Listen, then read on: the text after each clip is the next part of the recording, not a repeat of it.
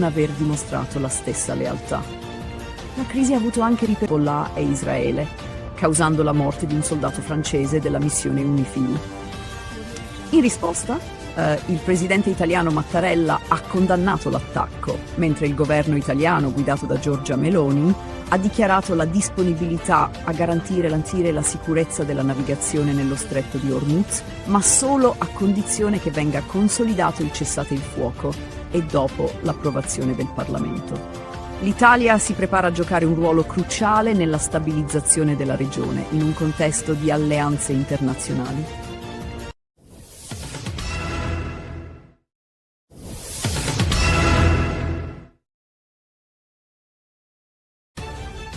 Una tragedia devastante ha scosso la città di Shreveport, in Louisiana, dove una sparatoria ha causato la morte di 8 bambini, lasciando la comunità sotto shock. L'incidente è avvenuto nelle prime ore del 19 aprile 2026, quando la polizia è intervenuta a seguito di segnalazioni su una lite domestica degenerata in violenza armata. Secondo le autorità, 10 minori tra 1 e 14 anni sono stati colpiti, con 8 di loro che non sono sopravvissuti. L'incidente ha coinvolto 3 abitazioni, creando una scena del crimine complessa.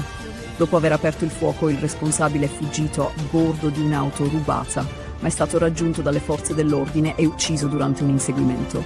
Il portavoce della polizia ha confermato che il sospettato era l'unico coinvolto e che alcuni dei bambini erano suoi familiari. Il sindaco di Shreveport, Tom Arceneuk, ha definito l'incidente la peggiore tragedia mai vissuta dalla città, esprimendo incredulità e dolore per la devastante perdita. Anche il presidente della Camera dei rappresentanti, Mike Johnson, ha espresso il suo cordoglio, definendo l'evento una tragedia straziante e offrendo il suo sostegno alle famiglie delle vittime. Johnson ha ringraziato le forze dell'ordine per la rapidità dell'intervento. Le indagini sono in corso per chiarire i dettagli della sparatoria e le circostanze familiari che l'hanno preceduta. Nel frattempo, Shreveport rimane scossa e il dibattito sulla sicurezza e la violenza armata negli Stati Uniti è tornato prepotentemente al centro della discussione nazionale dopo una tragedia che ha colpito i più vulnerabili.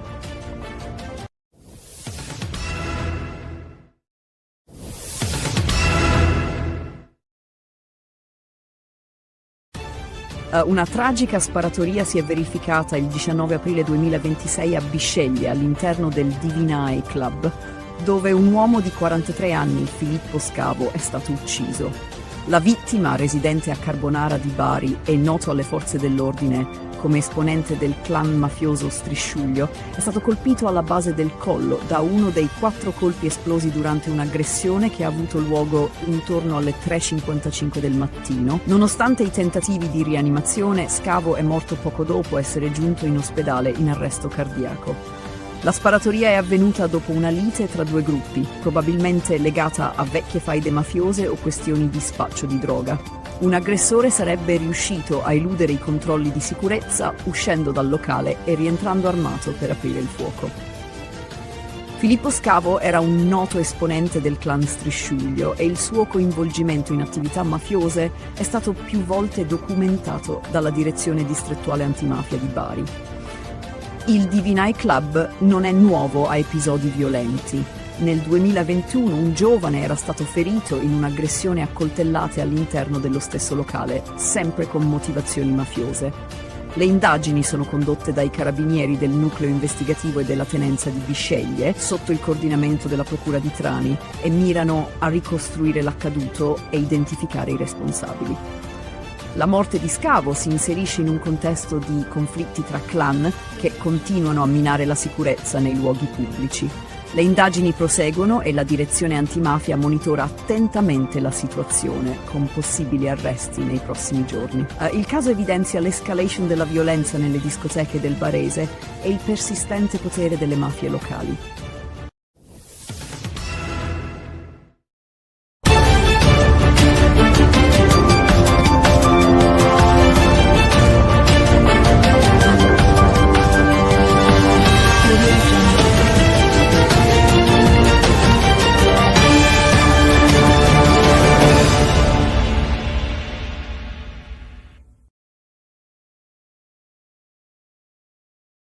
Il 17 aprile 2026, un attacco contro le forze di pace francesi nel sud del Libano ha causato la morte di un soldato francese e il ferimento di altri 3. L'incidente è avvenuto durante una missione di sminamento nella zona di Ganduria. La responsabilità è stata attribuita a Hezbollah, con il presidente libanese Joseph Aoun che ha promesso di perseguire i colpevoli. In parallelo, la crisi nello stretto di Hormuz si intensifica, con 2 navi mercantili colpite dai colpi di arma da fuoco, presumibilmente da forze iraniane, che hanno nuovamente chiuso il passaggio strategico. Gli Stati Uniti, sotto la guida di Donald Trump, hanno convocato una riunione urgente per valutare l'escalation e l'eventuale ripresa del conflitto. L'Iran ha ribadito il suo controllo sullo stretto, mentre le sanzioni internazionali e la minaccia di guerra continuano a destabilizzare la regione e influenzare i mercati globali. Una tragedia ha colpito Suio Terme, in provincia di Latina, il 16 aprile 2026, quando un bambino di 7 anni è annegato nella piscina di un centro termale. Nonostante i tentativi di rianimazione da parte dei soccorsi, il piccolo è stato dichiarato morto sul posto. Le prime ipotesi suggeriscono che l'incidente possa essere stato causato da un bocchettone di scarico, che avrebbe trattenuto il bambino sotto l'acqua. Le indagini sono in corso per ricostruire la dinamica dell'incidente e verificare eventuali problemi nel sistema di drenaggio. Il caso richiama alla memoria tragedie simili, come quella avvenuta in un hotel di Rimini 2 settimane prima, quando un altro bambino era stato risucchiato da un bocchettone. Le autorità stanno indagando sulla sicurezza nelle strutture termali, con l'obiettivo di prevenire futuri incidenti. Il 17 aprile 2026, a Cossombrato, un piccolo borgo nell'Astigiano, Astrid Coni, un giardiniere di 59 anni, ha ucciso la sua ex moglie, Drita Mecollari, di 55 anni, e il suo nuovo compagno, Bardok Gega, di 57 anni, con una roncola, prima di suicidarsi. I corpi sono stati trovati il giorno successivo in un campo, mentre Coni si è gettato dalla torre del castello dove lavorava, lasciando un biglietto di scuse per il gesto. La motivazione sembra legata al fallimento di un tentativo di riavvicinamento con la ex moglie. La comunità locale, sconvolta, aveva sempre visto Coni come un uomo gentile e integra. Le indagini sono ancora in corso per ricostruire con precisione la dinamica degli eventi e i motivi dietro questo tragico atto di violenza. Sabato 18 aprile, un uomo di 58 anni originario di Mosca ha aperto il fuoco a Kiev, uccidendo 6 persone, tra cui un neonato, e ferendo 15. Dopo aver sparato sulla folla, si è barricato in un supermercato, prendendo ostaggi. Le forze di sicurezza sono intervenute, neutralizzando l'aggressore dopo uno scontro a fuoco. L'uomo, che possedeva legalmente l'arma, non ha risposto ai negoziatori, e l'operazione è terminata con la sua morte. Le indagini sono in corso per chiarire le motivazioni del gesto. Il 16 aprile 2026, a Roma e Milano hanno marciato per chiedere la fine del regime del 41 bis per Alfredo Cospito, un militante detenuto, sottolineando la loro opposizione a quella che definiscono tortura legale. Durante il corteo, un poliziotto è stato ferito, ma la protesta si è conclusa pacificamente, con un ricordo dei compagni caduti. A Milano, un corteo dei patrioti europei della Lega ha visto circa 2000 partecipanti sfilare contro l'immigrazione e a favore dell'autonomia energetica, con momenti di violenza quando gruppi antagonisti hanno lanciato petardi. Salvini, dal palco, ha criticato l'UE, specialmente riguardo alle politiche migratorie e energetiche, rilanciando le sue battaglie contro il Green Deal e le sanzioni al petrolio russo.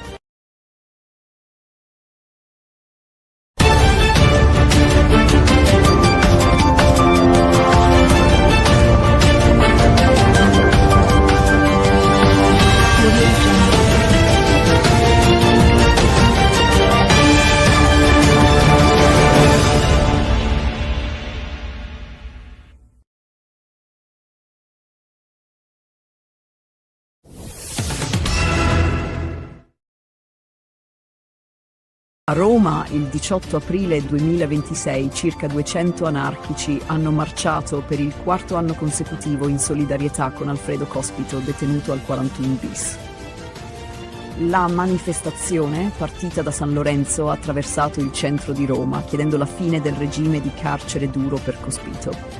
Durante il corteo si è verificato un episodio di violenza quando un poliziotto è stato colpito da una bottiglia di vetro lanciata da un manifestante, ma la protesta si è conclusa senza ulteriori episodi violenti.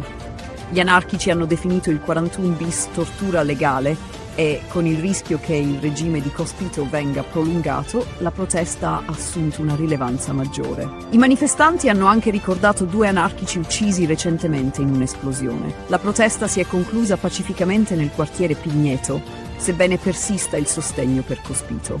Nel frattempo a Milano si è tenuta una manifestazione dei patrioti europei organizzata dalla Lega con circa 2000 partecipanti, tra cui il leader Matteo Salvini.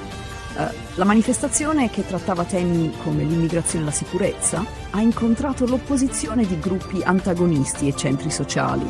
La tensione tra i sovranisti e gli antagonisti ha portato a scontri con la polizia, che ha usato gli idranti per disperdere i manifestanti.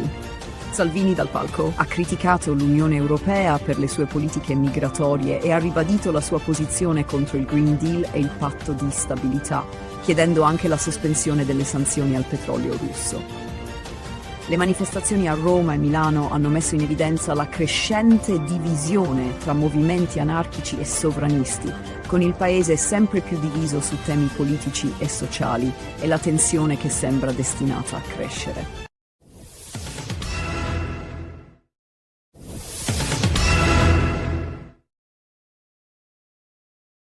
Il 17 aprile 2026, la comunità di Cossombrato, un piccolo borgo nell'Astigiano, è stata scossa da una tragedia familiare che ha coinvolto Astrid Coni, un giardiniere di 59 anni.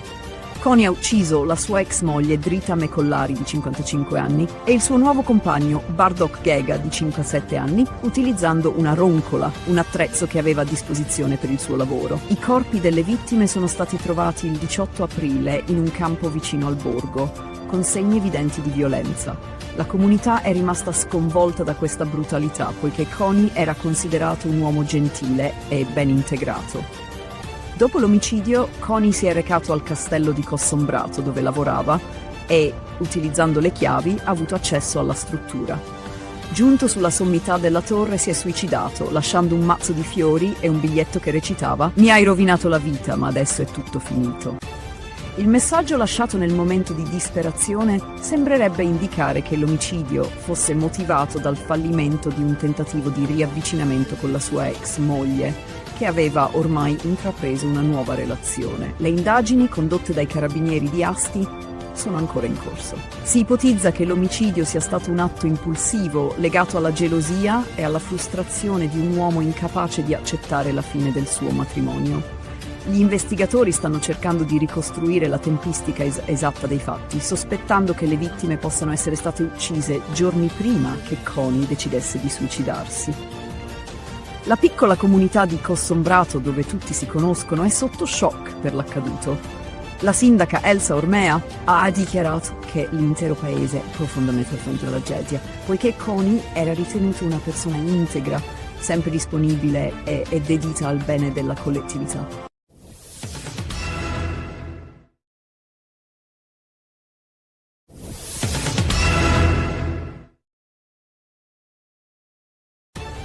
Un tragico attacco ha scosso Kiev sabato 18 aprile 2026, quando un uomo di 58 anni, originario di Mosca, ha aperto il fuoco sulla folla nel quartiere Olosivsky, uccidendo 6 persone e ferendone numerose altre.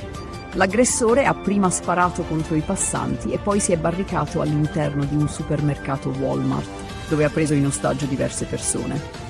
Le forze di sicurezza sono intervenute prontamente, neutralizzando l'uomo dopo un intenso scontro a fuoco. Il bilancio delle vittime è pesante, con 6 morti, tra cui un neonato di soli 4 mesi che è rimasto intossicato dal monossido di carbonio prodotto da un incendio causato dall'aggressore in un appartamento vicino prima di iniziare a sparare. Tra i 10 feriti, una donna di circa 30 anni è deceduta successivamente in ospedale. Gli altri feriti, 15 in totale, sono attualmente sotto osservazione ospedaliera. Il sindaco di Kiev, Vitali Klitschko, ha espresso le sue condoglianze e confermato che tutte le persone ferite stanno ricevendo le cure necessarie. Secondo quanto riportato dal presidente ucraino Volodymyr Zelensky, l'attentatore ha cominciato a sparare sulla folla senza apparente motivo. Dopo l'assalto iniziale, si è barricato nel supermercato, dove ha preso ostaggi. Le forze speciali del KORD, unità della Polizia Nazionale Ucraina, sono intervenute rapidamente e, dopo aver liberato 4 ostaggi, hanno neutralizzato l'aggressore. Nonostante i tentativi di negoziazione, l'uomo ha rifiutato qualsiasi dialogo, portando a una tragica conclusione. Il ministro degli interni Ihor Klimenko ha confermato che l'aggressore possedeva legalmente l'arma utilizzata nell'attacco.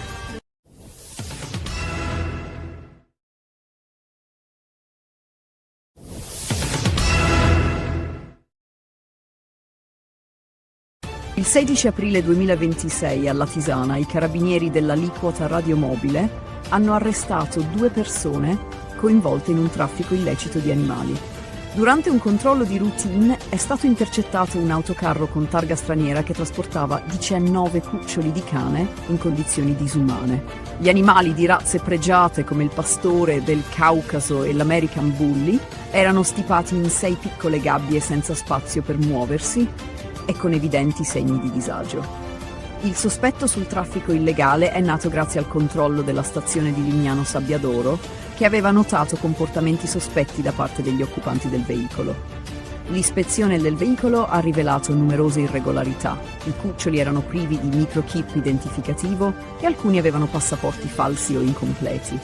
Inoltre, il numero di animali superava il limite consentito per i trasporti non commerciali, confermando la natura illecita dell'operazione. I 2 stranieri, il conducente e il proprietario del veicolo, sono stati denunciati per maltrattamento di animali, falsità ideologica e traffico illecito. Durante le perquisizioni sono stati sequestrati anche 14 passaporti falsi, 12 fiale vuote di vaccino antirabbico e altre attrezzature utilizzate nel traffico. I cuccioli sono stati affidati all'azienda sanitaria universitaria Friuli Centrale, ASUFC, che si occuperà della loro salute.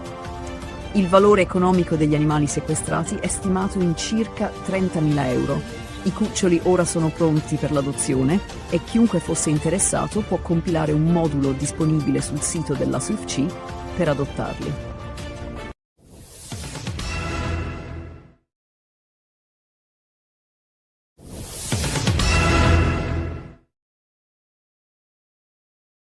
Un grave attacco contro le forze di pace francesi nel sud del Libano ha causato la morte di un soldato francese dell'UNIFIL e il ferimento di altri 3. L'incidente è avvenuto a Ganduria durante operazioni di sminamento per rimuovere ordigni esplosivi e ristabilire i collegamenti con le posizioni isolate della missione. Il presidente francese Emmanuel Macron ha attribuito la responsabilità all'organizzazione Hezbollah. La missione delle Nazioni Unite ha condannato l'aggressione, sottolineando l'importanza delle operazioni di disinnesco per la sicurezza della regione. Il governo libanese, tramite il presidente Joseph Aoun, ha promesso di perseguire i responsabili e garantire giustizia. Aoun ha condannato fermamente l'attacco e ha assicurato che simili aggressioni non saranno tollerate, danneggiando le relazioni con i paesi amici. Le indagini iniziali indicano che l'attacco potrebbe essere stato compiuto da gruppi legati a Hezbollah attivo nel sud del Libano. Contemporaneamente, la tensione nello stretto di Hormuz si intensifica, con 2 navi mercantili colpite da colpi d'arma da fuoco, mentre cercavano di attraversare il tratto strategico che collega il Golfo Persico al resto del mondo. Le fonti di sicurezza marittima sospettano che l'Iran sia responsabile, poiché mantiene il controllo sullo stretto. L'Iran ha chiuso nuovamente il canale, accusando gli Stati Uniti di non rispettare gli impegni presi in passato. La marina iraniana ha minacciato di infliggere nuove sconfitte agli Stati Uniti e ai nemici sionisti, mantenendo il controllo sul passaggio vitale per il commercio globale. Nel frattempo, il presidente degli Stati Uniti, Donald Trump, ha convocato una riunione urgente per discutere dell'escalation con l'Iran, con il rischio di un conflitto aperto se non ci sarà una svolta nei negoziati.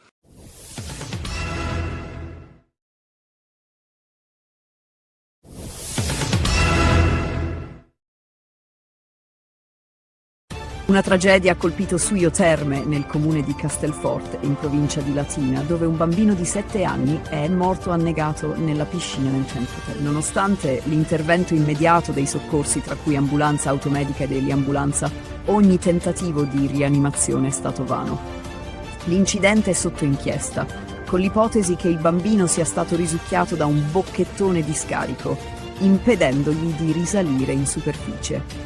Il piccolo, residente a Roma, si trovava a Suio Terme con la famiglia quando è avvenuto il tragico evento. I carabinieri stanno indagando sulla dinamica, esaminando le immagini delle telecamere e ascoltando i testimoni per determinare se vi siano state problematiche nel sistema di drenaggio. La salma del bambino è stata sequestrata per l'autopsia e le indagini sono coordinate dalla Procura di Cassino. Questo non è il primo incidente simile. Solo 2 settimane fa, a Rimini, un altro bambino di 12 anni è morto dopo essere stato risucchiato da un bocchettone in una vasca termale. Un caso analogo si era verificato nel 2024 a Cretone, nel Lazio. Questi incidenti hanno suscitato preoccupazioni sulla sicurezza nelle piscine termali. Esperti autorizzano misure preventive più rigorose, come la protezione dei bocchettoni e un monitoraggio costante. La morte del bambino ha scosso la comunità locale e le indagini continuano per chiarire le cause e verificare eventuali negligenze nella sicurezza della struttura.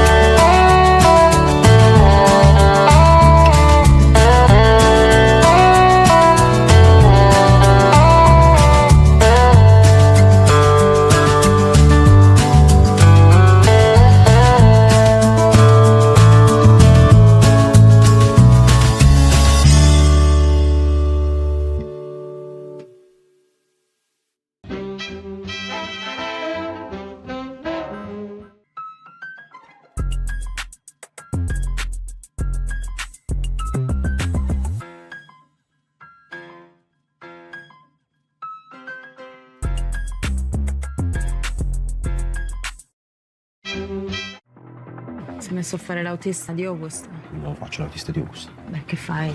Lavoro con lui. Nonna, mi sto uscendo. Non devi andare fuori. Sono vinto la lotteria, Donna. Non lo devi dire a mio fratello che siamo venuti qua, eh? Perché? Si vogliono vendicare con la nostra famiglia. Oh, Donna, assomigliamo io e tu? Che tipo di faccia? Pure.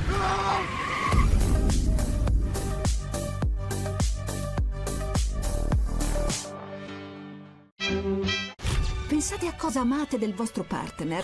È bellissima, divertente e ha una risata fantastica. Mi piace il fatto che sia premuroso, comprensivo, molto aperto. Zendaya e Robert Pattinson in una commedia romantica unica e imprevedibile. Cos'è successo? C'è solo un po' di dramma. Conosci davvero chi ami? Emma e Charlie. The Drama, un segreto e per sempre, dall'1 aprile al cinema. Il dio dell'amore fa dei giri lunghi. Sai quello che fa innamorare, che scocca le frecce. A volte incomprensibili. Sono incinta. Bello. Sei sicuro che è tuo? Insieme a te non ci sto. Dobbiamo smettere di vederci. Chi? Io e te. Anche io e te ci stavo conoscendo. Poi è successo questo miracolo. Il dio dell'amore. Dal 26 marzo al cinema.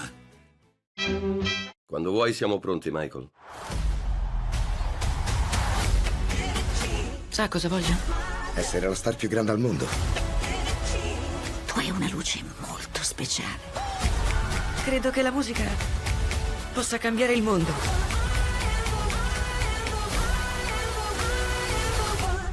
questo è solo l'inizio. Michael. Dal 22 aprile al cinema.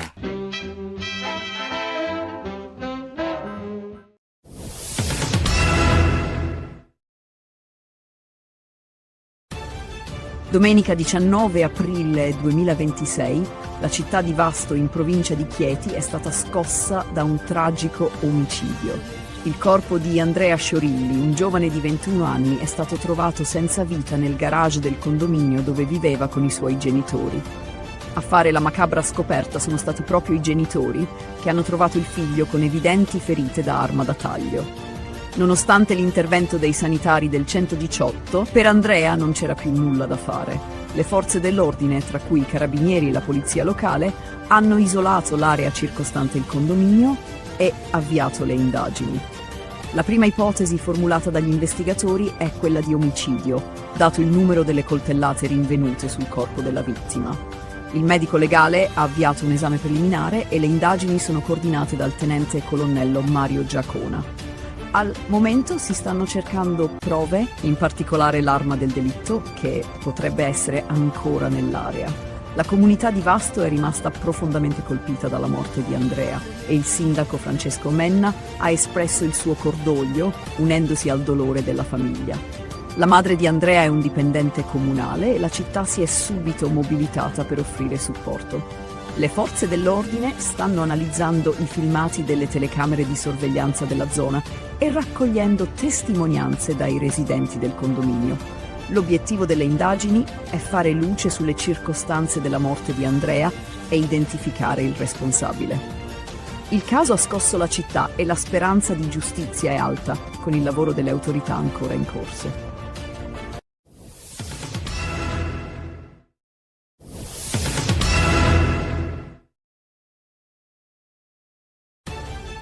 Poco prima di concludere la sua missione in Cina, il ministro degli esteri Antonio Tajani ha visitato la biblioteca municipale di Shanghai Zikawei, un simbolo della storica interazione culturale tra l'Occidente e l'Oriente.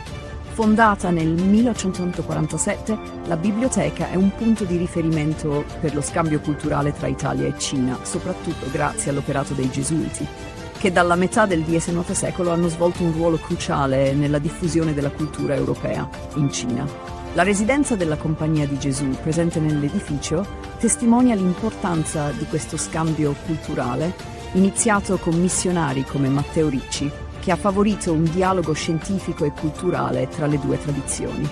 Durante la visita, Tajani ha esaminato testi rari, inclusi i libri scritti dai gesuiti italiani, che rappresentano un patrimonio storico di grande valore. La biblioteca è divenuta un centro di ricerca, grazie al contributo dei missionari che hanno promosso l'educazione in vari ambiti, dall'astronomia alla filosofia. La visita ha offerto un'opportunità unica di celebrare il legame culturale tra Italia e Cina, che ha radici secolari.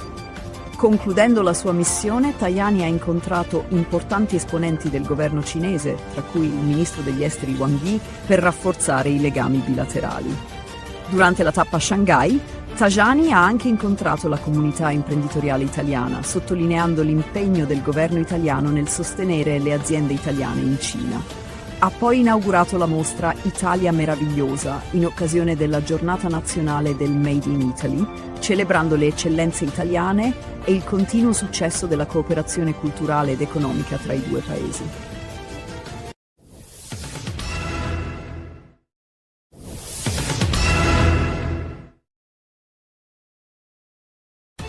La tensione nel Golfo Persico è aumentata con la chiusura dello stretto di Hormuz da parte dell'Iran, come risposta al blocco dei porti iraniani imposto dagli Stati Uniti.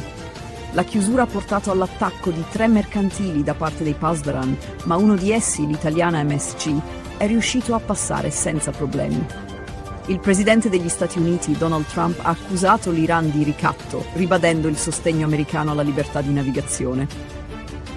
Il presidente iraniano Masoud Pezeshkian ha riconosciuto progressi nei negoziati, ma ha sottolineato che un accordo definitivo è ancora lontano.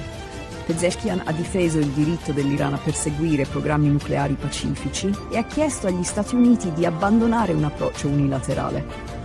l'Unione Europea è stata accusata da Teheran di applicare un doppio standard, criticando l'Iran per le sue azioni, ma consentendo alle azioni degli Stati Uniti di minare il diritto internazionale. Nel frattempo, Trump ha elogiato l'alleanza con Israele, definendo il paese un grande alleato e accusando altri stati di non aver dimostrato la stessa lealtà.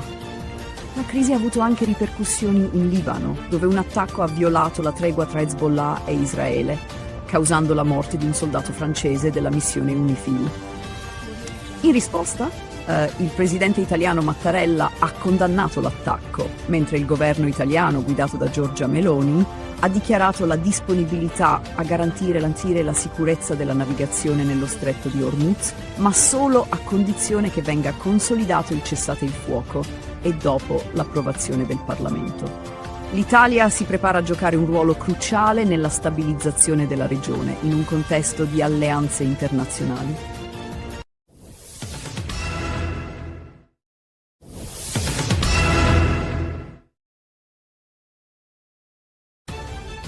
Una tragedia devastante ha scosso la città di Shreveport, in Louisiana, dove una sparatoria ha causato la morte di 8 bambini, lasciando la comunità sotto shock. L'incidente è avvenuto nelle prime ore del 19 aprile 2026, quando la polizia è intervenuta a seguito di segnalazioni su una lite domestica degenerata in violenza armata. Secondo le autorità, 10 minori tra 1 e 14 anni sono stati colpiti, con 8 di loro che non sono sopravvissuti. L'incidente ha coinvolto 3 abitazioni, creando una scena del crimine complessa. Dopo aver aperto il fuoco, il responsabile è fuggito a bordo di un'auto rubata, ma è stato raggiunto dalle forze dell'ordine e ucciso durante un inseguimento. Il portavoce della polizia ha confermato che il sospettato era l'unico coinvolto e che alcuni dei bambini erano suoi familiari. Il sindaco di Shreveport, Tom Arceneuk, ha definito l'incidente la peggiore tragedia mai vissuta dalla città, esprimendo incredulità e dolore per la devastante perdita.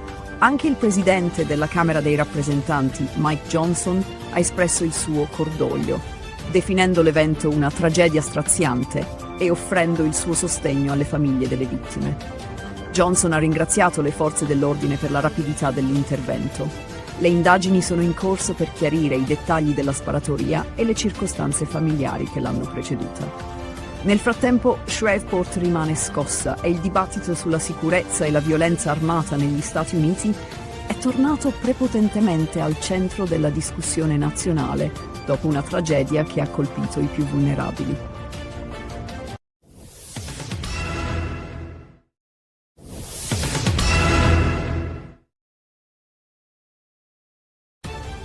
Una tragica sparatoria si è verificata il 19 aprile 2026 a Bisceglie, all'interno del Divine Club, dove un uomo di 43 anni, Filippo Scavo, è stato ucciso.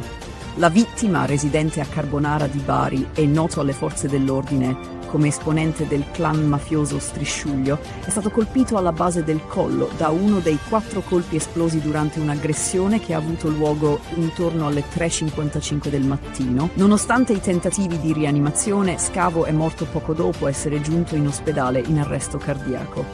La sparatoria è avvenuta dopo una lite tra 2 gruppi, probabilmente legata a vecchie faide mafiose o questioni di spaccio di droga. Un aggressore sarebbe riuscito a eludere i controlli di sicurezza uscendo dal locale e rientrando armato per aprire il fuoco. Filippo Scavo era un noto esponente del clan Strisciuglio e il suo coinvolgimento in attività mafiose è stato più volte documentato dalla Direzione Distrettuale Antimafia di Bari. Il Divine Club non è nuovo a episodi violenti. Nel 2021 un giovane era stato ferito in un'aggressione a coltellate all'interno dello stesso locale, sempre con motivazioni mafiose. Le indagini sono condotte dai carabinieri del nucleo investigativo e della tenenza di Bisceglie, sotto il coordinamento della procura di Trani, e mirano a ricostruire l'accaduto e identificare i responsabili. La morte di Scavo si inserisce in un contesto di conflitti tra clan che continuano a minare la sicurezza nei luoghi pubblici.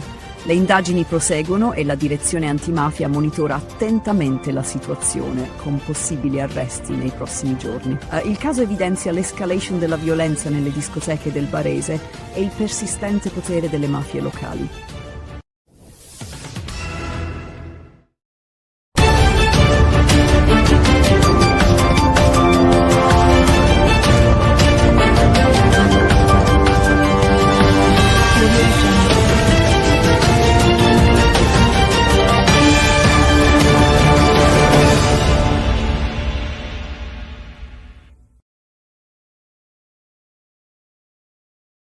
Il 17 aprile 2026, un attacco contro le forze di pace francesi nel sud del Libano ha causato la morte di un soldato francese e il ferimento di altri 3. L'incidente è avvenuto durante una missione di sminamento nella zona di Ganduria. La responsabilità è stata attribuita a Hezbollah, con il presidente libanese Joseph Aoun che ha promesso di perseguire i colpevoli. In parallelo, la crisi nello stretto di Hormuz si intensifica, con 2 navi mercantili colpite dai colpi di arma da fuoco, presumibilmente da forze iraniane, che hanno nuovamente chiuso il passaggio strategico. Gli Stati Uniti, sotto la guida di Donald Trump, hanno convocato una riunione urgente per valutare l'escalation e l'eventuale ripresa del conflitto. L'Iran ha ribadito il suo controllo sullo stretto, mentre le sanzioni internazionali e la minaccia di guerra continuano a destabilizzare la regione e influenzare i mercati globali.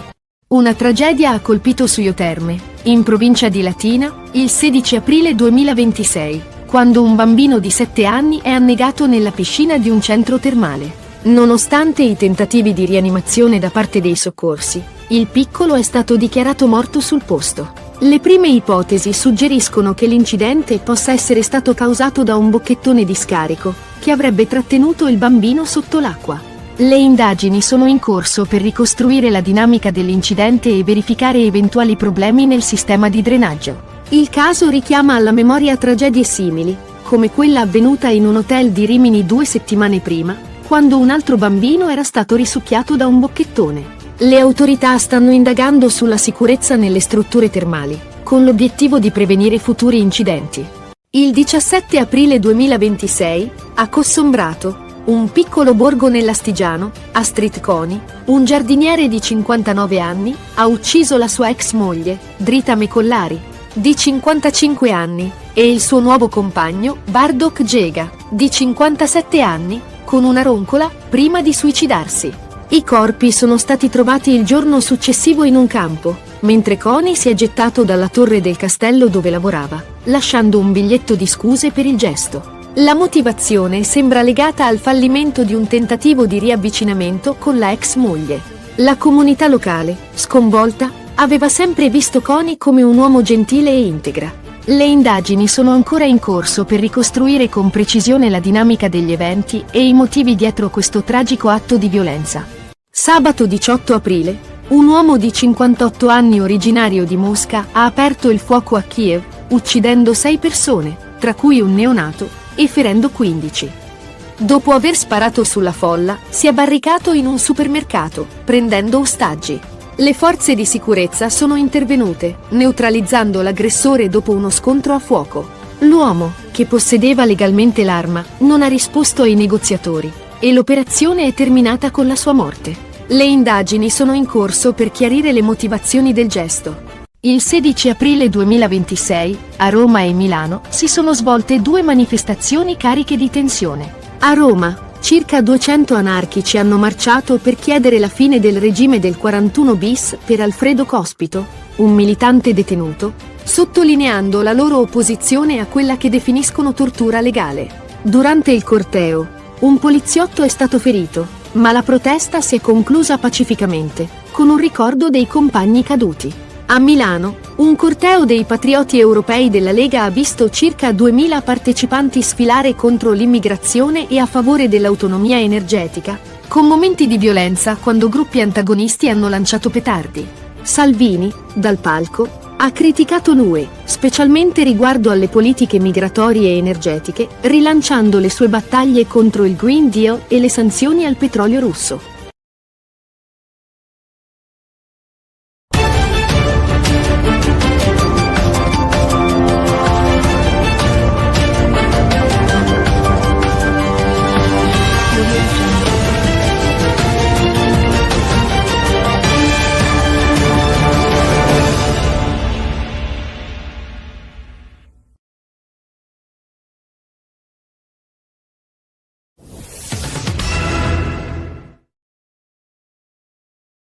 A Roma, il 18 aprile 2026, circa 200 anarchici hanno marciato per il 4º anno consecutivo in solidarietà con Alfredo Cospito, detenuto al 41 bis.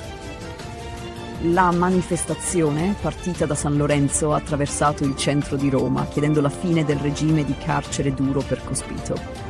Durante il corteo si è verificato un episodio di violenza quando un poliziotto è stato colpito da una bottiglia di vetro lanciata da un manifestante, ma la protesta si è conclusa senza ulteriori episodi violenti.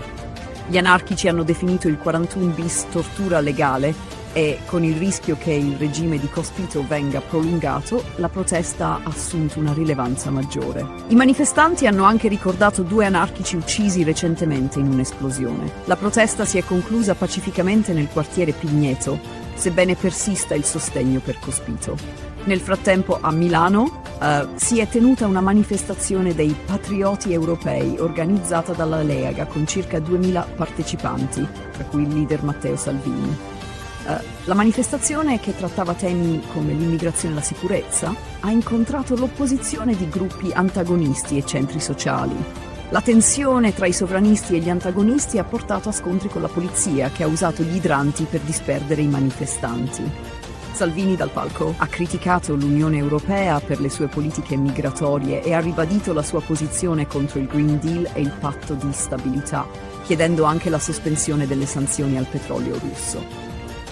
Le manifestazioni a Roma e Milano hanno messo in evidenza la crescente divisione tra movimenti anarchici e sovranisti, con il paese sempre più diviso su temi politici e sociali e la tensione che sembra destinata a crescere.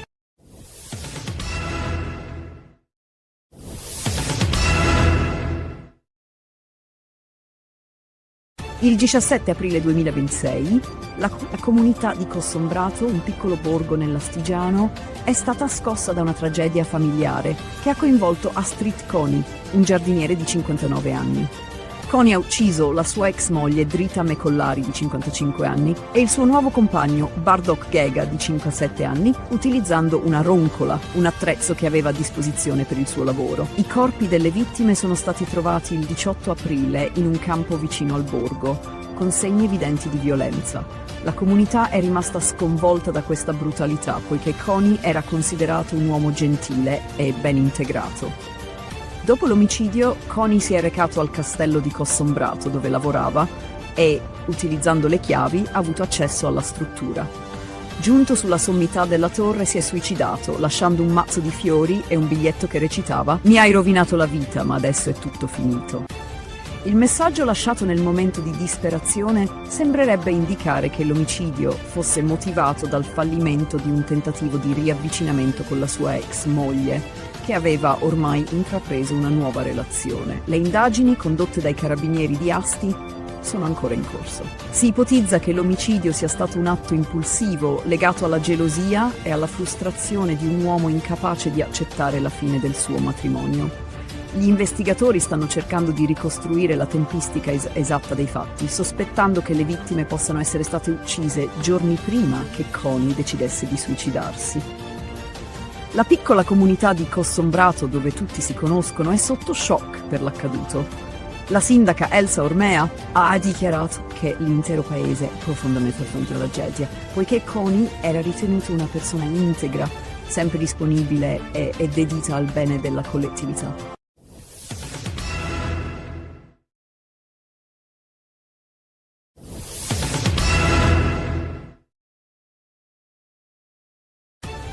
Un tragico attacco ha scosso Kiev sabato 18 aprile 2026, quando un uomo di 58 anni, originario di Mosca, ha aperto il fuoco sulla folla nel quartiere Olosivsky, uccidendo 6 persone e ferendone numerose altre. L'aggressore ha prima sparato contro i passanti e poi si è barricato all'interno di un supermercato Walmart, dove ha preso in ostaggio diverse persone. Le forze di sicurezza sono intervenute prontamente, neutralizzando l'uomo dopo un intenso scontro a fuoco. Il bilancio delle vittime è pesante, con 6 morti, tra cui un neonato di soli 4 mesi che è rimasto intossicato dal monossido di carbonio prodotto da un incendio causato dall'aggressore in un appartamento vicino prima di iniziare a sparare. Tra i 10 feriti, una donna di circa 30 anni, è deceduta successivamente in ospedale. Gli altri feriti, 15 in totale, sono attualmente sotto osservazione ospedaliera. Il sindaco di Kiev, Vitali Klitschko, ha espresso le sue condoglianze e confermato che tutte le persone ferite stanno ricevendo le cure necessarie. Secondo quanto riportato dal presidente ucraino Volodymyr Zelensky, l'attentatore ha cominciato a sparare sulla folla senza apparente motivo. Dopo l'assalto iniziale si è barricato nel supermercato, dove ha preso ostaggi. Le forze speciali del KORD, unità della Polizia Nazionale Ucraina, sono intervenute rapidamente e, dopo aver liberato 4 ostaggi, hanno neutralizzato l'aggressore. Nonostante i tentativi di negoziazione, l'uomo ha rifiutato qualsiasi dialogo, portando a una tragica conclusione. Il ministro degli interni Ihor Klimenko ha confermato che l'aggressore possedeva legalmente l'arma utilizzata nell'attacco.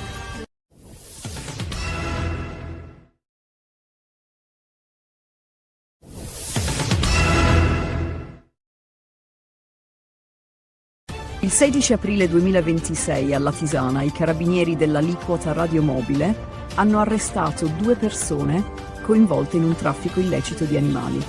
Durante un controllo di routine è stato intercettato un autocarro con targa straniera che trasportava 19 cuccioli di cane in condizioni disumane. Gli animali di razze pregiate come il pastore del Caucaso e l'American Bully erano stipati in 6 piccole gabbie senza spazio per muoversi e con evidenti segni di disagio.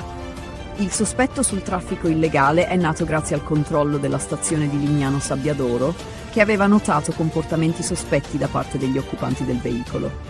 L'ispezione del veicolo ha rivelato numerose irregolarità. I cuccioli erano privi di microchip identificativo e alcuni avevano passaporti falsi o incompleti.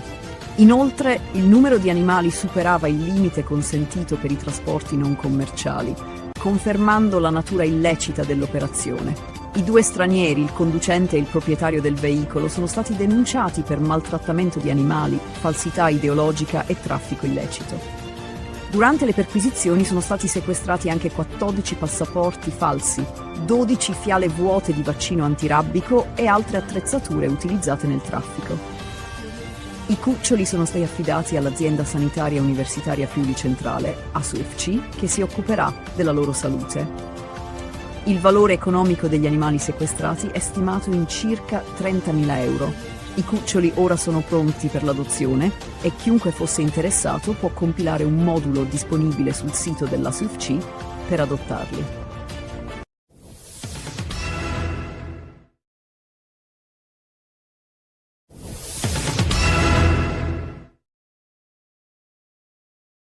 Un grave attacco contro le forze di pace francesi nel sud del Libano ha causato la morte di un soldato francese dell'UNIFIL e il ferimento di altri 3. L'incidente è avvenuto a Ganduria durante operazioni di sminamento per rimuovere ordigni esplosivi e ristabilire i collegamenti con le posizioni isolate della missione. Il presidente francese Emmanuel Macron ha attribuito la responsabilità all'organizzazione Hezbollah. La missione delle Nazioni Unite ha condannato l'aggressione, sottolineando l'importanza delle operazioni di disinnesco per la sicurezza della regione. Il governo libanese, tramite il presidente Joseph Aoun, ha promesso di perseguire i responsabili e garantire giustizia. Aoun ha condannato fermamente l'attacco e ha assicurato che simili aggressioni non saranno tollerate, danneggiando le relazioni con i paesi amici. Le indagini iniziali indicano che l'attacco potrebbe essere stato compiuto da gruppi legati a Hezbollah, attivo nel sud del Libano. Contemporaneamente, la tensione nello stretto di Hormuz si intensifica, con 2 navi mercantili colpite da colpi d'arma da fuoco, mentre cercavano di attraversare il tratto strategico che collega il Golfo Persico al resto del mondo. Le fonti di sicurezza marittima sospettano che l'Iran sia responsabile, poiché mantiene il controllo sullo stretto. L'Iran ha chiuso nuovamente il canale, accusando gli Stati Uniti di non rispettare gli impegni presi in passato. La marina iraniana ha minacciato di infliggere nuove sconfitte agli Stati Uniti e ai nemici sionisti, mantenendo il controllo sul passaggio vitale per il commercio globale. Nel frattempo, il presidente degli Stati Uniti, Donald Trump, ha convocato una riunione urgente per discutere dell'escalation con l'Iran, con il rischio di un conflitto aperto se non ci sarà una svolta nei negoziati.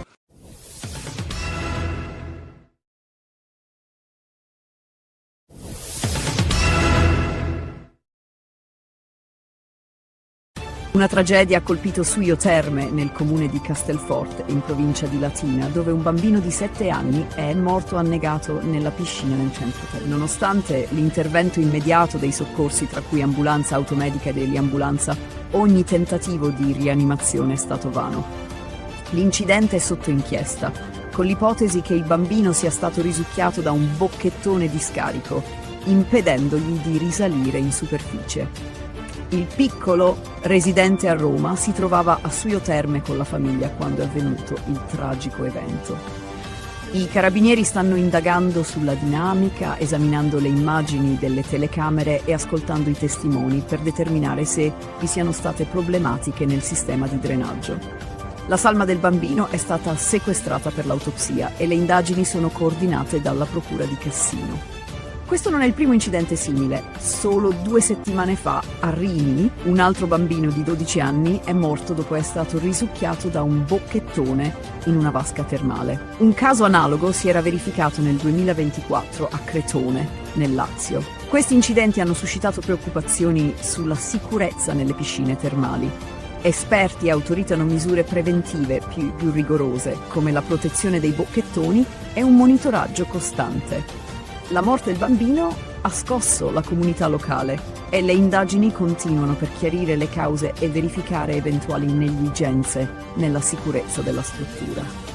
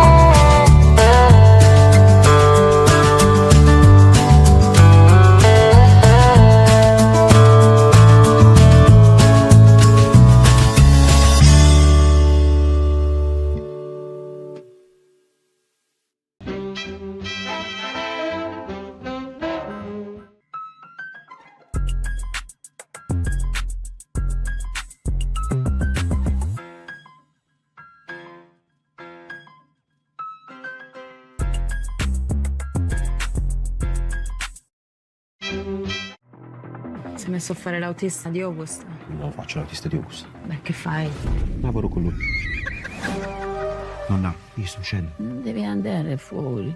Siamo vinto la lotteria, Non lo devi dire a mio fratello che siamo venuti qua, eh? Perché? Si vogliono vendicare con la nostra famiglia. Oh, Dona, ci assomigliamo io e tu? Che tipo di faccia? Pure.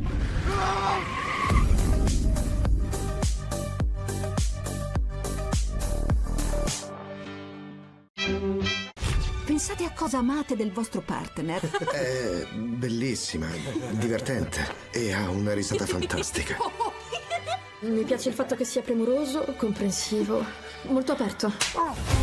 Zendaya e Robert Pattinson in una commedia romantica unica e imprevedibile. Cos'è successo? C'è solo un po' di dramma.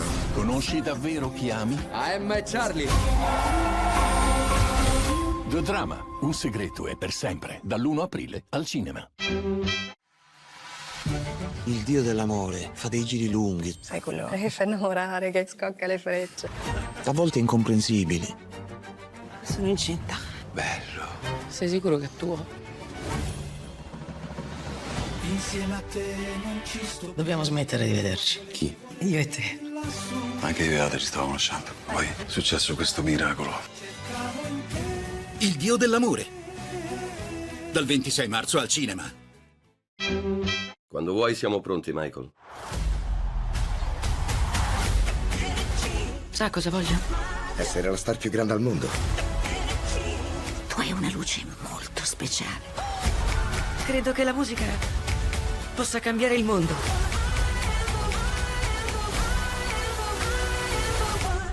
Questo è solo l'inizio. Michael. Dal 22 aprile al cinema.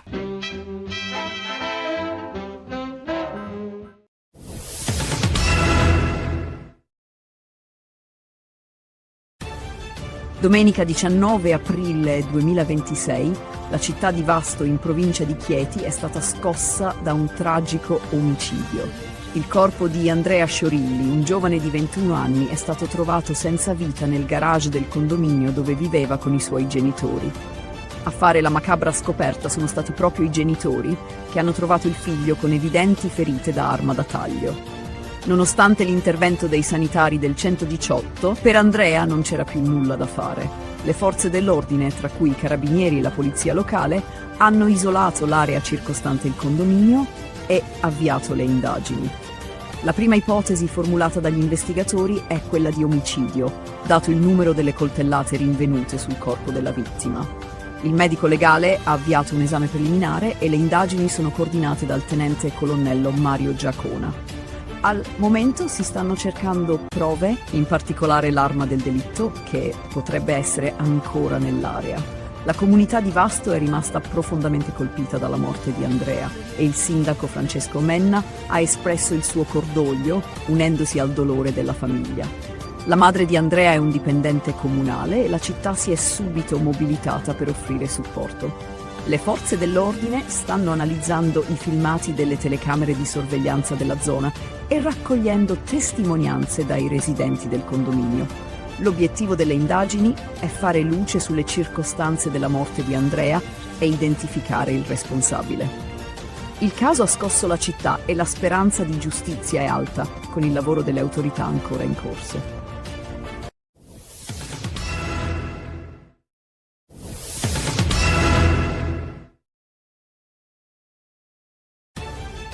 Poco prima di concludere la sua missione in Cina, il ministro degli esteri Antonio Tajani ha visitato la biblioteca municipale di Shanghai Zikawei, un simbolo della storica interazione culturale tra l'Occidente e l'Oriente.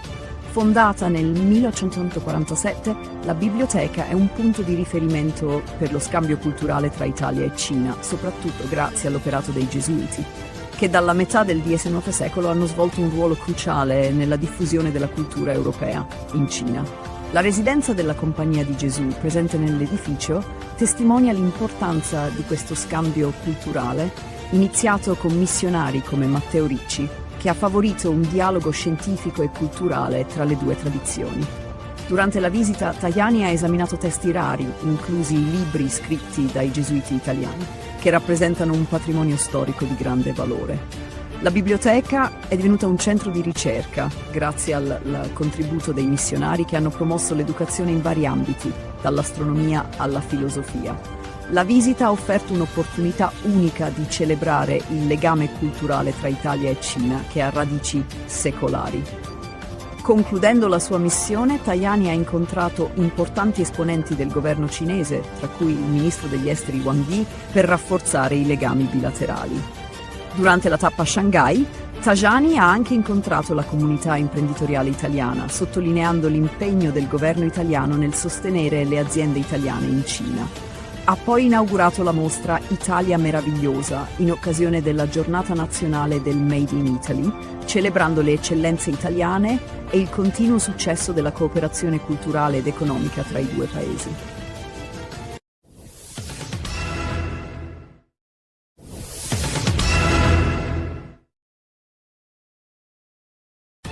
La tensione nel Golfo Persico è aumentata con la chiusura dello stretto di Hormuz da parte dell'Iran, come risposta al blocco dei porti iraniani imposto dagli Stati Uniti.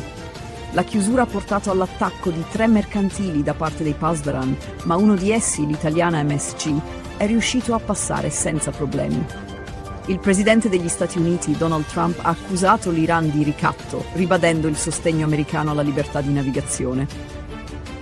Il presidente iraniano Masoud Pezeshkian ha riconosciuto progressi nei negoziati, ma ha sottolineato che un accordo definitivo è ancora lontano. Pezeshkian ha difeso il diritto dell'Iran a perseguire programmi nucleari pacifici e ha chiesto agli Stati Uniti di abbandonare un approccio unilaterale.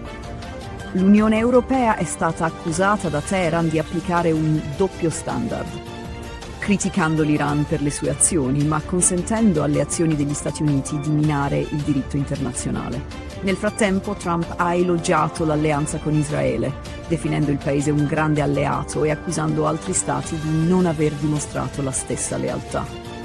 La crisi ha avuto anche ripercussioni in Libano, dove un attacco ha violato la tregua tra Hezbollah e Israele, causando la morte di un soldato francese della missione UNIFIL.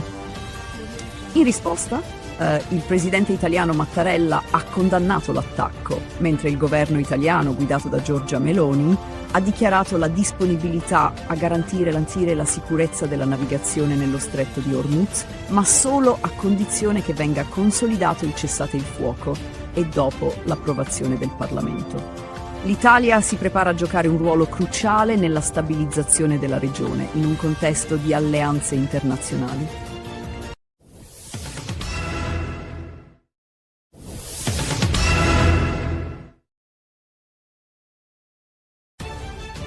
Una tragedia devastante ha scosso la città di Shreveport, in Louisiana, dove una sparatoria ha causato la morte di 8 bambini, lasciando la comunità sotto shock. L'incidente è avvenuto nelle prime ore del 19 aprile 2026, quando la polizia è intervenuta a seguito di segnalazioni su una lite domestica degenerata in violenza armata. Secondo le autorità, 10 minori tra 1 e 14 anni sono stati colpiti, con 8 di loro che non sono sopravvissuti. L'incidente ha coinvolto 3 abitazioni, creando una scena del crimine complessa. Dopo aver aperto il fuoco, il responsabile è fuggito a bordo di un'auto rubata, ma è stato raggiunto dalle forze dell'ordine e ucciso durante un inseguimento. Il portavoce della polizia ha confermato che il sospettato era l'unico coinvolto e che alcuni dei bambini erano suoi familiari. Il sindaco di Shreveport, Tom Arceneuk, ha definito l'incidente la peggiore tragedia mai vissuta dalla città, esprimendo incredulità e dolore per la devastante perdita. Anche il presidente della Camera dei rappresentanti, Mike Johnson, ha espresso il suo cordoglio, definendo l'evento una tragedia straziante e offrendo il suo sostegno alle famiglie delle vittime.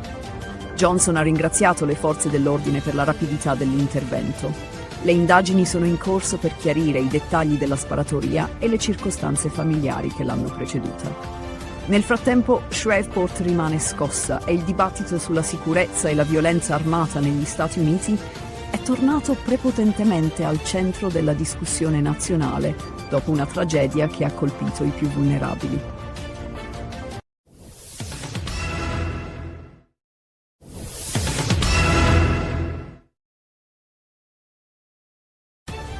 Una tragica sparatoria si è verificata il 19 aprile 2026 a Bisceglie, all'interno del Divine Club, dove un uomo di 43 anni, Filippo Scavo, è stato ucciso.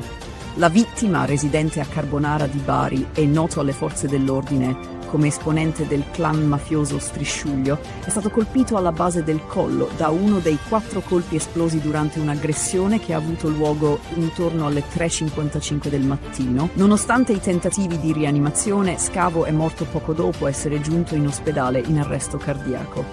La sparatoria è avvenuta dopo una lite tra 2 gruppi, probabilmente legata a vecchie faide mafiose o questioni di spaccio di droga. Un aggressore sarebbe riuscito a eludere i controlli di sicurezza uscendo dal locale e rientrando armato per aprire il fuoco. Filippo Scavo era un noto esponente del clan Strisciuglio e il suo coinvolgimento in attività mafiose è stato più volte documentato dalla Direzione Distrettuale Antimafia di Bari. Il Divine Club non è nuovo a episodi violenti. Nel 2021 un giovane era stato ferito in un'aggressione a coltellate all'interno dello stesso locale, sempre con motivazioni mafiose. Le indagini sono condotte dai carabinieri del nucleo investigativo e della tenenza di Bisceglie, sotto il coordinamento della procura di Trani, e mirano a ricostruire l'accaduto e identificare i responsabili. La morte di Scavo si inserisce in un contesto di conflitti tra clan che continuano a minare la sicurezza nei luoghi pubblici. Le indagini proseguono e la direzione antimafia monitora attentamente la situazione, con possibili arresti nei prossimi giorni. Il caso evidenzia l'escalation della violenza nelle discoteche del Barese e il persistente potere delle mafie locali.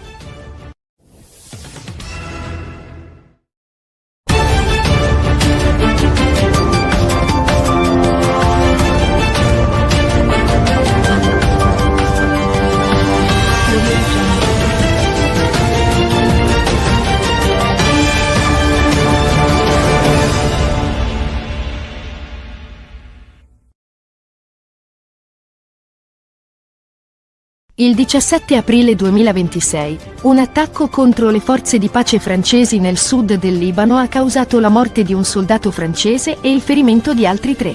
L'incidente è avvenuto durante una missione di sminamento nella zona di Ganduria. La responsabilità è stata attribuita a Hezbollah, con il presidente libanese Joseph Aoun che ha promesso di perseguire i colpevoli. In parallelo, la crisi nello stretto di Hormuz si intensifica, con 2 navi mercantili colpite dai colpi di arma da fuoco, presumibilmente da forze iraniane, che hanno nuovamente chiuso il passaggio strategico. Gli Stati Uniti, sotto la guida di Donald Trump, hanno convocato una riunione urgente per valutare l'escalation e l'eventuale ripresa del conflitto. L'Iran ha ribadito il suo controllo sullo stretto, mentre le sanzioni internazionali e la minaccia di guerra continuano a destabilizzare la regione e influenzare i mercati globali. Una tragedia ha colpito Suio Terme, in provincia di Latina, il 16 aprile 2026, quando un bambino di 7 anni è annegato nella piscina di un centro termale. Nonostante i tentativi di rianimazione da parte dei soccorsi, il piccolo è stato dichiarato morto sul posto. Le prime ipotesi suggeriscono che l'incidente possa essere stato causato da un bocchettone di scarico, che avrebbe trattenuto il bambino sotto l'acqua. Le indagini sono in corso per ricostruire la dinamica dell'incidente e verificare eventuali problemi nel sistema di drenaggio. Il caso richiama alla memoria tragedie simili, come quella avvenuta in un hotel di Rimini 2 settimane prima, quando un altro bambino era stato risucchiato da un bocchettone. Le autorità stanno indagando sulla sicurezza nelle strutture termali, con l'obiettivo di prevenire futuri incidenti. Il 17 aprile 2026, a Cossombrato, un piccolo borgo nell'Astigiano, Astrid Coni, un giardiniere di 59 anni, ha ucciso la sua ex moglie, Drita Mecollari, di 55 anni, e il suo nuovo compagno, Bardok Gega, di 57 anni, con una roncola, prima di suicidarsi. I corpi sono stati trovati il giorno successivo in un campo, mentre Coni si è gettato dalla torre del castello dove lavorava, lasciando un biglietto di scuse per il gesto. La motivazione sembra legata al fallimento di un tentativo di riavvicinamento con la ex moglie. La comunità locale, sconvolta, aveva sempre visto Coni come un uomo gentile e integra. Le indagini sono ancora in corso per ricostruire con precisione la dinamica degli eventi e i motivi dietro questo tragico atto di violenza. Sabato 18 aprile, un uomo di 58 anni originario di Mosca ha aperto il fuoco a Kiev, uccidendo 6 persone, tra cui un neonato, e ferendo 15. Dopo aver sparato sulla folla, si è barricato in un supermercato, prendendo ostaggi. Le forze di sicurezza sono intervenute, neutralizzando l'aggressore dopo uno scontro a fuoco. L'uomo, che possedeva legalmente l'arma, non ha risposto ai negoziatori, e l'operazione è terminata con la sua morte. Le indagini sono in corso per chiarire le motivazioni del gesto. Il 16 aprile 2026, a Roma e Milano, si sono svolte 2 manifestazioni cariche di tensione. A Roma, circa 200 anarchici hanno marciato per chiedere la fine del regime del 41 bis per Alfredo Cospito, un militante detenuto, sottolineando la loro opposizione a quella che definiscono tortura legale. Durante il corteo, un poliziotto è stato ferito, ma la protesta si è conclusa pacificamente, con un ricordo dei compagni caduti. A Milano, un corteo dei patrioti europei della Lega ha visto circa 2000 partecipanti sfilare contro l'immigrazione e a favore dell'autonomia energetica, con momenti di violenza quando gruppi antagonisti hanno lanciato petardi. Salvini, dal palco, ha criticato l'UE, specialmente riguardo alle politiche migratorie e energetiche, rilanciando le sue battaglie contro il Green Deal e le sanzioni al petrolio russo.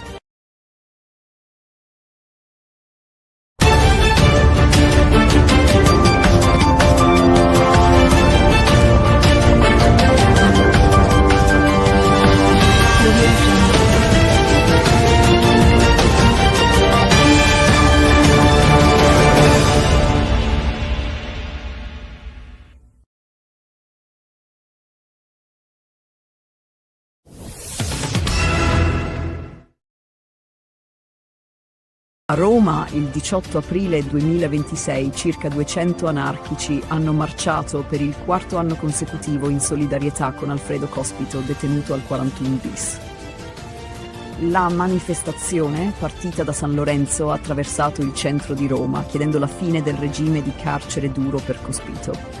Durante il corteo si è verificato un episodio di violenza quando un poliziotto è stato colpito da una bottiglia di vetro lanciata da un manifestante, ma la protesta si è conclusa senza ulteriori episodi violenti. Gli anarchici hanno definito il 41 bis tortura legale e, con il rischio che il regime di Cospito venga prolungato, la protesta ha assunto una rilevanza maggiore. I manifestanti hanno anche ricordato 2 anarchici uccisi recentemente in un'esplosione. La protesta si è conclusa pacificamente nel quartiere Pigneto, sebbene persista il sostegno per Cospito. Nel frattempo a Milano si è tenuta una manifestazione dei patrioti europei organizzata dalla Lega con circa 2000 partecipanti, tra cui il leader Matteo Salvini. La manifestazione, che trattava temi come l'immigrazione e la sicurezza, ha incontrato l'opposizione di gruppi antagonisti e centri sociali. La tensione tra i sovranisti e gli antagonisti ha portato a scontri con la polizia, che ha usato gli idranti per disperdere i manifestanti. Salvini dal palco ha criticato l'Unione Europea per le sue politiche migratorie e ha ribadito la sua posizione contro il Green Deal e il patto di stabilità, chiedendo anche la sospensione delle sanzioni al petrolio russo. Le manifestazioni a Roma e Milano hanno messo in evidenza la crescente divisione tra movimenti anarchici e sovranisti, con il paese sempre più diviso su temi politici e sociali e la tensione che sembra destinata a crescere.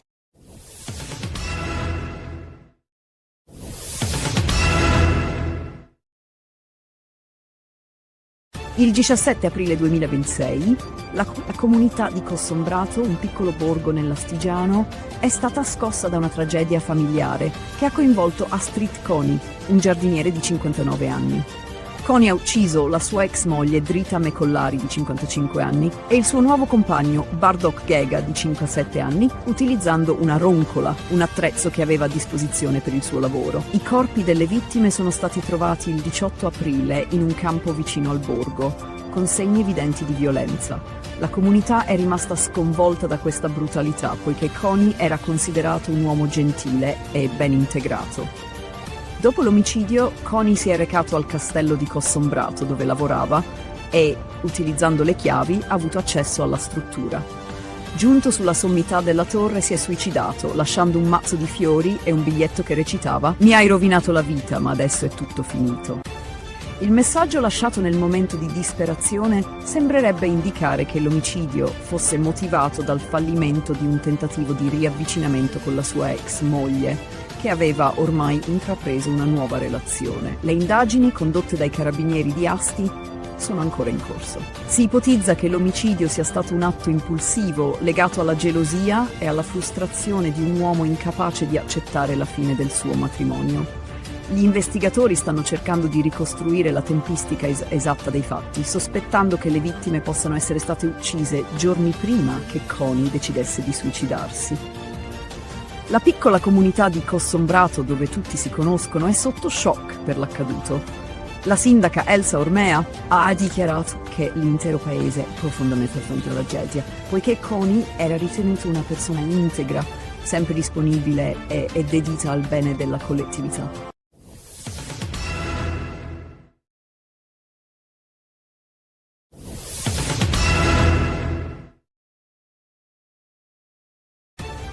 Un tragico attacco ha scosso Kiev sabato 18 aprile 2026, quando un uomo di 58 anni originario di Mosca ha aperto il fuoco sulla folla nel quartiere Olosivsky, uccidendo 6 persone e ferendone numerose altre.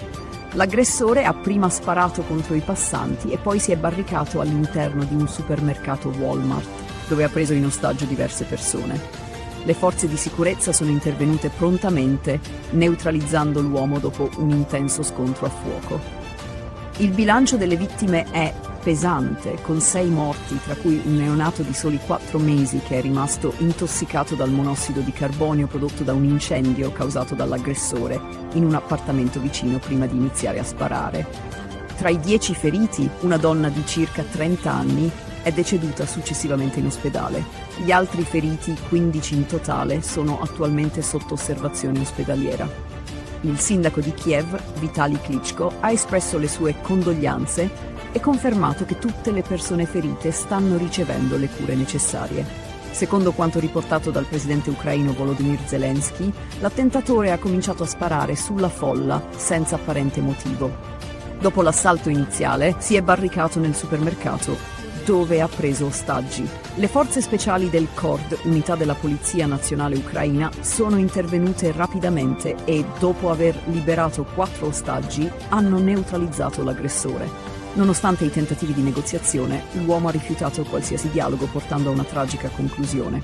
Il ministro degli interni Ihor Klimenko ha confermato che l'aggressore possedeva legalmente l'arma utilizzata nell'attacco.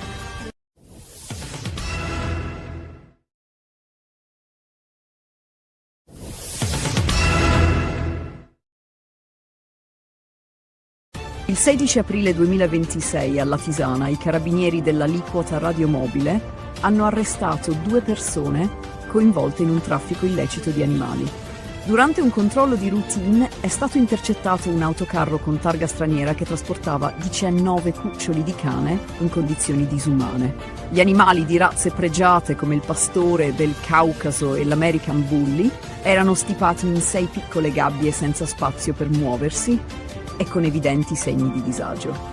Il sospetto sul traffico illegale è nato grazie al controllo della stazione di Lignano Sabbiadoro, che aveva notato comportamenti sospetti da parte degli occupanti del veicolo. L'ispezione del veicolo ha rivelato numerose irregolarità. I cuccioli erano privi di microchip identificativo e alcuni avevano passaporti falsi o incompleti. Inoltre, il numero di animali superava il limite consentito per i trasporti non commerciali, confermando la natura illecita dell'operazione.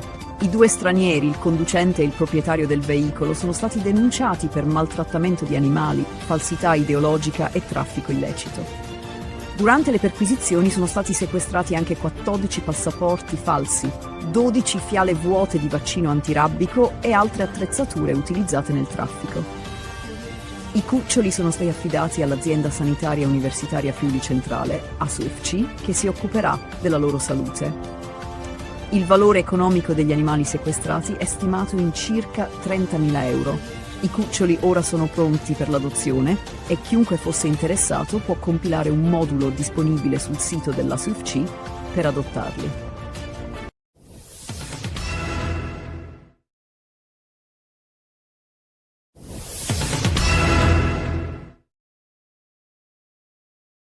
Un grave attacco contro le forze di pace francesi nel sud del Libano ha causato la morte di un soldato francese dell'UNIFIL e il ferimento di altri 3.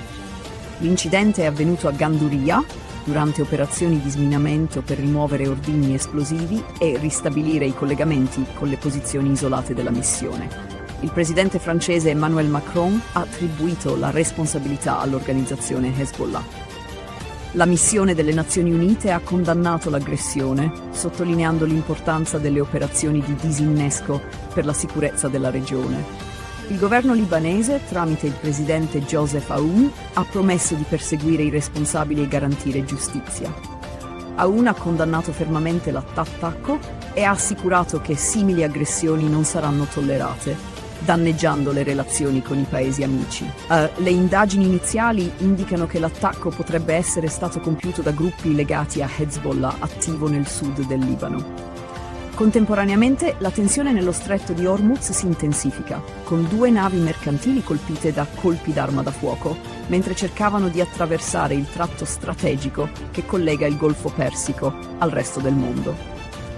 Le fonti di sicurezza marittima sospettano che l'Iran sia responsabile, poiché mantiene il controllo sullo stretto. L'Iran ha chiuso nuovamente il canale, accusando gli Stati Uniti di non rispettare gli impegni presi in passato. La marina iraniana ha minacciato di infliggere nuove sconfitte agli Stati Uniti e ai nemici sionisti, mantenendo il controllo sul passaggio vitale per il commercio globale. Nel frattempo, il presidente degli Stati Uniti, Donald Trump, ha convocato una riunione urgente per discutere dell'escalation con l'Iran, con il rischio di un conflitto aperto se non ci sarà una svolta nei negoziati.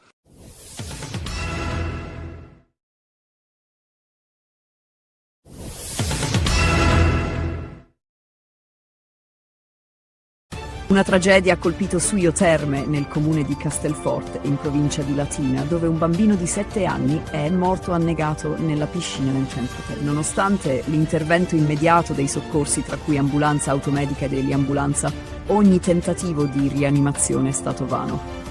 L'incidente è sotto inchiesta, con l'ipotesi che il bambino sia stato risucchiato da un bocchettone di scarico, impedendogli di risalire in superficie. Il piccolo, residente a Roma, si trovava a Suio Terme con la famiglia quando è avvenuto il tragico evento. I carabinieri stanno indagando sulla dinamica, esaminando le immagini delle telecamere e ascoltando i testimoni per determinare se vi siano state problematiche nel sistema di drenaggio. La salma del bambino è stata sequestrata per l'autopsia e le indagini sono coordinate dalla Procura di Cassino.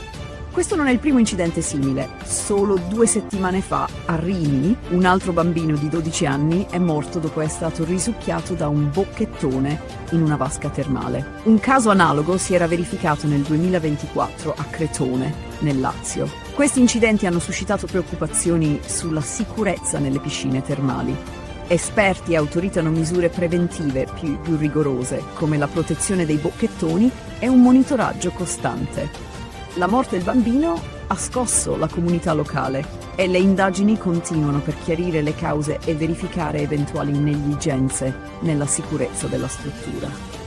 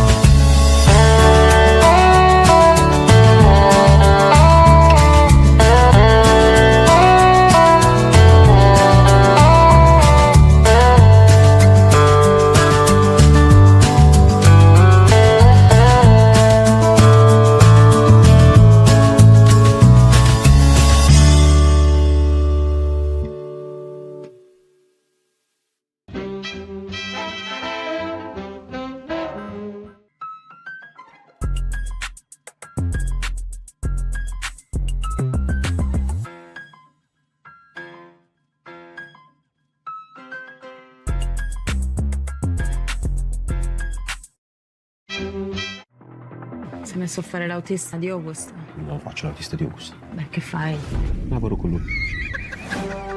Nonna, io sto uscendo. Non devi andare fuori. Insomma, vinto la lotteria, donna. Non lo devi dire a mio fratello che siamo venuti qua, eh? Perché? Si vogliono vendicare con la nostra famiglia. Oh, donna, assomigliamo io e tu? Che tipo di faccia? Pure.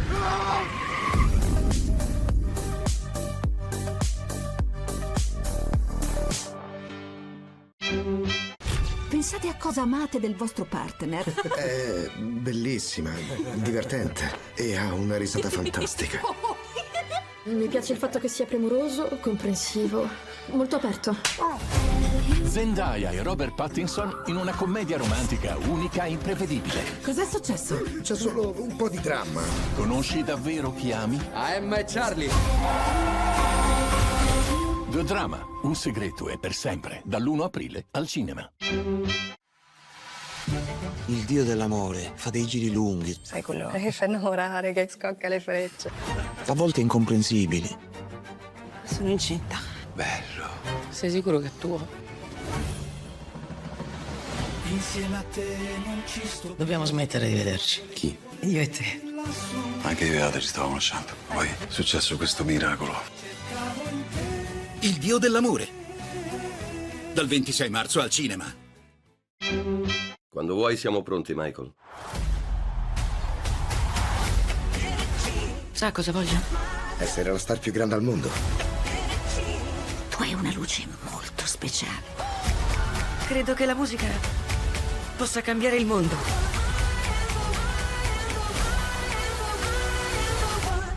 Questo è solo l'inizio.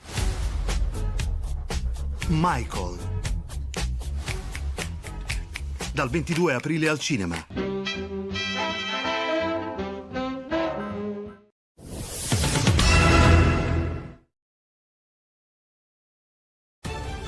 Domenica 19 aprile 2026, la città di Vasto in provincia di Chieti è stata scossa da un tragico omicidio. Il corpo di Andrea Sciorilli, un giovane di 21 anni, è stato trovato senza vita nel garage del condominio dove viveva con i suoi genitori. A fare la macabra scoperta sono stati proprio i genitori, che hanno trovato il figlio con evidenti ferite da arma da taglio. Nonostante l'intervento dei sanitari del 118, per Andrea non c'era più nulla da fare. Le forze dell'ordine, tra cui i carabinieri e la polizia locale, hanno isolato l'area circostante il condominio e avviato le indagini. La prima ipotesi formulata dagli investigatori è quella di omicidio, dato il numero delle coltellate rinvenute sul corpo della vittima. Il medico legale ha avviato un esame preliminare e le indagini sono coordinate dal tenente colonnello Mario Giacona. Al momento si stanno cercando prove, in particolare l'arma del delitto, che potrebbe essere ancora nell'area. La comunità di Vasto è rimasta profondamente colpita dalla morte di Andrea e il sindaco Francesco Menna ha espresso il suo cordoglio, unendosi al dolore della famiglia. La madre di Andrea è un dipendente comunale e la città si è subito mobilitata per offrire supporto. Le forze dell'ordine stanno analizzando i filmati delle telecamere di sorveglianza della zona e raccogliendo testimonianze dai residenti del condominio. L'obiettivo delle indagini è fare luce sulle circostanze della morte di Andrea e identificare il responsabile. Il caso ha scosso la città e la speranza di giustizia è alta, con il lavoro delle autorità ancora in corso.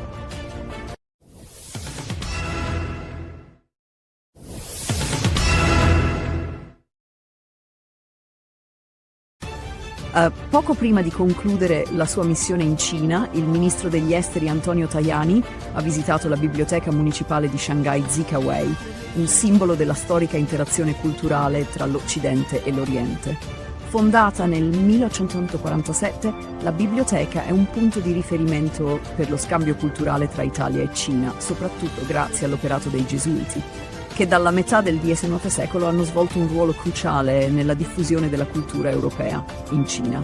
La residenza della Compagnia di Gesù, presente nell'edificio, testimonia l'importanza di questo scambio culturale, iniziato con missionari come Matteo Ricci, che ha favorito un dialogo scientifico e culturale tra le due tradizioni. Durante la visita, Tajani ha esaminato testi rari, inclusi i libri scritti dai gesuiti italiani, che rappresentano un patrimonio storico di grande valore. La biblioteca è divenuta un centro di ricerca, grazie al contributo dei missionari che hanno promosso l'educazione in vari ambiti, dall'astronomia alla filosofia. La visita ha offerto un'opportunità unica di celebrare il legame culturale tra Italia e Cina, che ha radici secolari. Concludendo la sua missione, Tajani ha incontrato importanti esponenti del governo cinese, tra cui il ministro degli esteri Wang Yi, per rafforzare i legami bilaterali. Durante la tappa a Shanghai, Tajani ha anche incontrato la comunità imprenditoriale italiana, sottolineando l'impegno del governo italiano nel sostenere le aziende italiane in Cina. Ha poi inaugurato la mostra Italia Meravigliosa, in occasione della Giornata Nazionale del Made in Italy, celebrando le eccellenze italiane e il continuo successo della cooperazione culturale ed economica tra i due paesi.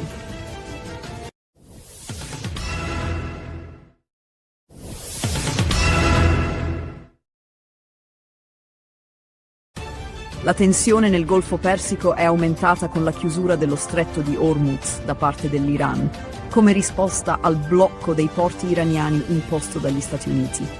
La chiusura ha portato all'attacco di 3 mercantili da parte dei Pasdaran, ma uno di essi, l'italiana MSC, è riuscito a passare senza problemi. Il presidente degli Stati Uniti, Donald Trump, ha accusato l'Iran di ricatto, ribadendo il sostegno americano alla libertà di navigazione. Il presidente iraniano, Masoud Pezeshkian, ha riconosciuto progressi nei negoziati, ma ha sottolineato che un accordo definitivo è ancora lontano. Pezeshkian ha difeso il diritto dell'Iran a perseguire programmi nucleari pacifici e ha chiesto agli Stati Uniti di abbandonare un approccio unilaterale.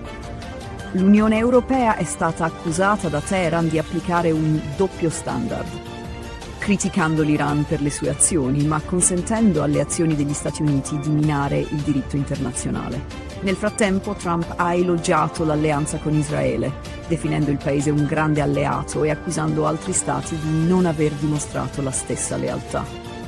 La crisi ha avuto anche ripercussioni in Libano, dove un attacco ha violato la tregua tra Hezbollah e Israele, causando la morte di un soldato francese della missione UNIFIL. In risposta, il presidente italiano Mattarella ha condannato l'attacco, mentre il governo italiano, guidato da Giorgia Meloni, ha dichiarato la disponibilità a garantire la sicurezza della navigazione nello stretto di Hormuz, ma solo a condizione che venga consolidato il cessate il fuoco e dopo l'approvazione del Parlamento. L'Italia si prepara a giocare un ruolo cruciale nella stabilizzazione della regione, in un contesto di alleanze internazionali.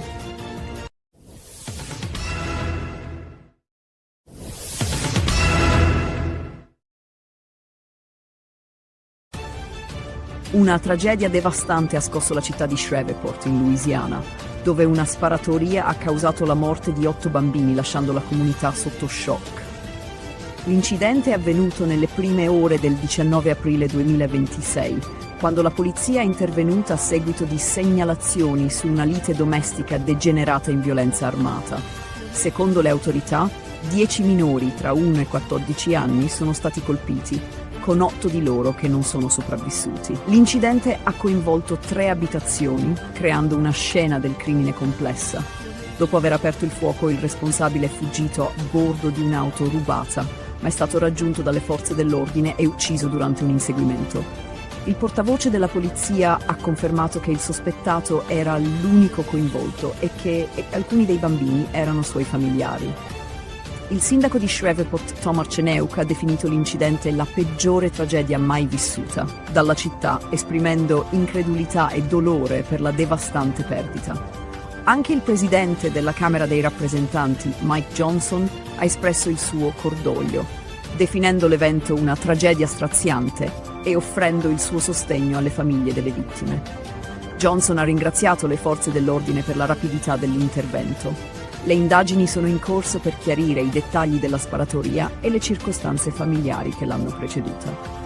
Nel frattempo, Shreveport rimane scossa e il dibattito sulla sicurezza e la violenza armata negli Stati Uniti è tornato prepotentemente al centro della discussione nazionale dopo una tragedia che ha colpito i più vulnerabili.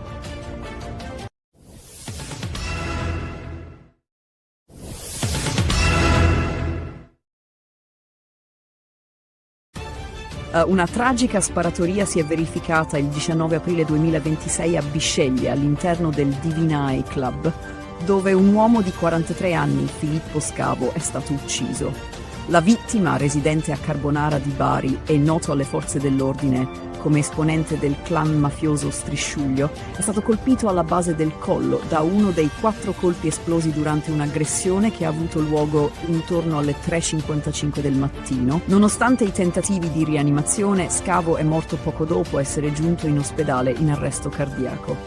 La sparatoria è avvenuta dopo una lite tra 2 gruppi, probabilmente legata a vecchie faide mafiose o questioni di spaccio di droga. Un aggressore sarebbe riuscito a eludere i controlli di sicurezza uscendo dal locale e rientrando armato per aprire il fuoco. Filippo Scavo era un noto esponente del clan Strisciuglio e il suo coinvolgimento in attività mafiose è stato più volte documentato dalla Direzione Distrettuale Antimafia di Bari. Il Divine Club non è nuovo a episodi violenti. Nel 2021 un giovane era stato ferito in un'aggressione a coltellate all'interno dello stesso locale, sempre con motivazioni mafiose. Le indagini sono condotte dai carabinieri del nucleo investigativo e della tenenza di Bisceglie, sotto il coordinamento della procura di Trani, e mirano a ricostruire l'accaduto e identificare i responsabili. La morte di Scavo si inserisce in un contesto di conflitti tra clan che continuano a minare la sicurezza nei luoghi pubblici. Le indagini proseguono e la direzione antimafia monitora attentamente la situazione, con possibili arresti nei prossimi giorni. Il caso evidenzia l'escalation della violenza nelle discoteche del Barese e il persistente potere delle mafie locali.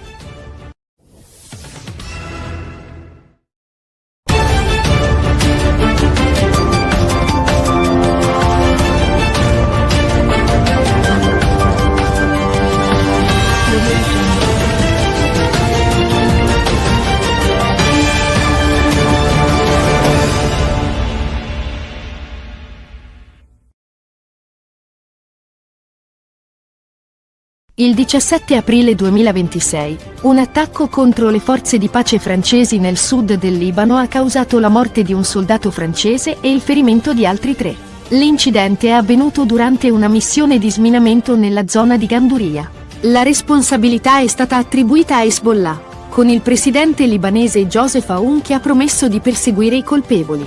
In parallelo, la crisi nello stretto di Hormuz si intensifica, con 2 navi mercantili colpite dai colpi di arma da fuoco, presumibilmente da forze iraniane, che hanno nuovamente chiuso il passaggio strategico.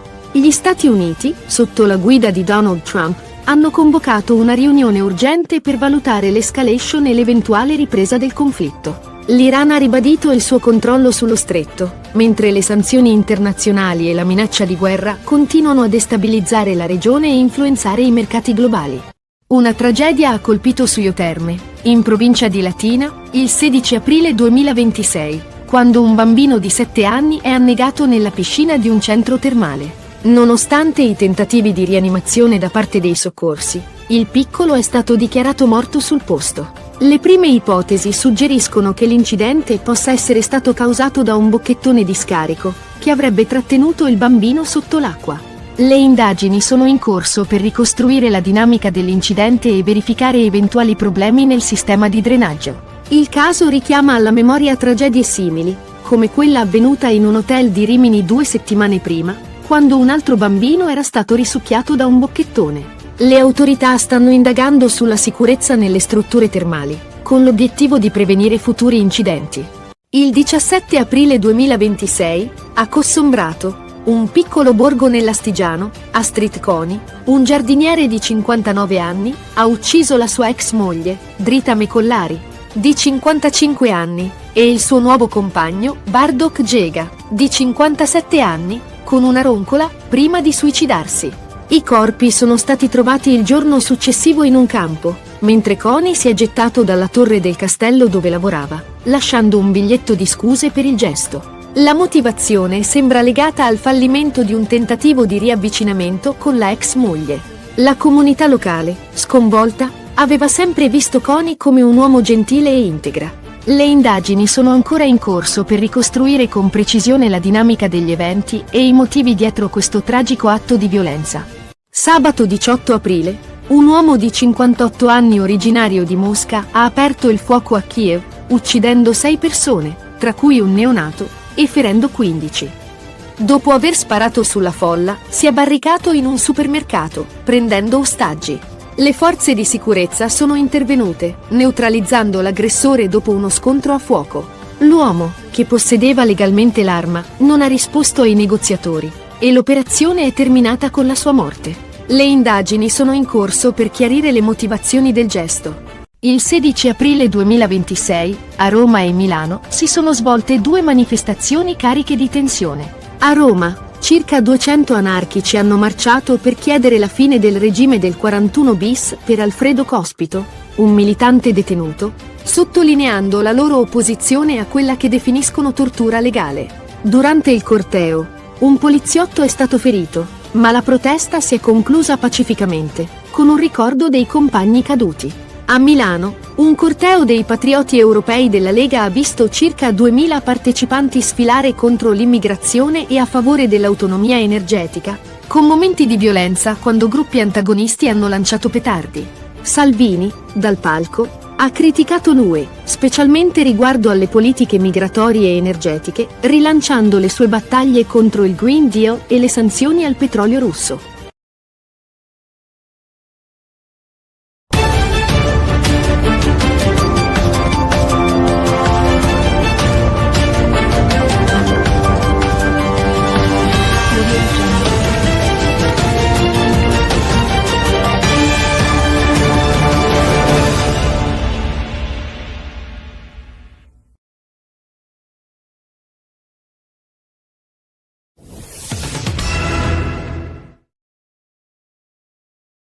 A Roma, il 18 aprile 2026, circa 200 anarchici hanno marciato per il 4º anno consecutivo in solidarietà con Alfredo Cospito, detenuto al 41 bis. La manifestazione, partita da San Lorenzo, ha attraversato il centro di Roma, chiedendo la fine del regime di carcere duro per Cospito. Durante il corteo si è verificato un episodio di violenza quando un poliziotto è stato colpito da una bottiglia di vetro lanciata da un manifestante, ma la protesta si è conclusa senza ulteriori episodi violenti. Gli anarchici hanno definito il 41 bis tortura legale e, con il rischio che il regime di Cospito venga prolungato, la protesta ha assunto una rilevanza maggiore. I manifestanti hanno anche ricordato 2 anarchici uccisi recentemente in un'esplosione. La protesta si è conclusa pacificamente nel quartiere Pigneto, sebbene persista il sostegno per Cospito.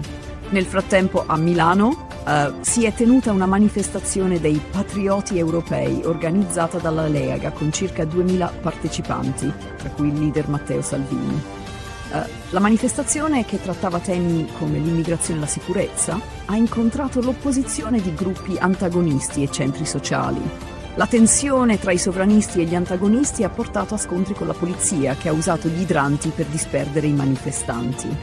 Salvini dal palco ha criticato l'Unione Europea per le sue politiche migratorie e ha ribadito la sua posizione contro il Green Deal e il patto di stabilità, chiedendo anche la sospensione delle sanzioni al petrolio russo. Le manifestazioni a Roma e Milano hanno messo in evidenza la crescente divisione tra movimenti anarchici e sovranisti, con il paese sempre più diviso su temi politici e sociali e la tensione che sembra destinata a crescere.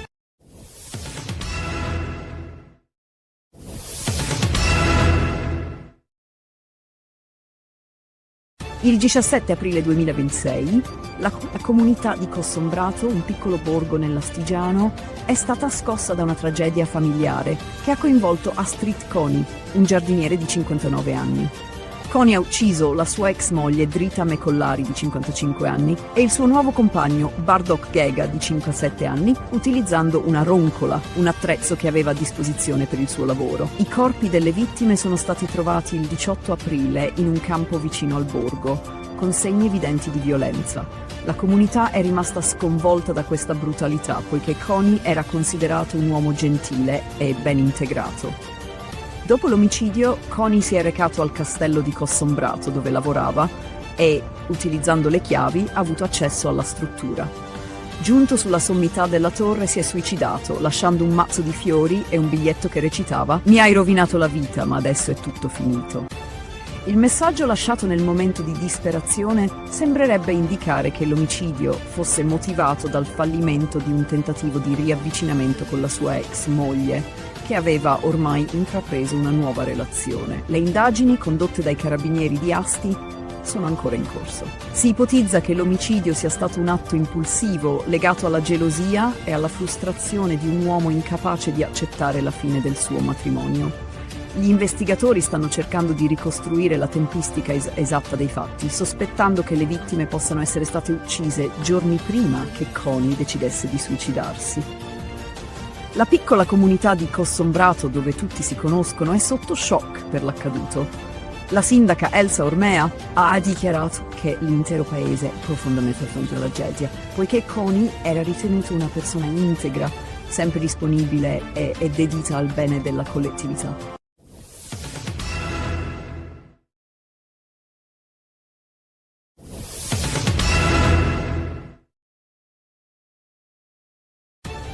Un tragico attacco ha scosso Kiev sabato 18 aprile 2026, quando un uomo di 58 anni, originario di Mosca, ha aperto il fuoco sulla folla nel quartiere Olosivsky, uccidendo 6 persone e ferendone numerose altre.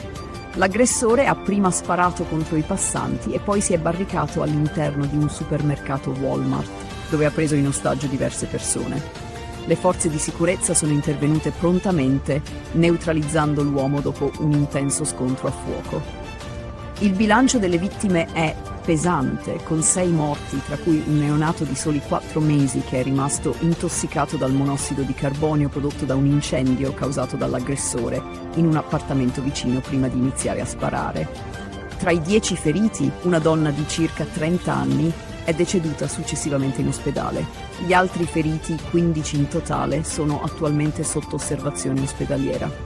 Il sindaco di Kiev, Vitali Klitschko, ha espresso le sue condoglianze e confermato che tutte le persone ferite stanno ricevendo le cure necessarie. Secondo quanto riportato dal presidente ucraino Volodymyr Zelensky, l'attentatore ha cominciato a sparare sulla folla senza apparente motivo. Dopo l'assalto iniziale si è barricato nel supermercato dove ha preso ostaggi. Le forze speciali del KORD, unità della Polizia Nazionale Ucraina, sono intervenute rapidamente e, dopo aver liberato 4 ostaggi, hanno neutralizzato l'aggressore. Nonostante i tentativi di negoziazione, l'uomo ha rifiutato qualsiasi dialogo, portando a una tragica conclusione. Il ministro degli interni Ihor Klimenko ha confermato che l'aggressore possedeva legalmente l'arma utilizzata nell'attacco.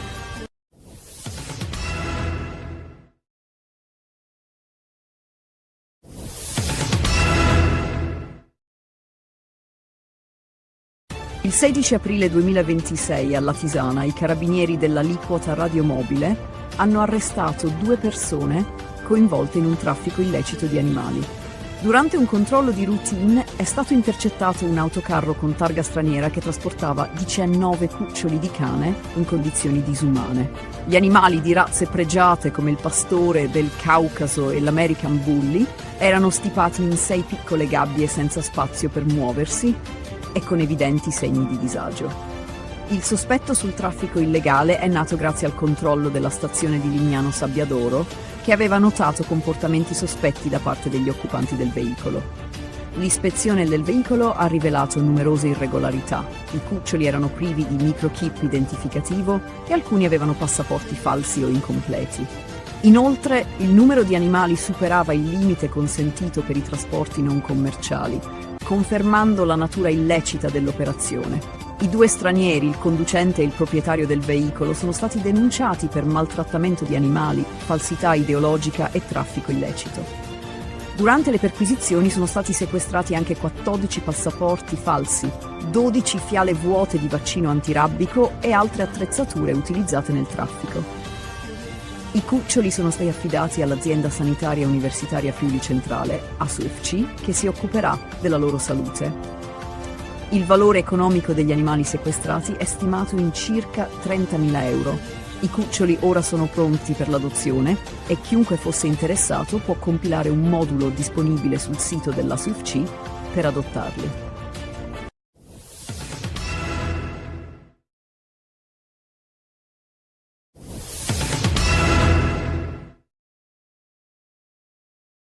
Un grave attacco contro le forze di pace francesi nel sud del Libano ha causato la morte di un soldato francese dell'UNIFIL e il ferimento di altri 3. L'incidente è avvenuto a Ganduria durante operazioni di sminamento per rimuovere ordigni esplosivi e ristabilire i collegamenti con le posizioni isolate della missione. Il presidente francese Emmanuel Macron ha attribuito la responsabilità all'organizzazione Hezbollah. La missione delle Nazioni Unite ha condannato l'aggressione, sottolineando l'importanza delle operazioni di disinnesco per la sicurezza della regione. Il governo libanese, tramite il presidente Joseph Aoun, ha promesso di perseguire i responsabili e garantire giustizia. Aoun ha condannato fermamente l'attacco e ha assicurato che simili aggressioni non saranno tollerate, danneggiando le relazioni con i paesi amici. Le indagini iniziali indicano che l'attacco potrebbe essere stato compiuto da gruppi legati a Hezbollah, attivo nel sud del Libano. Contemporaneamente, la tensione nello stretto di Hormuz si intensifica, con 2 navi mercantili colpite da colpi d'arma da fuoco, mentre cercavano di attraversare il tratto strategico che collega il Golfo Persico al resto del mondo. Le fonti di sicurezza marittima sospettano che l'Iran sia responsabile, poiché mantiene il controllo sullo stretto.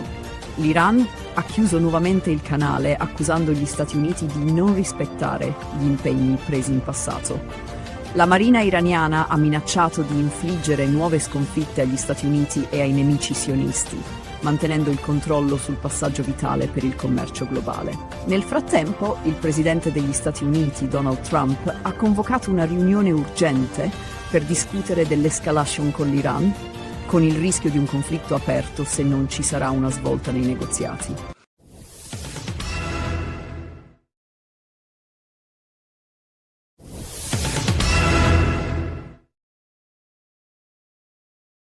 Una tragedia ha colpito Suio Terme, nel comune di Castelforte, in provincia di Latina, dove un bambino di 7 anni è morto annegato nella piscina nel centro Terme. Nonostante l'intervento immediato dei soccorsi, tra cui ambulanza automedica e dell'ambulanza, ogni tentativo di rianimazione è stato vano. L'incidente è sotto inchiesta, con l'ipotesi che il bambino sia stato risucchiato da un bocchettone di scarico, impedendogli di risalire in superficie. Il piccolo, residente a Roma, si trovava a Suio Terme con la famiglia quando è avvenuto il tragico evento. I carabinieri stanno indagando sulla dinamica, esaminando le immagini delle telecamere e ascoltando i testimoni per determinare se vi siano state problematiche nel sistema di drenaggio. La salma del bambino è stata sequestrata per l'autopsia e le indagini sono coordinate dalla Procura di Cassino. Questo non è il primo incidente simile. Solo 2 settimane fa, a Rimini, un altro bambino di 12 anni è morto dopo essere stato risucchiato da un bocchettone in una vasca termale. Un caso analogo si era verificato nel 2024 a Cretone, nel Lazio. Questi incidenti hanno suscitato preoccupazioni sulla sicurezza nelle piscine termali. Esperti autorizzano misure preventive più rigorose, come la protezione dei bocchettoni e un monitoraggio costante. La morte del bambino ha scosso la comunità locale e le indagini continuano per chiarire le cause e verificare eventuali negligenze nella sicurezza della struttura.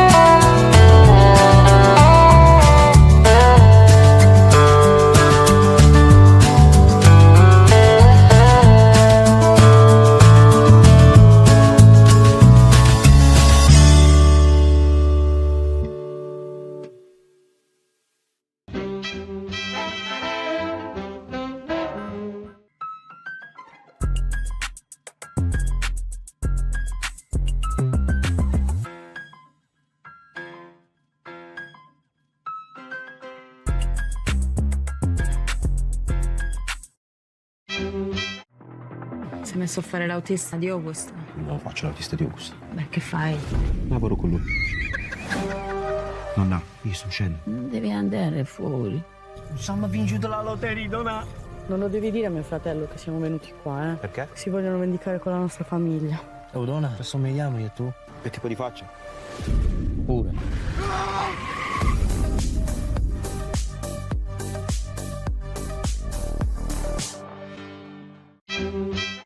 Pensate a cosa amate del vostro partner. È bellissima, divertente e ha una risata fantastica. Mi piace il fatto che sia premuroso, comprensivo, molto aperto. Zendaya e Robert Pattinson in una commedia romantica unica e imprevedibile. Cos'è successo? C'è solo un po' di dramma. Conosci davvero chi ami? Emma e Charlie. The Drama, un segreto e per sempre, dall'1 aprile al cinema.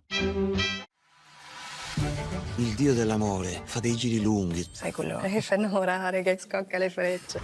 a volte incomprensibili. Sono incinta. Bello. Sei sicuro che è tuo? Insieme a te non ci sto. Dobbiamo smettere di vederci. Chi? Io e te. Anche io e Ada ci stavamo lasciando. Poi è successo questo miracolo. Il dio dell'amore. Dal 26 marzo al cinema. Quando vuoi siamo pronti, Michael. Sa cosa voglio? Essere la star più grande al mondo. Tu hai una luce molto speciale. Credo che la musica possa cambiare il mondo.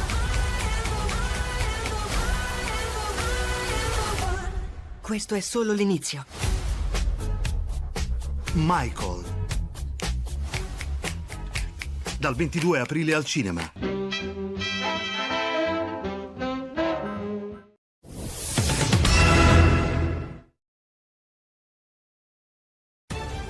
Domenica 19 aprile 2026, la città di Vasto in provincia di Chieti è stata scossa da un tragico omicidio. Il corpo di Andrea Sciorilli, un giovane di 21 anni, è stato trovato senza vita nel garage del condominio dove viveva con i suoi genitori.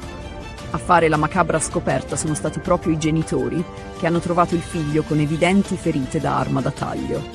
Nonostante l'intervento dei sanitari del 118, per Andrea non c'era più nulla da fare. Le forze dell'ordine, tra cui i carabinieri e la polizia locale, hanno isolato l'area circostante il condominio e avviato le indagini.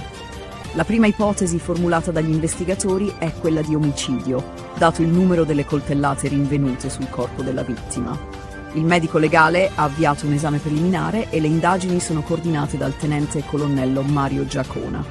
Al momento si stanno cercando prove, in particolare l'arma del delitto, che potrebbe essere ancora nell'area. La comunità di Vasto è rimasta profondamente colpita dalla morte di Andrea e il sindaco Francesco Menna ha espresso il suo cordoglio, unendosi al dolore della famiglia. La madre di Andrea è un dipendente comunale e la città si è subito mobilitata per offrire supporto. Le forze dell'ordine stanno analizzando i filmati delle telecamere di sorveglianza della zona e raccogliendo testimonianze dai residenti del condominio. L'obiettivo delle indagini è fare luce sulle circostanze della morte di Andrea e identificare il responsabile. Il caso ha scosso la città e la speranza di giustizia è alta, con il lavoro delle autorità ancora in corso.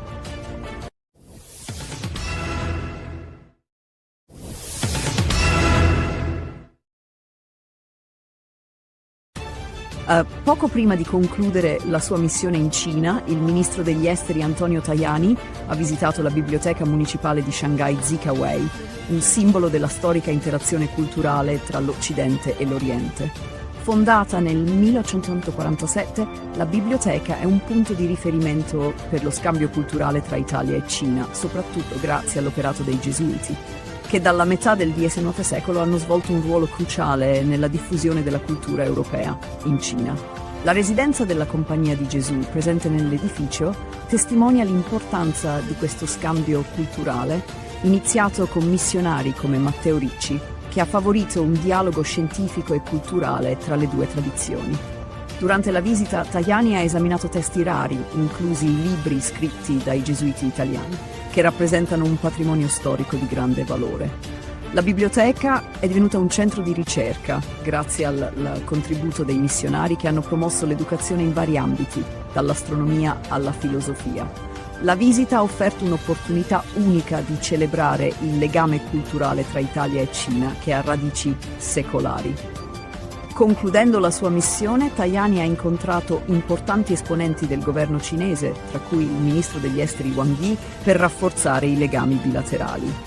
Durante la tappa a Shanghai, Tajani ha anche incontrato la comunità imprenditoriale italiana, sottolineando l'impegno del governo italiano nel sostenere le aziende italiane in Cina.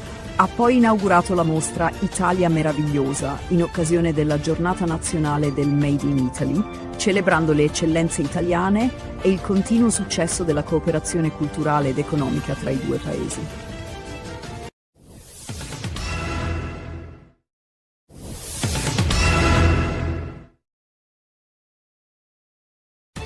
La tensione nel Golfo Persico è aumentata con la chiusura dello stretto di Hormuz da parte dell'Iran, come risposta al blocco dei porti iraniani imposto dagli Stati Uniti.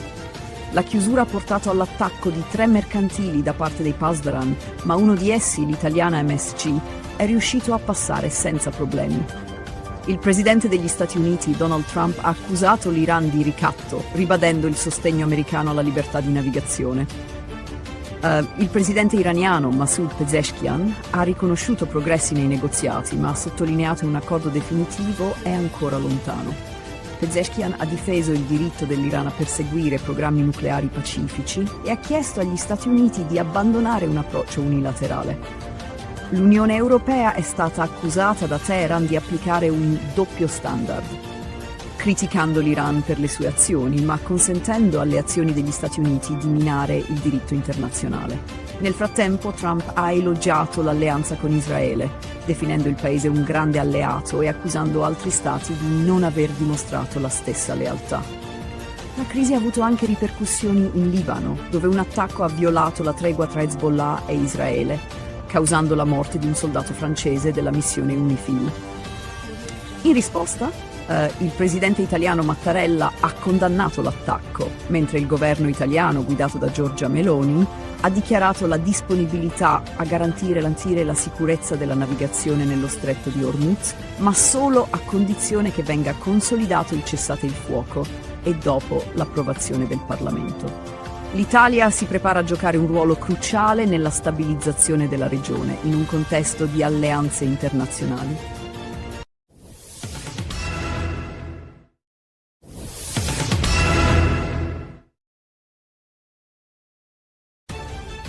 Una tragedia devastante ha scosso la città di Shreveport, in Louisiana, dove una sparatoria ha causato la morte di 8 bambini, lasciando la comunità sotto shock. L'incidente è avvenuto nelle prime ore del 19 aprile 2026, quando la polizia è intervenuta a seguito di segnalazioni su una lite domestica degenerata in violenza armata. Secondo le autorità, 10 minori tra 1 e 14 anni sono stati colpiti, con 8 di loro che non sono sopravvissuti. L'incidente ha coinvolto 3 abitazioni, creando una scena del crimine complessa. Dopo aver aperto il fuoco, il responsabile è fuggito a bordo di un'auto rubata, ma è stato raggiunto dalle forze dell'ordine e ucciso durante un inseguimento. Il portavoce della polizia ha confermato che il sospettato era l'unico coinvolto e che alcuni dei bambini erano suoi familiari. Il sindaco di Shreveport, Tom Arceneuk, ha definito l'incidente la peggiore tragedia mai vissuta dalla città, esprimendo incredulità e dolore per la devastante perdita. Anche il presidente della Camera dei rappresentanti, Mike Johnson, ha espresso il suo cordoglio, definendo l'evento una tragedia straziante e offrendo il suo sostegno alle famiglie delle vittime. Johnson ha ringraziato le forze dell'ordine per la rapidità dell'intervento. Le indagini sono in corso per chiarire i dettagli della sparatoria e le circostanze familiari che l'hanno preceduta. Nel frattempo, Shreveport rimane scossa e il dibattito sulla sicurezza e la violenza armata negli Stati Uniti è tornato prepotentemente al centro della discussione nazionale dopo una tragedia che ha colpito i più vulnerabili.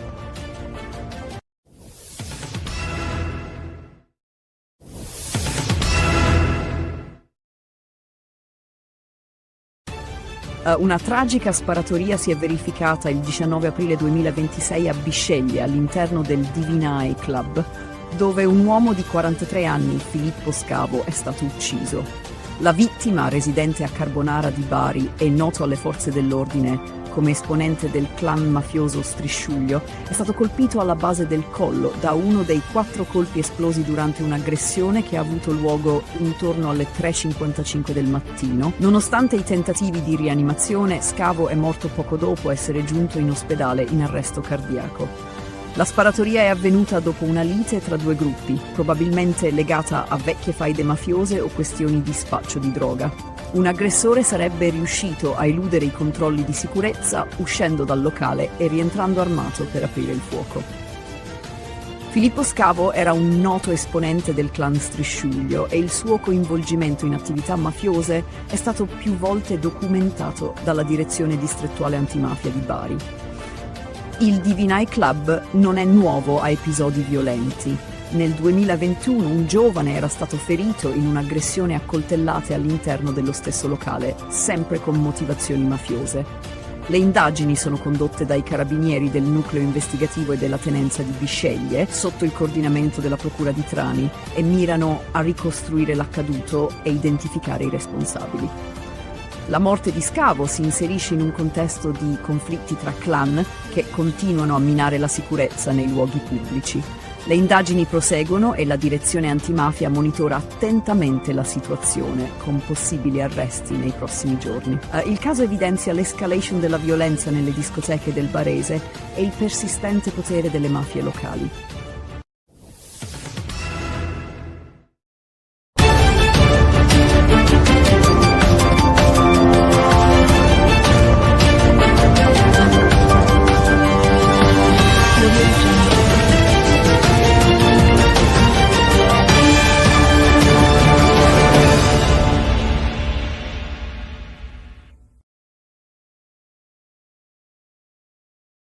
Il 17 aprile 2026, un attacco contro le forze di pace francesi nel sud del Libano ha causato la morte di un soldato francese e il ferimento di altri 3.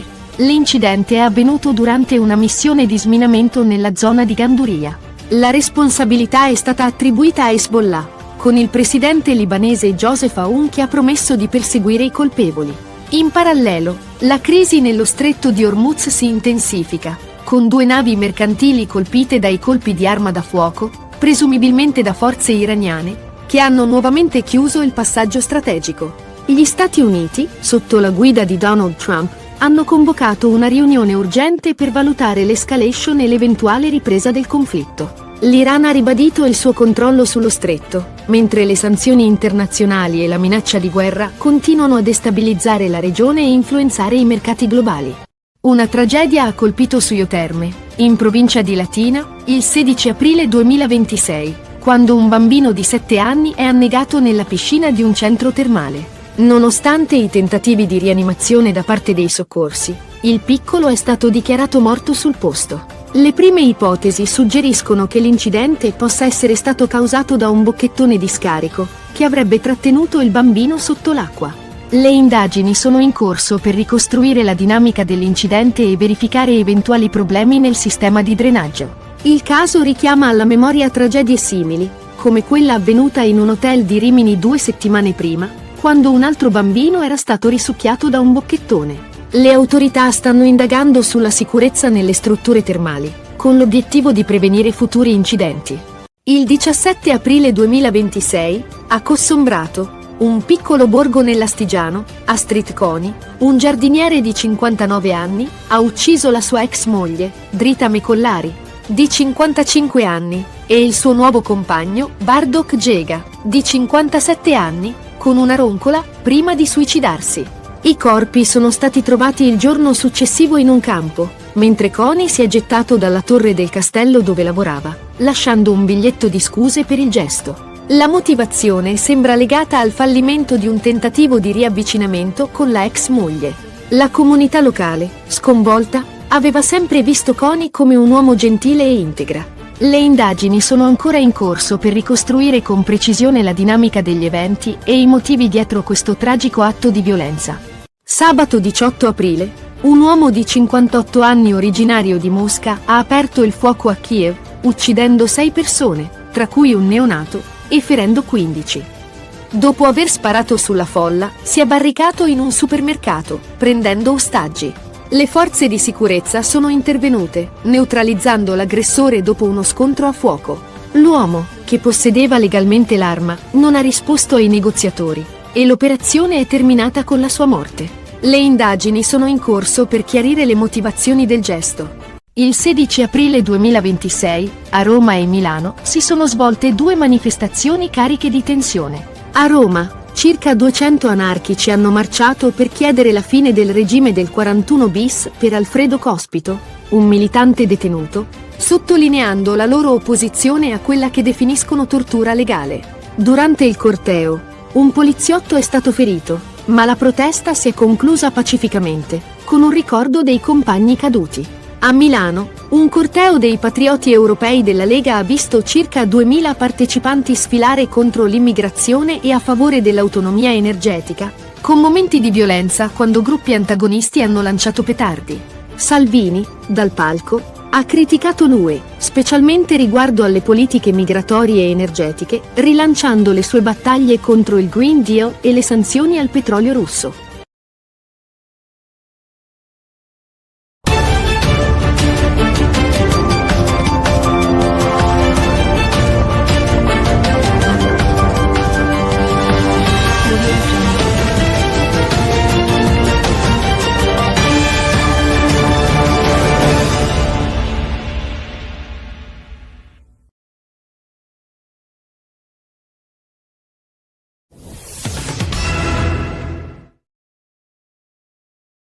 A Roma, il 18 aprile 2026, circa 200 anarchici hanno marciato per il 4º anno consecutivo in solidarietà con Alfredo Cospito, detenuto al 41 bis.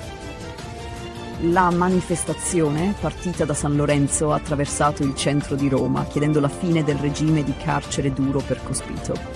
Durante il corteo si è verificato un episodio di violenza quando un poliziotto è stato colpito da una bottiglia di vetro lanciata da un manifestante, ma la protesta si è conclusa senza ulteriori episodi violenti. Gli anarchici hanno definito il 41 bis tortura legale e, con il rischio che il regime di Cospito venga prolungato, la protesta ha assunto una rilevanza maggiore. I manifestanti hanno anche ricordato 2 anarchici uccisi recentemente in un'esplosione. La protesta si è conclusa pacificamente nel quartiere Pigneto, sebbene persista il sostegno per Cospito. Nel frattempo a Milano si è tenuta una manifestazione dei patrioti europei organizzata dalla Lega con circa 2000 partecipanti, tra cui il leader Matteo Salvini. La manifestazione, che trattava temi come l'immigrazione e la sicurezza, ha incontrato l'opposizione di gruppi antagonisti e centri sociali. La tensione tra i sovranisti e gli antagonisti ha portato a scontri con la polizia, che ha usato gli idranti per disperdere i manifestanti. Salvini dal palco ha criticato l'Unione Europea per le sue politiche migratorie e ha ribadito la sua posizione contro il Green Deal e il patto di stabilità, chiedendo anche la sospensione delle sanzioni al petrolio russo. Le manifestazioni a Roma e Milano hanno messo in evidenza la crescente divisione tra movimenti anarchici e sovranisti, con il paese sempre più diviso su temi politici e sociali e la tensione che sembra destinata a crescere.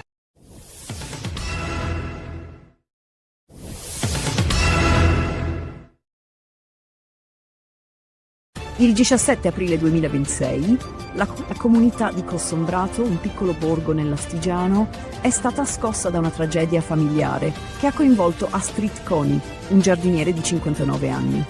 Coni ha ucciso la sua ex moglie Drita Mecollari di 55 anni e il suo nuovo compagno Bardok Gega di 57 anni utilizzando una roncola, un attrezzo che aveva a disposizione per il suo lavoro. I corpi delle vittime sono stati trovati il 18 aprile in un campo vicino al borgo, con segni evidenti di violenza.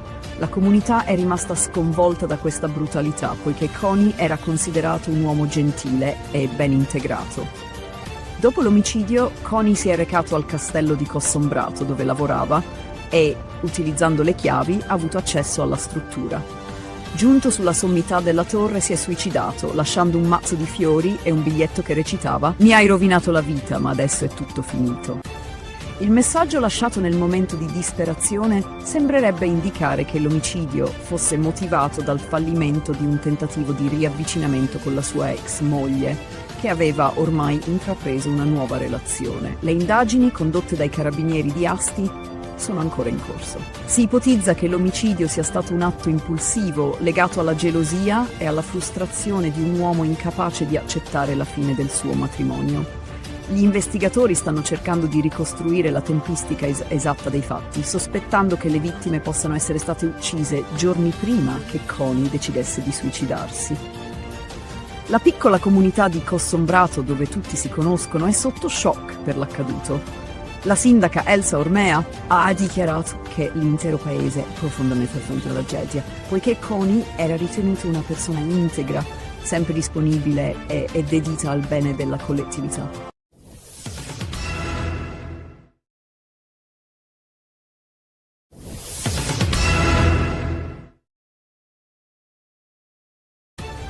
Un tragico attacco ha scosso Kiev sabato 18 aprile 2026, quando un uomo di 58 anni originario di Mosca ha aperto il fuoco sulla folla nel quartiere Olosivsky, uccidendo 6 persone e ferendone numerose altre. L'aggressore ha prima sparato contro i passanti e poi si è barricato all'interno di un supermercato Walmart, dove ha preso in ostaggio diverse persone. Le forze di sicurezza sono intervenute prontamente, neutralizzando l'uomo dopo un intenso scontro a fuoco. Il bilancio delle vittime è pesante, con 6 morti, tra cui un neonato di soli 4 mesi che è rimasto intossicato dal monossido di carbonio prodotto da un incendio causato dall'aggressore in un appartamento vicino prima di iniziare a sparare. Tra i 10 feriti, una donna di circa 30 anni è deceduta successivamente in ospedale. Gli altri feriti, 15 in totale, sono attualmente sotto osservazione ospedaliera. Il sindaco di Kiev, Vitali Klitschko, ha espresso le sue condoglianze e confermato che tutte le persone ferite stanno ricevendo le cure necessarie. Secondo quanto riportato dal presidente ucraino Volodymyr Zelensky, l'attentatore ha cominciato a sparare sulla folla senza apparente motivo.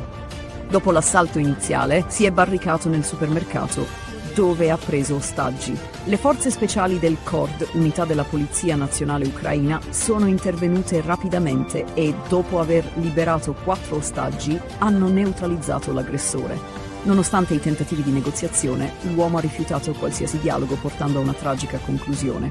Il ministro degli interni Ihor Klimenko ha confermato che l'aggressore possedeva legalmente l'arma utilizzata nell'attacco.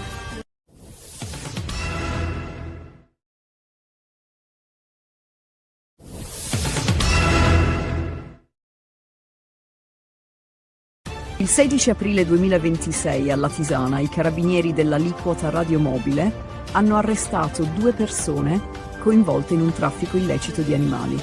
Durante un controllo di routine è stato intercettato un autocarro con targa straniera che trasportava 19 cuccioli di cane in condizioni disumane. Gli animali di razze pregiate come il pastore del Caucaso e l'American Bully erano stipati in 6 piccole gabbie senza spazio per muoversi e con evidenti segni di disagio. Il sospetto sul traffico illegale è nato grazie al controllo della stazione di Lignano Sabbiadoro, che aveva notato comportamenti sospetti da parte degli occupanti del veicolo. L'ispezione del veicolo ha rivelato numerose irregolarità. I cuccioli erano privi di microchip identificativo e alcuni avevano passaporti falsi o incompleti. Inoltre, il numero di animali superava il limite consentito per i trasporti non commerciali, confermando la natura illecita dell'operazione. I 2 stranieri, il conducente e il proprietario del veicolo, sono stati denunciati per maltrattamento di animali, falsità ideologica e traffico illecito. Durante le perquisizioni sono stati sequestrati anche 14 passaporti falsi, 12 fiale vuote di vaccino antirabbico e altre attrezzature utilizzate nel traffico.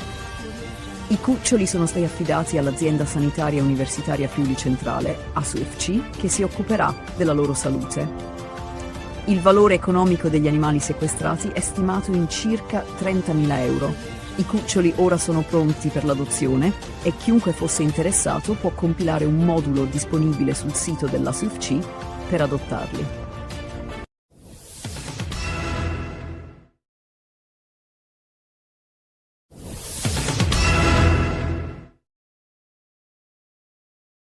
Un grave attacco contro le forze di pace francesi nel sud del Libano ha causato la morte di un soldato francese dell'UNIFIL e il ferimento di altri 3. L'incidente è avvenuto a Ganduria durante operazioni di sminamento per rimuovere ordigni esplosivi e ristabilire i collegamenti con le posizioni isolate della missione. Il presidente francese Emmanuel Macron ha attribuito la responsabilità all'organizzazione Hezbollah. La missione delle Nazioni Unite ha condannato l'aggressione, sottolineando l'importanza delle operazioni di disinnesco per la sicurezza della regione. Il governo libanese, tramite il presidente Joseph Aoun, ha promesso di perseguire i responsabili e garantire giustizia. Aoun ha condannato fermamente l'attacco e ha assicurato che simili aggressioni non saranno tollerate, danneggiando le relazioni con i paesi amici. Le indagini iniziali indicano che l'attacco potrebbe essere stato compiuto da gruppi legati a Hezbollah attivo nel sud del Libano. Contemporaneamente, la tensione nello stretto di Hormuz si intensifica, con 2 navi mercantili colpite da colpi d'arma da fuoco, mentre cercavano di attraversare il tratto strategico che collega il Golfo Persico al resto del mondo. Le fonti di sicurezza marittima sospettano che l'Iran sia responsabile, poiché mantiene il controllo sullo stretto. L'Iran ha chiuso nuovamente il canale, accusando gli Stati Uniti di non rispettare gli impegni presi in passato. La marina iraniana ha minacciato di infliggere nuove sconfitte agli Stati Uniti e ai nemici sionisti, mantenendo il controllo sul passaggio vitale per il commercio globale. Nel frattempo, il presidente degli Stati Uniti, Donald Trump, ha convocato una riunione urgente per discutere dell'escalation con l'Iran, con il rischio di un conflitto aperto se non ci sarà una svolta nei negoziati.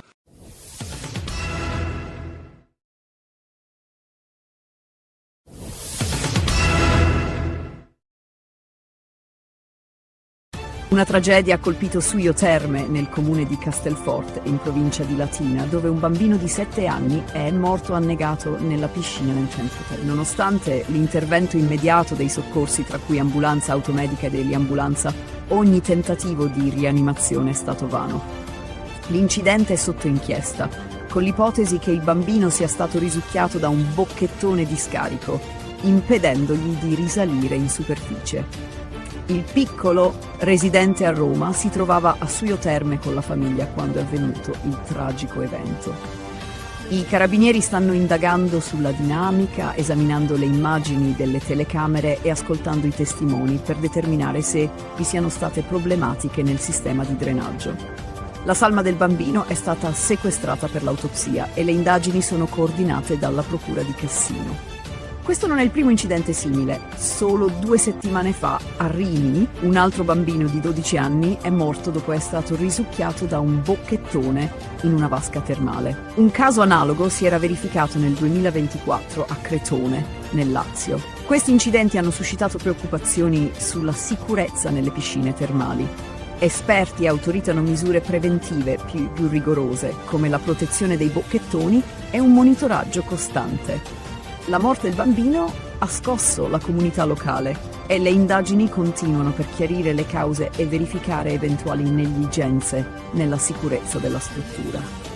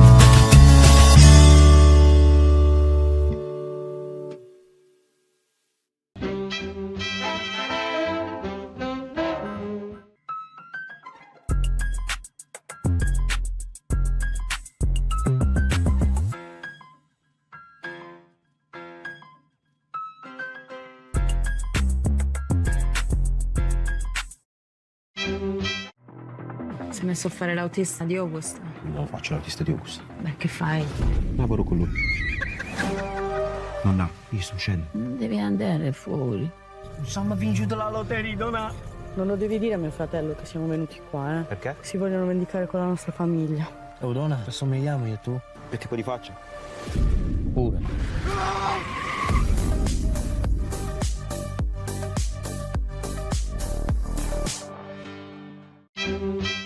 Pensate a cosa amate del vostro partner. È bellissima, divertente e ha una risata fantastica.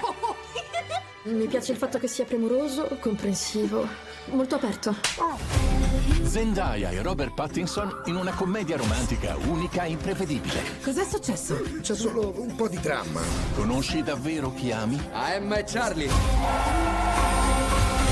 The Drama, un segreto è per sempre, dall'1 aprile al cinema. Il dio dell'amore fa dei giri lunghi, Sai quello che fa innamorare, che scocca le frecce. a volte incomprensibili. Sono incinta. Bello. Sei sicuro che è tuo? Insieme a te non ci sto. Dobbiamo smettere di vederci. Chi? Io e te. Anche io e Ada ci stavamo lasciando. Poi è successo questo miracolo. Il dio dell'amore. Dal 26 marzo al cinema. Quando vuoi siamo pronti, Michael. Sa cosa voglio? Essere la star più grande al mondo. Tu hai una luce molto speciale. Credo che la musica possa cambiare il mondo.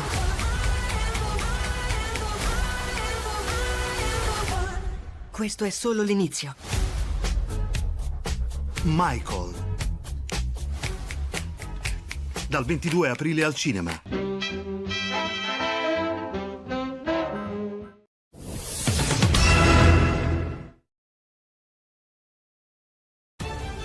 Domenica 19 aprile 2026, la città di Vasto in provincia di Chieti è stata scossa da un tragico omicidio. Il corpo di Andrea Sciorilli, un giovane di 21 anni, è stato trovato senza vita nel garage del condominio dove viveva con i suoi genitori.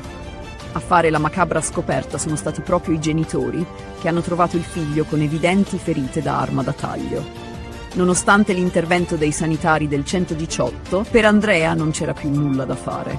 Le forze dell'ordine, tra cui i carabinieri e la polizia locale, hanno isolato l'area circostante il condominio e avviato le indagini.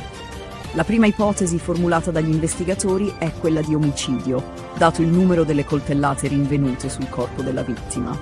Il medico legale ha avviato un esame preliminare e le indagini sono coordinate dal tenente colonnello Mario Giacona. Al momento si stanno cercando prove, in particolare l'arma del delitto, che potrebbe essere ancora nell'area. La comunità di Vasto è rimasta profondamente colpita dalla morte di Andrea e il sindaco Francesco Menna ha espresso il suo cordoglio, unendosi al dolore della famiglia. La madre di Andrea è un dipendente comunale e la città si è subito mobilitata per offrire supporto. Le forze dell'ordine stanno analizzando i filmati delle telecamere di sorveglianza della zona e raccogliendo testimonianze dai residenti del condominio. L'obiettivo delle indagini è fare luce sulle circostanze della morte di Andrea e identificare il responsabile. Il caso ha scosso la città e la speranza di giustizia è alta, con il lavoro delle autorità ancora in corso.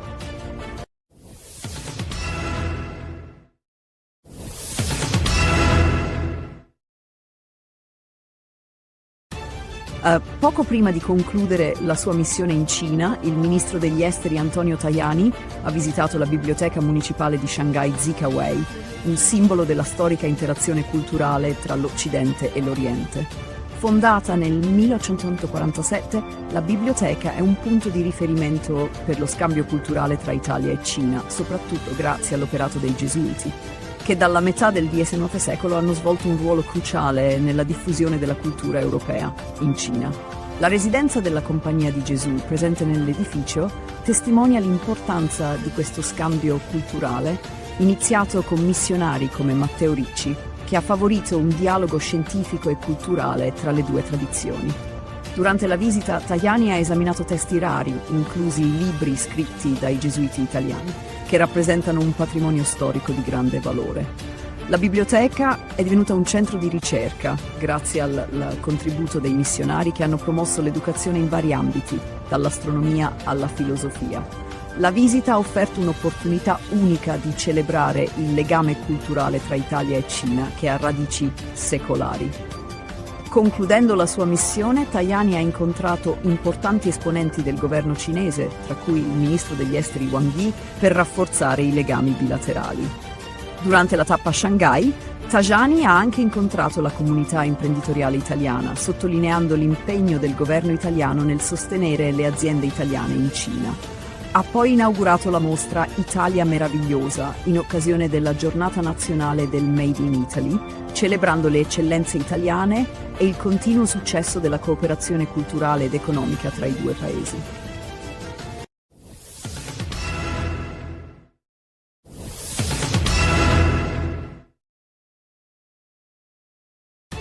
La tensione nel Golfo Persico è aumentata con la chiusura dello stretto di Hormuz da parte dell'Iran, come risposta al blocco dei porti iraniani imposto dagli Stati Uniti. La chiusura ha portato all'attacco di 3 mercantili da parte dei Pasdaran, ma uno di essi, l'italiana MSC, è riuscito a passare senza problemi. Il presidente degli Stati Uniti, Donald Trump, ha accusato l'Iran di ricatto, ribadendo il sostegno americano alla libertà di navigazione. Il presidente iraniano Masoud Pezeshkian ha riconosciuto progressi nei negoziati, ma ha sottolineato che un accordo definitivo è ancora lontano. Pezeshkian ha difeso il diritto dell'Iran a perseguire programmi nucleari pacifici e ha chiesto agli Stati Uniti di abbandonare un approccio unilaterale. L'Unione Europea è stata accusata da Teheran di applicare un doppio standard, criticando l'Iran per le sue azioni, ma consentendo alle azioni degli Stati Uniti di minare il diritto internazionale. Nel frattempo, Trump ha elogiato l'alleanza con Israele, definendo il paese un grande alleato e accusando altri stati di non aver dimostrato la stessa lealtà. La crisi ha avuto anche ripercussioni in Libano, dove un attacco ha violato la tregua tra Hezbollah e Israele, causando la morte di un soldato francese della missione UNIFIL. In risposta, il presidente italiano Mattarella ha condannato l'attacco, mentre il governo italiano, guidato da Giorgia Meloni, ha dichiarato la disponibilità a garantire la sicurezza della navigazione nello stretto di Hormuz, ma solo a condizione che venga consolidato il cessate il fuoco e dopo l'approvazione del Parlamento. L'Italia si prepara a giocare un ruolo cruciale nella stabilizzazione della regione, in un contesto di alleanze internazionali.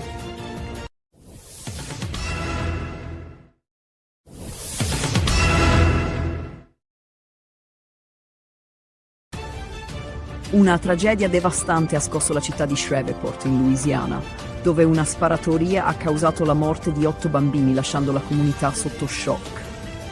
L'incidente è avvenuto nelle prime ore del 19 aprile 2026, quando la polizia è intervenuta a seguito di segnalazioni su una lite domestica degenerata in violenza armata.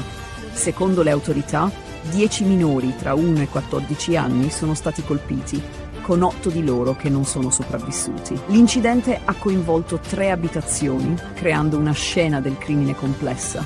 Dopo aver aperto il fuoco, il responsabile è fuggito a bordo di un'auto rubata, ma è stato raggiunto dalle forze dell'ordine e ucciso durante un inseguimento. Il portavoce della polizia ha confermato che il sospettato era l'unico coinvolto e che alcuni dei bambini erano suoi familiari. Il sindaco di Shreveport, Tom Arceneuk, ha definito l'incidente la peggiore tragedia mai vissuta dalla città, esprimendo incredulità e dolore per la devastante perdita. Anche il presidente della Camera dei rappresentanti, Mike Johnson, ha espresso il suo cordoglio, definendo l'evento una tragedia straziante e offrendo il suo sostegno alle famiglie delle vittime. Johnson ha ringraziato le forze dell'ordine per la rapidità dell'intervento. Le indagini sono in corso per chiarire i dettagli della sparatoria e le circostanze familiari che l'hanno preceduta. Nel frattempo, Shreveport rimane scossa e il dibattito sulla sicurezza e la violenza armata negli Stati Uniti è tornato prepotentemente al centro della discussione nazionale dopo una tragedia che ha colpito i più vulnerabili.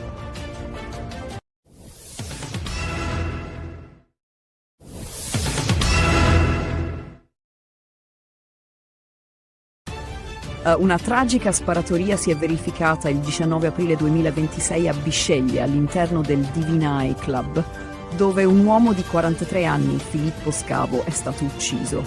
La vittima, residente a Carbonara di Bari e noto alle forze dell'ordine come esponente del clan mafioso Strisciuglio, è stato colpito alla base del collo da uno dei 4 colpi esplosi durante un'aggressione che ha avuto luogo intorno alle 3:55 del mattino. Nonostante i tentativi di rianimazione, Scavo è morto poco dopo essere giunto in ospedale in arresto cardiaco. La sparatoria è avvenuta dopo una lite tra 2 gruppi, probabilmente legata a vecchie faide mafiose o questioni di spaccio di droga. Un aggressore sarebbe riuscito a eludere i controlli di sicurezza uscendo dal locale e rientrando armato per aprire il fuoco. Filippo Scavo era un noto esponente del clan Strisciuglio e il suo coinvolgimento in attività mafiose è stato più volte documentato dalla Direzione Distrettuale Antimafia di Bari. Il Divinae Club non è nuovo a episodi violenti. Nel 2021 un giovane era stato ferito in un'aggressione a coltellate all'interno dello stesso locale, sempre con motivazioni mafiose. Le indagini sono condotte dai carabinieri del nucleo investigativo e della tenenza di Bisceglie, sotto il coordinamento della procura di Trani, e mirano a ricostruire l'accaduto e identificare i responsabili. La morte di Scavo si inserisce in un contesto di conflitti tra clan che continuano a minare la sicurezza nei luoghi pubblici. Le indagini proseguono e la direzione antimafia monitora attentamente la situazione, con possibili arresti nei prossimi giorni. Il caso evidenzia l'escalation della violenza nelle discoteche del Barese e il persistente potere delle mafie locali.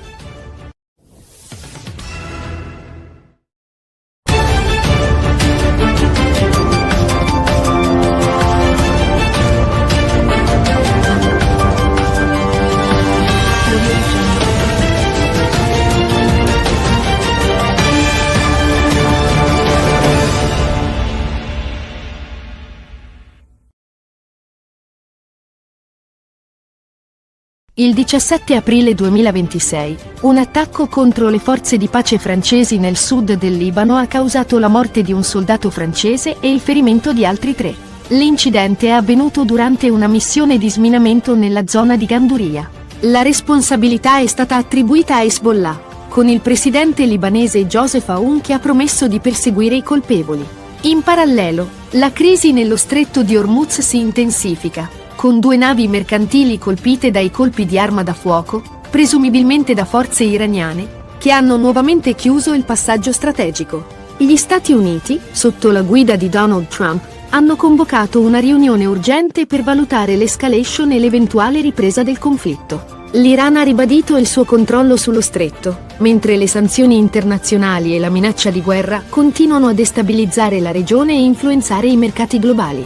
Una tragedia ha colpito Suio Terme, in provincia di Latina, il 16 aprile 2026, quando un bambino di 7 anni è annegato nella piscina di un centro termale. Nonostante i tentativi di rianimazione da parte dei soccorsi, il piccolo è stato dichiarato morto sul posto. Le prime ipotesi suggeriscono che l'incidente possa essere stato causato da un bocchettone di scarico, che avrebbe trattenuto il bambino sotto l'acqua. Le indagini sono in corso per ricostruire la dinamica dell'incidente e verificare eventuali problemi nel sistema di drenaggio. Il caso richiama alla memoria tragedie simili, come quella avvenuta in un hotel di Rimini 2 settimane prima, quando un altro bambino era stato risucchiato da un bocchettone. Le autorità stanno indagando sulla sicurezza nelle strutture termali, con l'obiettivo di prevenire futuri incidenti. Il 17 aprile 2026, a Cossombrato, un piccolo borgo nell'Astigiano, Astrid Coni, un giardiniere di 59 anni, ha ucciso la sua ex moglie, Drita Mecollari, di 55 anni, e il suo nuovo compagno, Bardok Jega, di 57 anni, con una roncola, prima di suicidarsi. I corpi sono stati trovati il giorno successivo in un campo, mentre Coni si è gettato dalla torre del castello dove lavorava, lasciando un biglietto di scuse per il gesto. La motivazione sembra legata al fallimento di un tentativo di riavvicinamento con la ex moglie. La comunità locale, sconvolta, aveva sempre visto Coni come un uomo gentile e integra. Le indagini sono ancora in corso per ricostruire con precisione la dinamica degli eventi e i motivi dietro questo tragico atto di violenza. Sabato 18 aprile, un uomo di 58 anni originario di Mosca ha aperto il fuoco a Kiev, uccidendo 6 persone, tra cui un neonato, e ferendo 15. Dopo aver sparato sulla folla, si è barricato in un supermercato, prendendo ostaggi. Le forze di sicurezza sono intervenute, neutralizzando l'aggressore dopo uno scontro a fuoco. L'uomo, che possedeva legalmente l'arma, non ha risposto ai negoziatori, e l'operazione è terminata con la sua morte. Le indagini sono in corso per chiarire le motivazioni del gesto. Il 16 aprile 2026, a Roma e Milano, si sono svolte 2 manifestazioni cariche di tensione. A Roma, circa 200 anarchici hanno marciato per chiedere la fine del regime del 41 bis per Alfredo Cospito, un militante detenuto, sottolineando la loro opposizione a quella che definiscono tortura legale. Durante il corteo, un poliziotto è stato ferito, ma la protesta si è conclusa pacificamente, con un ricordo dei compagni caduti. A Milano, un corteo dei patrioti europei della Lega ha visto circa 2000 partecipanti sfilare contro l'immigrazione e a favore dell'autonomia energetica, con momenti di violenza quando gruppi antagonisti hanno lanciato petardi. Salvini, dal palco, ha criticato l'UE, specialmente riguardo alle politiche migratorie e energetiche, rilanciando le sue battaglie contro il Green Deal e le sanzioni al petrolio russo.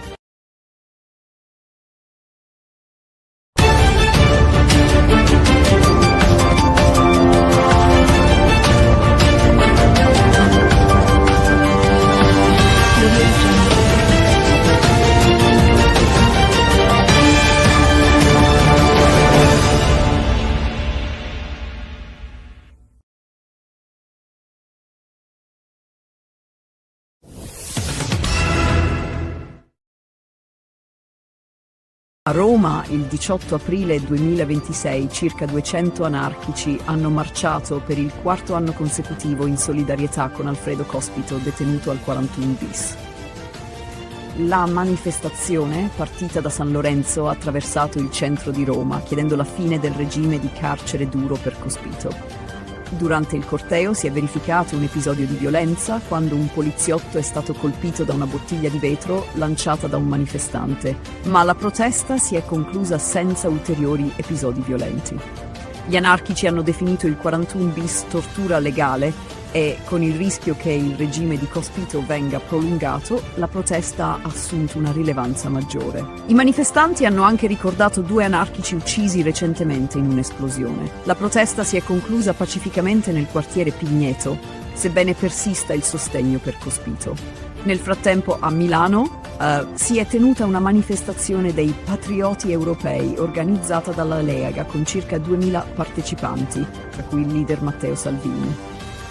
La manifestazione, che trattava temi come l'immigrazione e la sicurezza, ha incontrato l'opposizione di gruppi antagonisti e centri sociali. La tensione tra i sovranisti e gli antagonisti ha portato a scontri con la polizia, che ha usato gli idranti per disperdere i manifestanti. Salvini dal palco ha criticato l'Unione Europea per le sue politiche migratorie e ha ribadito la sua posizione contro il Green Deal e il patto di stabilità, chiedendo anche la sospensione delle sanzioni al petrolio russo.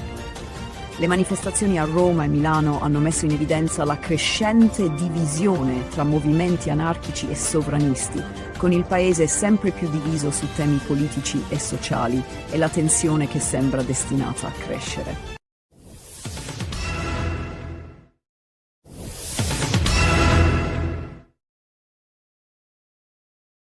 Il 17 aprile 2026, la comunità di Cossombrato, un piccolo borgo nell'Astigiano, è stata scossa da una tragedia familiare che ha coinvolto Astrid Coni, un giardiniere di 59 anni. Coni ha ucciso la sua ex moglie Drita Mecollari di 55 anni e il suo nuovo compagno Bardok Gega di 57 anni utilizzando una roncola, un attrezzo che aveva a disposizione per il suo lavoro. I corpi delle vittime sono stati trovati il 18 aprile in un campo vicino al borgo, con segni evidenti di violenza. La comunità è rimasta sconvolta da questa brutalità, poiché Coni era considerato un uomo gentile e ben integrato. Dopo l'omicidio, Coni si è recato al castello di Cossombrato, dove lavorava, e, utilizzando le chiavi, ha avuto accesso alla struttura. Giunto sulla sommità della torre, si è suicidato, lasciando un mazzo di fiori e un biglietto che recitava: «Mi hai rovinato la vita, ma adesso è tutto finito». Il messaggio lasciato nel momento di disperazione sembrerebbe indicare che l'omicidio fosse motivato dal fallimento di un tentativo di riavvicinamento con la sua ex moglie, che aveva ormai intrapreso una nuova relazione. Le indagini condotte dai carabinieri di Asti sono ancora in corso. Si ipotizza che l'omicidio sia stato un atto impulsivo legato alla gelosia e alla frustrazione di un uomo incapace di accettare la fine del suo matrimonio. Gli investigatori stanno cercando di ricostruire la tempistica esatta dei fatti, sospettando che le vittime possano essere state uccise giorni prima che Coni decidesse di suicidarsi. La piccola comunità di Cossombrato, dove tutti si conoscono, è sotto shock per l'accaduto. La sindaca Elsa Ormea ha dichiarato che l'intero paese è profondamente affronta la tragedia, poiché Coni era ritenuto una persona integra, sempre disponibile e dedita al bene della collettività.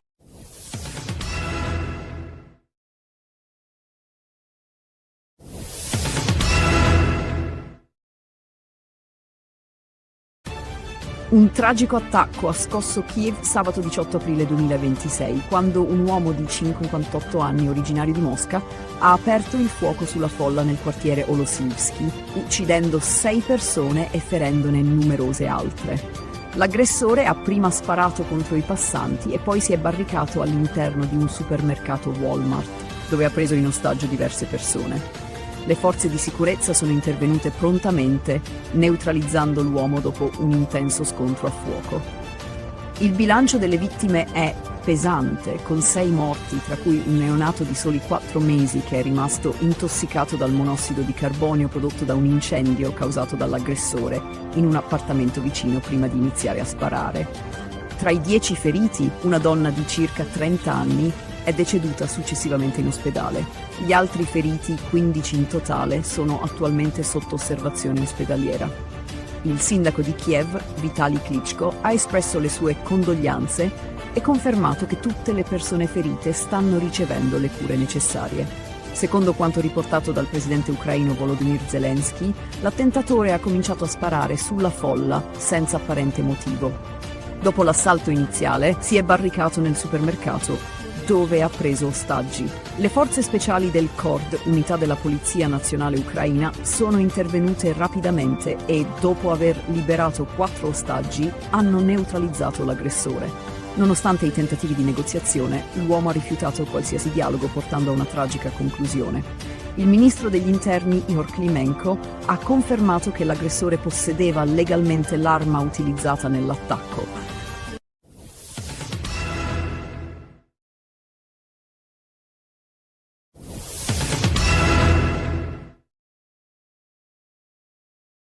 Il 16 aprile 2026 alla Tisana i carabinieri dell'aliquota radiomobile hanno arrestato 2 persone coinvolte in un traffico illecito di animali.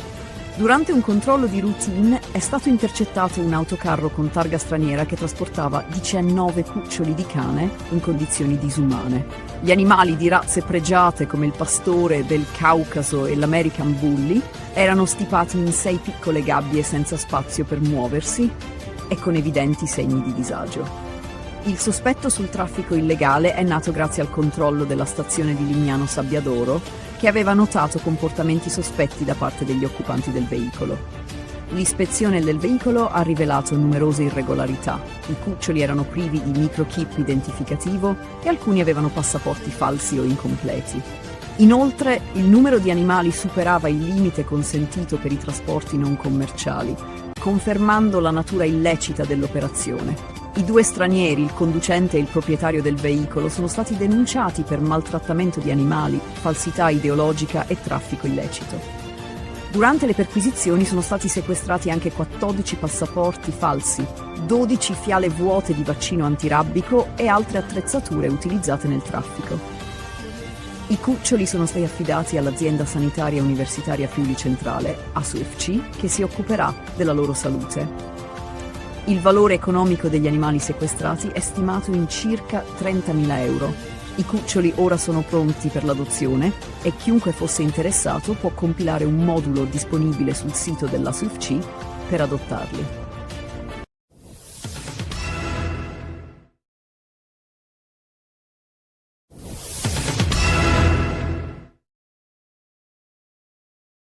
Un grave attacco contro le forze di pace francesi nel sud del Libano ha causato la morte di un soldato francese dell'UNIFIL e il ferimento di altri 3.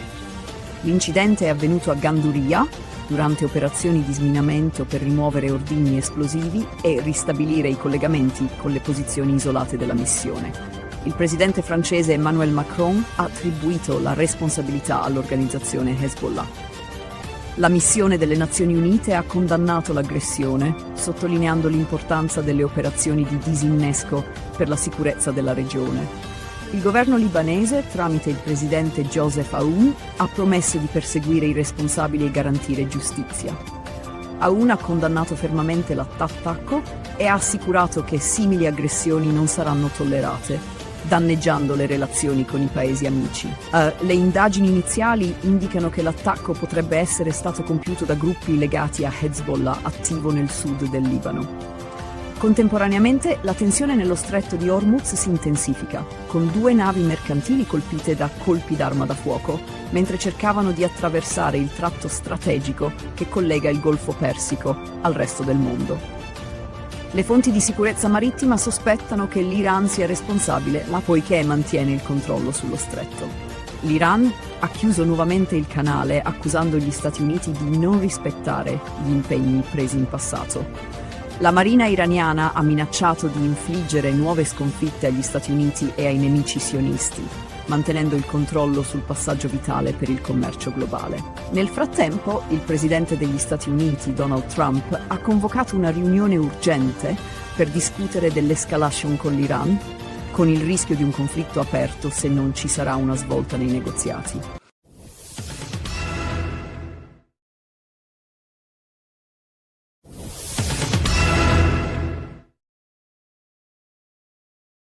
Una tragedia ha colpito Suio Terme, nel comune di Castelforte, in provincia di Latina, dove un bambino di 7 anni è morto annegato nella piscina nel centro Terme. Nonostante l'intervento immediato dei soccorsi, tra cui ambulanza automedica e dell'ambulanza, ogni tentativo di rianimazione è stato vano.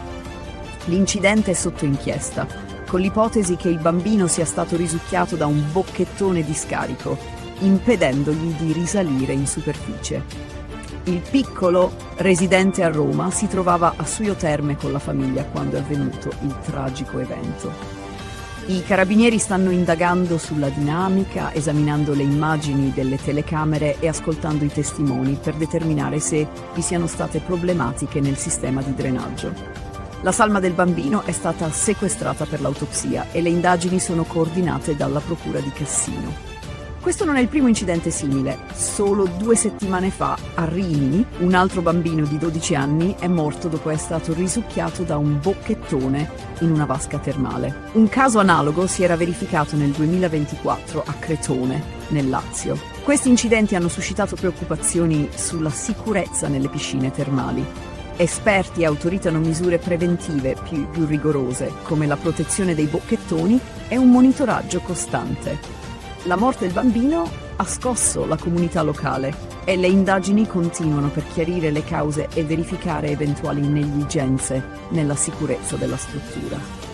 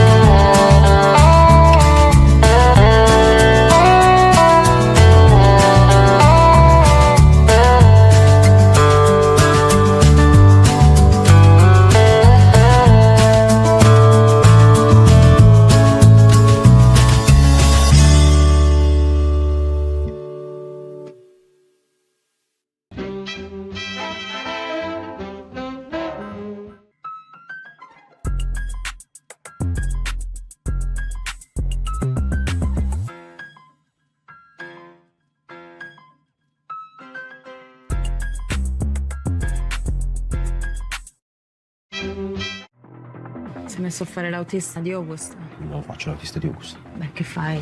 Lavoro con lui. Nonna, io sto uscendo. Devi andare fuori. Siamo vinto la lotteria, donna. Non lo devi dire a mio fratello che siamo venuti qua, eh? Perché? Si vogliono vendicare con la nostra famiglia. Oh, donna, assomigliamo io e tu? Che tipo di faccia? Pure.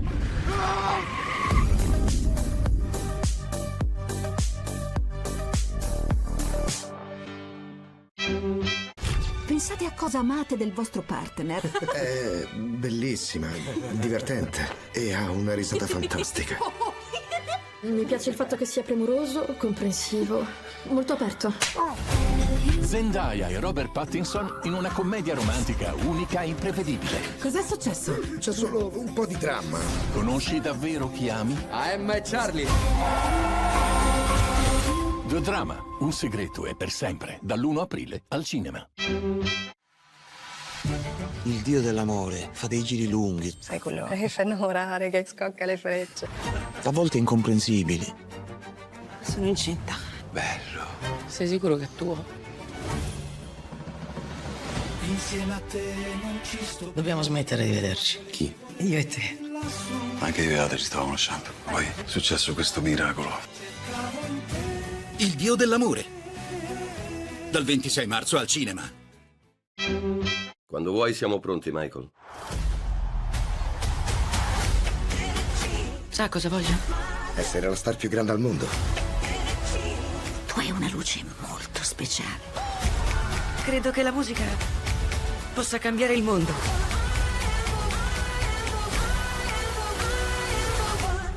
questo è solo l'inizio. Michael.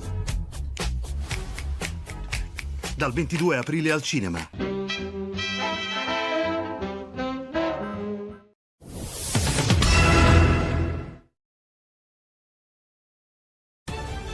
Domenica 19 aprile 2026, la città di Vasto in provincia di Chieti è stata scossa da un tragico omicidio. Il corpo di Andrea Sciorilli, un giovane di 21 anni, è stato trovato senza vita nel garage del condominio dove viveva con i suoi genitori. A fare la macabra scoperta sono stati proprio i genitori, che hanno trovato il figlio con evidenti ferite da arma da taglio. Nonostante l'intervento dei sanitari del 118, per Andrea non c'era più nulla da fare. Le forze dell'ordine, tra cui i carabinieri e la polizia locale, hanno isolato l'area circostante il condominio e avviato le indagini. La prima ipotesi formulata dagli investigatori è quella di omicidio, dato il numero delle coltellate rinvenute sul corpo della vittima. Il medico legale ha avviato un esame preliminare e le indagini sono coordinate dal tenente colonnello Mario Giacona. Al momento si stanno cercando prove, in particolare l'arma del delitto, che potrebbe essere ancora nell'area. La comunità di Vasto è rimasta profondamente colpita dalla morte di Andrea e il sindaco Francesco Menna ha espresso il suo cordoglio, unendosi al dolore della famiglia.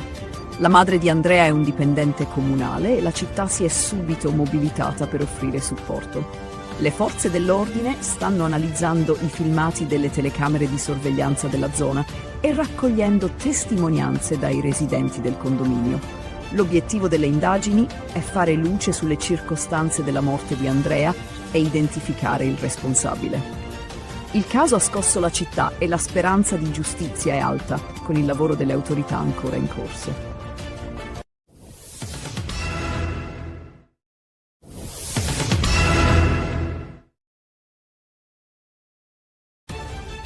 Poco prima di concludere la sua missione in Cina, il ministro degli esteri Antonio Tajani ha visitato la biblioteca municipale di Shanghai Zikawei, un simbolo della storica interazione culturale tra l'Occidente e l'Oriente. Fondata nel 1847, la biblioteca è un punto di riferimento per lo scambio culturale tra Italia e Cina, soprattutto grazie all'operato dei Gesuiti, che dalla metà del XIX secolo hanno svolto un ruolo cruciale nella diffusione della cultura europea in Cina. La residenza della Compagnia di Gesù, presente nell'edificio, testimonia l'importanza di questo scambio culturale, iniziato con missionari come Matteo Ricci, che ha favorito un dialogo scientifico e culturale tra le due tradizioni. Durante la visita, Tajani ha esaminato testi rari, inclusi i libri scritti dai gesuiti italiani, che rappresentano un patrimonio storico di grande valore. La biblioteca è divenuta un centro di ricerca, grazie al contributo dei missionari che hanno promosso l'educazione in vari ambiti, dall'astronomia alla filosofia. La visita ha offerto un'opportunità unica di celebrare il legame culturale tra Italia e Cina, che ha radici secolari. Concludendo la sua missione, Tajani ha incontrato importanti esponenti del governo cinese, tra cui il ministro degli esteri Wang Yi, per rafforzare i legami bilaterali. Durante la tappa a Shanghai, Tajani ha anche incontrato la comunità imprenditoriale italiana, sottolineando l'impegno del governo italiano nel sostenere le aziende italiane in Cina. Ha poi inaugurato la mostra Italia Meravigliosa in occasione della Giornata Nazionale del Made in Italy, celebrando le eccellenze italiane e il continuo successo della cooperazione culturale ed economica tra i due paesi.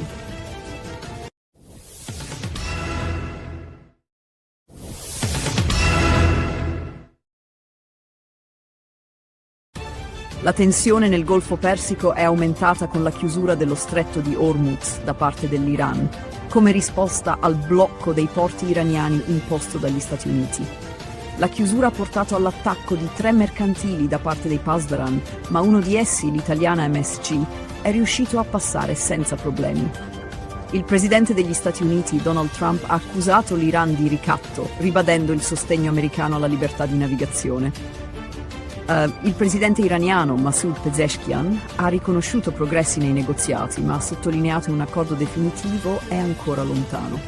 Pezeshkian ha difeso il diritto dell'Iran a perseguire programmi nucleari pacifici e ha chiesto agli Stati Uniti di abbandonare un approccio unilaterale.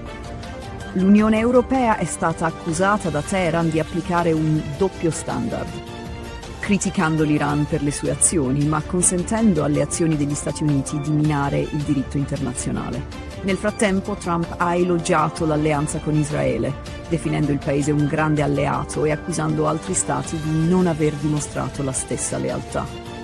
La crisi ha avuto anche ripercussioni in Libano, dove un attacco ha violato la tregua tra Hezbollah e Israele, causando la morte di un soldato francese della missione UNIFIL. In risposta, il presidente italiano Mattarella ha condannato l'attacco, mentre il governo italiano, guidato da Giorgia Meloni, ha dichiarato la disponibilità a garantire la sicurezza della navigazione nello stretto di Hormuz, ma solo a condizione che venga consolidato il cessate il fuoco e dopo l'approvazione del Parlamento. L'Italia si prepara a giocare un ruolo cruciale nella stabilizzazione della regione, in un contesto di alleanze internazionali.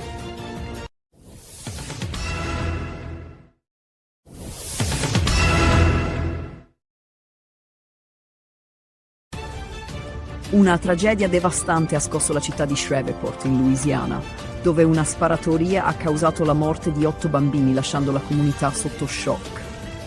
L'incidente è avvenuto nelle prime ore del 19 aprile 2026, quando la polizia è intervenuta a seguito di segnalazioni su una lite domestica degenerata in violenza armata. Secondo le autorità, 10 minori tra 1 e 14 anni sono stati colpiti, con 8 di loro che non sono sopravvissuti. L'incidente ha coinvolto 3 abitazioni, creando una scena del crimine complessa. Dopo aver aperto il fuoco, il responsabile è fuggito a bordo di un'auto rubata, ma è stato raggiunto dalle forze dell'ordine e ucciso durante un inseguimento. Il portavoce della polizia ha confermato che il sospettato era l'unico coinvolto e che alcuni dei bambini erano suoi familiari. Il sindaco di Shreveport, Tom Arceneuk, ha definito l'incidente la peggiore tragedia mai vissuta dalla città, esprimendo incredulità e dolore per la devastante perdita. Anche il presidente della Camera dei rappresentanti, Mike Johnson, ha espresso il suo cordoglio, definendo l'evento una tragedia straziante e offrendo il suo sostegno alle famiglie delle vittime. Johnson ha ringraziato le forze dell'ordine per la rapidità dell'intervento. Le indagini sono in corso per chiarire i dettagli della sparatoria e le circostanze familiari che l'hanno preceduta. Nel frattempo, Shreveport rimane scossa e il dibattito sulla sicurezza e la violenza armata negli Stati Uniti è tornato prepotentemente al centro della discussione nazionale dopo una tragedia che ha colpito i più vulnerabili.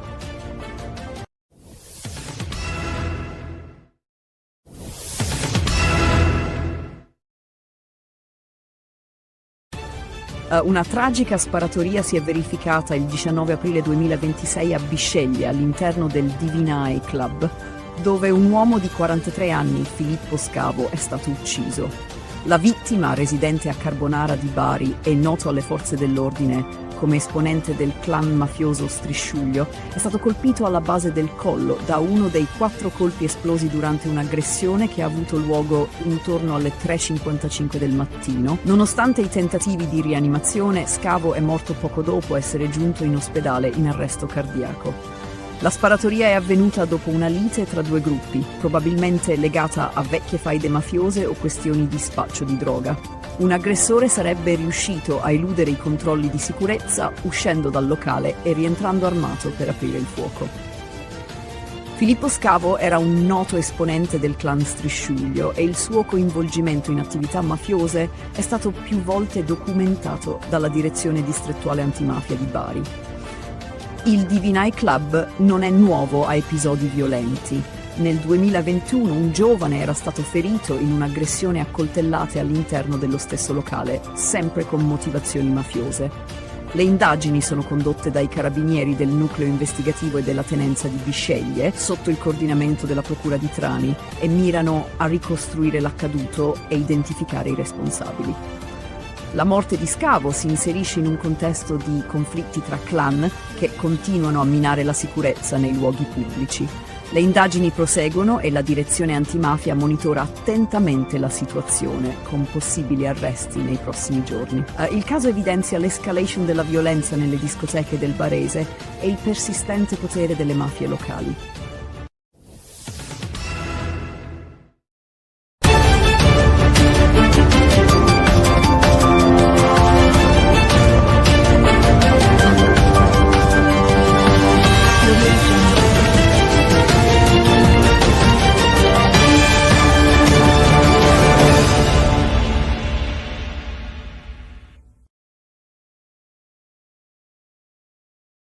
Il 17 aprile 2026, un attacco contro le forze di pace francesi nel sud del Libano ha causato la morte di un soldato francese e il ferimento di altri 3. L'incidente è avvenuto durante una missione di sminamento nella zona di Ganduria. La responsabilità è stata attribuita a Hezbollah, con il presidente libanese Joseph Aoun che ha promesso di perseguire i colpevoli. In parallelo, la crisi nello stretto di Hormuz si intensifica, con 2 navi mercantili colpite dai colpi di arma da fuoco, presumibilmente da forze iraniane, che hanno nuovamente chiuso il passaggio strategico. Gli Stati Uniti, sotto la guida di Donald Trump, hanno convocato una riunione urgente per valutare l'escalation e l'eventuale ripresa del conflitto. L'Iran ha ribadito il suo controllo sullo stretto, mentre le sanzioni internazionali e la minaccia di guerra continuano a destabilizzare la regione e influenzare i mercati globali. Una tragedia ha colpito Suio Terme, in provincia di Latina, il 16 aprile 2026, quando un bambino di 7 anni è annegato nella piscina di un centro termale. Nonostante i tentativi di rianimazione da parte dei soccorsi, il piccolo è stato dichiarato morto sul posto. Le prime ipotesi suggeriscono che l'incidente possa essere stato causato da un bocchettone di scarico, che avrebbe trattenuto il bambino sotto l'acqua. Le indagini sono in corso per ricostruire la dinamica dell'incidente e verificare eventuali problemi nel sistema di drenaggio. Il caso richiama alla memoria tragedie simili, come quella avvenuta in un hotel di Rimini 2 settimane prima, quando un altro bambino era stato risucchiato da un bocchettone. Le autorità stanno indagando sulla sicurezza nelle strutture termali, con l'obiettivo di prevenire futuri incidenti. Il 17 aprile 2026, a Cossombrato, un piccolo borgo nell'Astigiano, Astrid Coni, un giardiniere di 59 anni, ha ucciso la sua ex moglie, Drita Mecollari, di 55 anni, e il suo nuovo compagno, Bardok Gega, di 57 anni, con una roncola, prima di suicidarsi.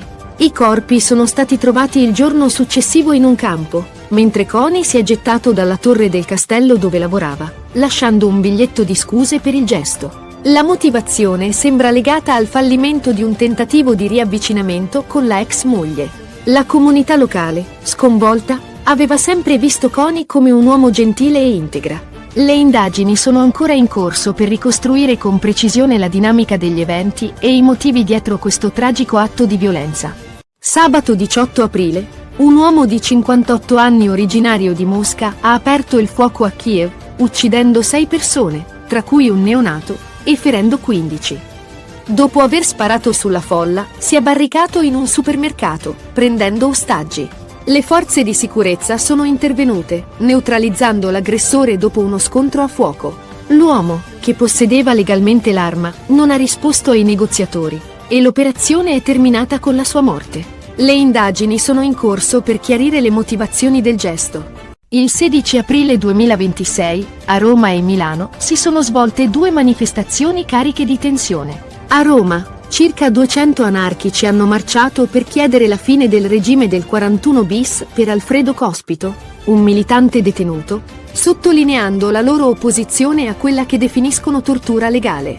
Durante il corteo, un poliziotto è stato ferito, ma la protesta si è conclusa pacificamente, con un ricordo dei compagni caduti. A Milano, un corteo dei patrioti europei della Lega ha visto circa 2000 partecipanti sfilare contro l'immigrazione e a favore dell'autonomia energetica, con momenti di violenza quando gruppi antagonisti hanno lanciato petardi.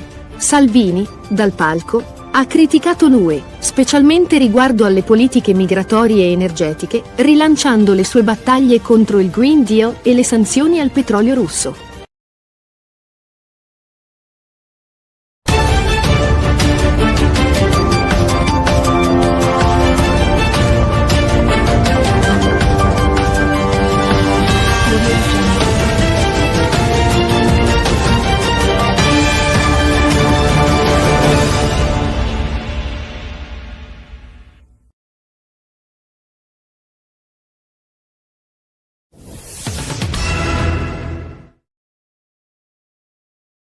A Roma, il 18 aprile 2026, circa 200 anarchici hanno marciato per il 4º anno consecutivo in solidarietà con Alfredo Cospito, detenuto al 41 bis.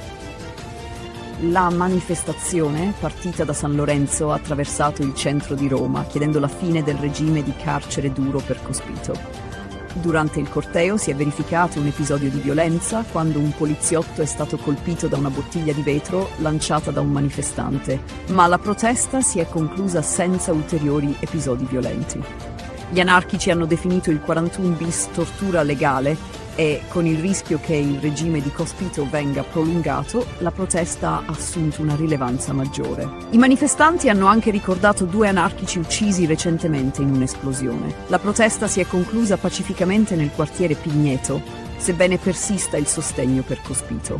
Nel frattempo a Milano si è tenuta una manifestazione dei patrioti europei organizzata dalla Lega con circa 2000 partecipanti, tra cui il leader Matteo Salvini. La manifestazione, che trattava temi come l'immigrazione e la sicurezza, ha incontrato l'opposizione di gruppi antagonisti e centri sociali.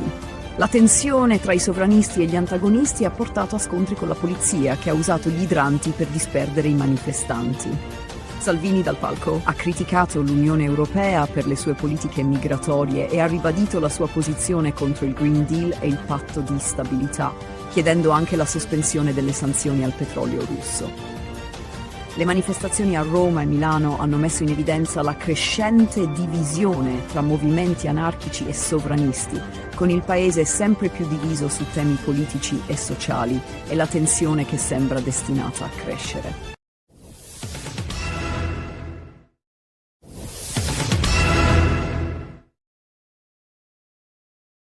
Il 17 aprile 2026 la comunità di Cossombrato, un piccolo borgo nell'Astigiano, è stata scossa da una tragedia familiare che ha coinvolto Astrid Coni, un giardiniere di 59 anni.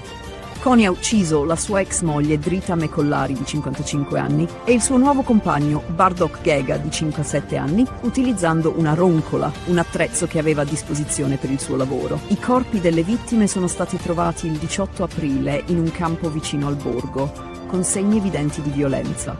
La comunità è rimasta sconvolta da questa brutalità, poiché Coni era considerato un uomo gentile e ben integrato. Dopo l'omicidio, Coni si è recato al castello di Cossombrato, dove lavorava, e, utilizzando le chiavi, ha avuto accesso alla struttura. Giunto sulla sommità della torre, si è suicidato, lasciando un mazzo di fiori e un biglietto che recitava: «Mi hai rovinato la vita, ma adesso è tutto finito». Il messaggio lasciato nel momento di disperazione sembrerebbe indicare che l'omicidio fosse motivato dal fallimento di un tentativo di riavvicinamento con la sua ex moglie, che aveva ormai intrapreso una nuova relazione. Le indagini condotte dai carabinieri di Asti sono ancora in corso. Si ipotizza che l'omicidio sia stato un atto impulsivo legato alla gelosia e alla frustrazione di un uomo incapace di accettare la fine del suo matrimonio. Gli investigatori stanno cercando di ricostruire la tempistica esatta dei fatti, sospettando che le vittime possano essere state uccise giorni prima che Coni decidesse di suicidarsi.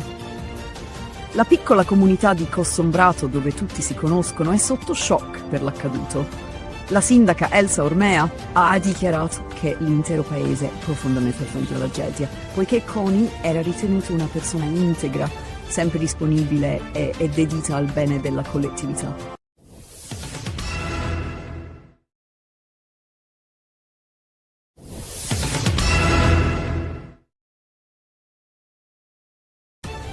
Un tragico attacco ha scosso Kiev sabato 18 aprile 2026, quando un uomo di 58 anni, originario di Mosca, ha aperto il fuoco sulla folla nel quartiere Olosivsky, uccidendo 6 persone e ferendone numerose altre. L'aggressore ha prima sparato contro i passanti e poi si è barricato all'interno di un supermercato Walmart, dove ha preso in ostaggio diverse persone. Le forze di sicurezza sono intervenute prontamente, neutralizzando l'uomo dopo un intenso scontro a fuoco. Il bilancio delle vittime è pesante, con 6 morti, tra cui un neonato di soli 4 mesi che è rimasto intossicato dal monossido di carbonio prodotto da un incendio causato dall'aggressore in un appartamento vicino prima di iniziare a sparare. Tra i 10 feriti, una donna di circa 30 anni è deceduta successivamente in ospedale. Gli altri feriti, 15 in totale, sono attualmente sotto osservazione ospedaliera. Il sindaco di Kiev, Vitali Klitschko, ha espresso le sue condoglianze e confermato che tutte le persone ferite stanno ricevendo le cure necessarie. Secondo quanto riportato dal presidente ucraino Volodymyr Zelensky, l'attentatore ha cominciato a sparare sulla folla senza apparente motivo. Dopo l'assalto iniziale si è barricato nel supermercato dove ha preso ostaggi. Le forze speciali del KORD, unità della Polizia Nazionale Ucraina, sono intervenute rapidamente e, dopo aver liberato 4 ostaggi, hanno neutralizzato l'aggressore. Nonostante i tentativi di negoziazione, l'uomo ha rifiutato qualsiasi dialogo, portando a una tragica conclusione. Il ministro degli interni Ihor Klimenko ha confermato che l'aggressore possedeva legalmente l'arma utilizzata nell'attacco.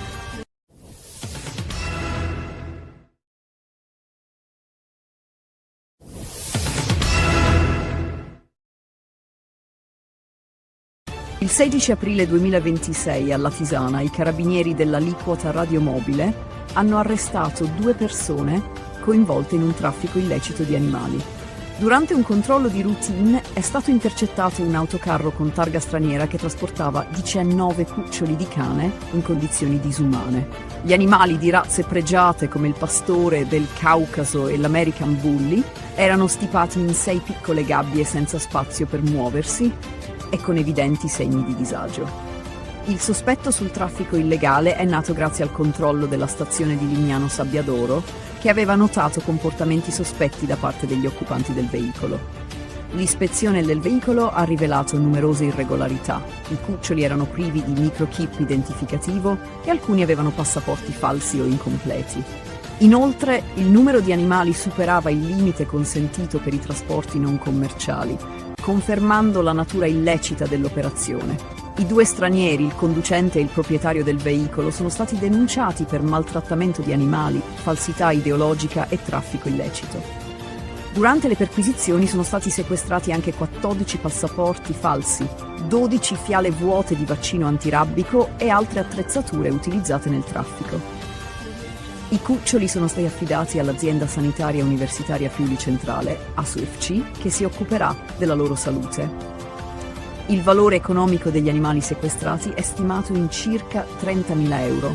I cuccioli ora sono pronti per l'adozione e chiunque fosse interessato può compilare un modulo disponibile sul sito dell'ASUFC per adottarli.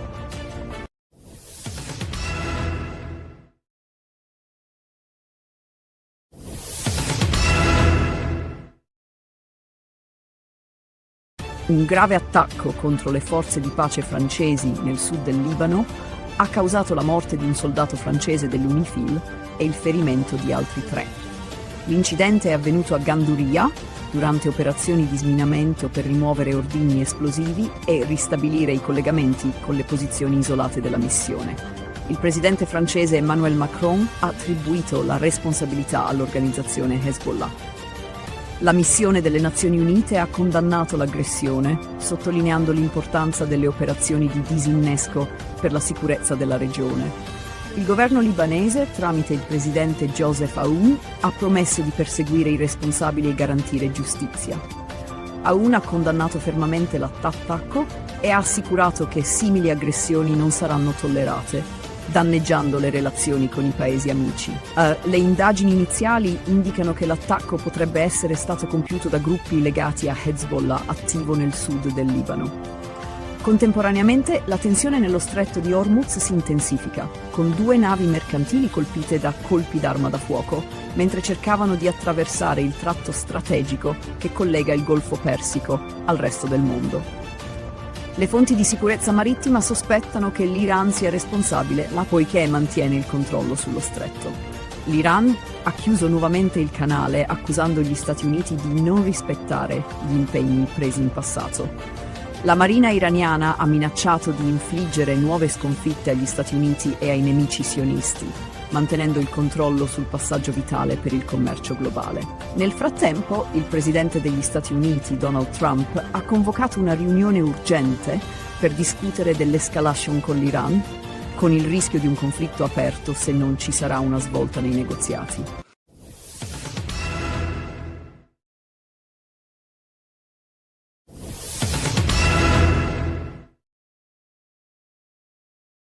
Una tragedia ha colpito Suio Terme, nel comune di Castelforte, in provincia di Latina, dove un bambino di 7 anni è morto annegato nella piscina nel centro Terme. Nonostante l'intervento immediato dei soccorsi, tra cui ambulanza automedica ed eliambulanza, ogni tentativo di rianimazione è stato vano. L'incidente è sotto inchiesta, con l'ipotesi che il bambino sia stato risucchiato da un bocchettone di scarico, impedendogli di risalire in superficie. Il piccolo, residente a Roma, si trovava a Suio Terme con la famiglia quando è avvenuto il tragico evento. I carabinieri stanno indagando sulla dinamica, esaminando le immagini delle telecamere e ascoltando i testimoni per determinare se vi siano state problematiche nel sistema di drenaggio. La salma del bambino è stata sequestrata per l'autopsia e le indagini sono coordinate dalla Procura di Cassino. Questo non è il primo incidente simile. Solo 2 settimane fa, a Rimini, un altro bambino di 12 anni è morto dopo essere stato risucchiato da un bocchettone in una vasca termale. Un caso analogo si era verificato nel 2024 a Cretone, nel Lazio. Questi incidenti hanno suscitato preoccupazioni sulla sicurezza nelle piscine termali. Esperti autorizzano misure preventive più rigorose, come la protezione dei bocchettoni e un monitoraggio costante. La morte del bambino ha scosso la comunità locale e le indagini continuano per chiarire le cause e verificare eventuali negligenze nella sicurezza della struttura.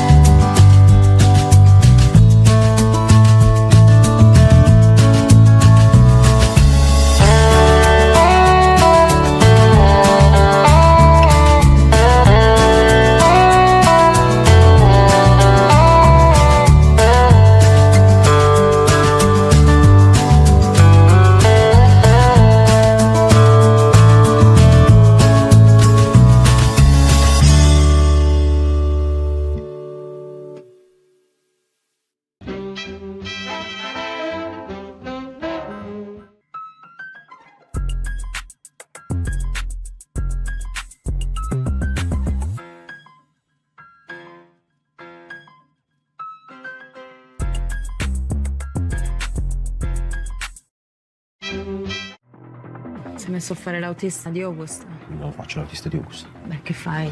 Lavoro con lui. Nonna, io sto uscendo. Devi andare fuori.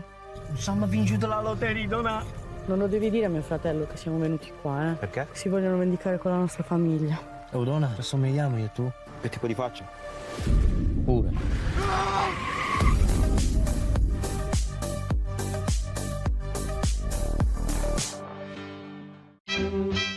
Pensate a cosa amate del vostro partner. È bellissima, divertente e ha una risata fantastica. Mi piace il fatto che sia premuroso, comprensivo, molto aperto. Zendaya e Robert Pattinson in una commedia romantica unica e imprevedibile. Cos'è successo? C'è solo un po' di dramma. Conosci davvero chi ami? Emma e Charlie. The Drama, un segreto è per sempre, dall'1 aprile al cinema. Il dio dell'amore fa dei giri lunghi, Sai quello che fa innamorare, che scocca le frecce. a volte incomprensibili. Sono incinta. Bello. Sei sicuro che è tuo? Dobbiamo smettere di vederci. Chi? Io e te. Anche io e Ada ci stavamo lasciando. Poi è successo questo miracolo. Il dio dell'amore. Dal 26 marzo al cinema. Quando vuoi siamo pronti, Michael. Sa cosa voglio? Essere la star più grande al mondo. Tu hai una luce molto speciale. Credo che la musica possa cambiare il mondo.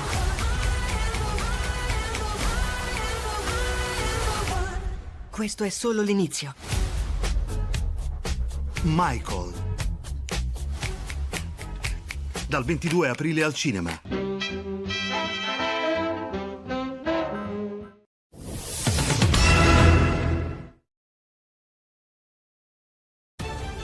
Domenica 19 aprile 2026, la città di Vasto in provincia di Chieti è stata scossa da un tragico omicidio. Il corpo di Andrea Sciorilli, un giovane di 21 anni, è stato trovato senza vita nel garage del condominio dove viveva con i suoi genitori.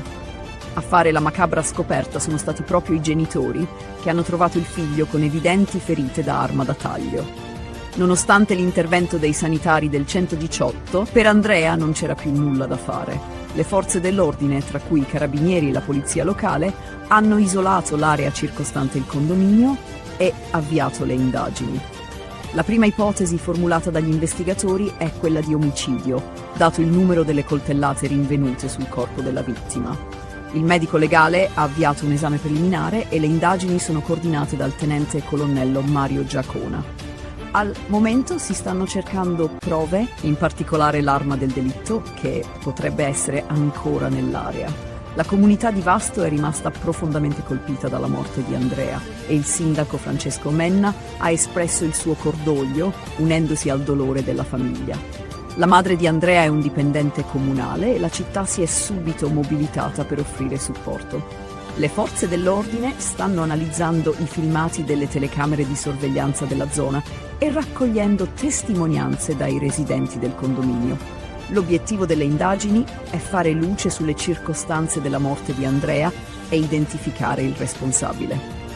Il caso ha scosso la città e la speranza di giustizia è alta, con il lavoro delle autorità ancora in corso.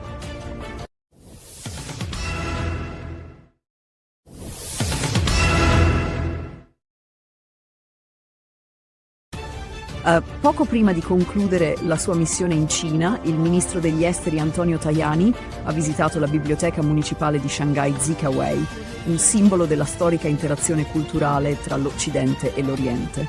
Fondata nel 1847, la biblioteca è un punto di riferimento per lo scambio culturale tra Italia e Cina, soprattutto grazie all'operato dei Gesuiti, che dalla metà del XIX secolo hanno svolto un ruolo cruciale nella diffusione della cultura europea in Cina. La residenza della Compagnia di Gesù, presente nell'edificio, testimonia l'importanza di questo scambio culturale, iniziato con missionari come Matteo Ricci, che ha favorito un dialogo scientifico e culturale tra le due tradizioni. Durante la visita, Tajani ha esaminato testi rari, inclusi libri scritti dai gesuiti italiani, che rappresentano un patrimonio storico di grande valore. La biblioteca è divenuta un centro di ricerca, grazie al contributo dei missionari che hanno promosso l'educazione in vari ambiti, dall'astronomia alla filosofia.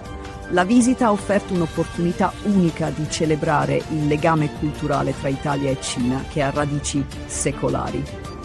Concludendo la sua missione, Tajani ha incontrato importanti esponenti del governo cinese, tra cui il ministro degli esteri Wang Yi, per rafforzare i legami bilaterali.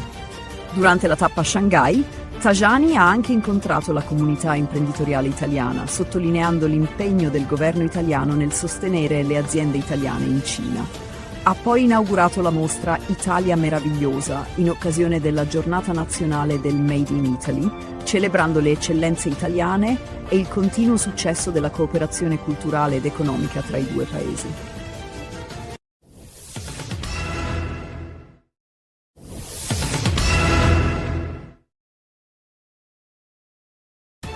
La tensione nel Golfo Persico è aumentata con la chiusura dello stretto di Hormuz da parte dell'Iran, come risposta al blocco dei porti iraniani imposto dagli Stati Uniti. La chiusura ha portato all'attacco di 3 mercantili da parte dei Pasdaran, ma uno di essi, l'italiana MSC, è riuscito a passare senza problemi. Il presidente degli Stati Uniti, Donald Trump, ha accusato l'Iran di ricatto, ribadendo il sostegno americano alla libertà di navigazione.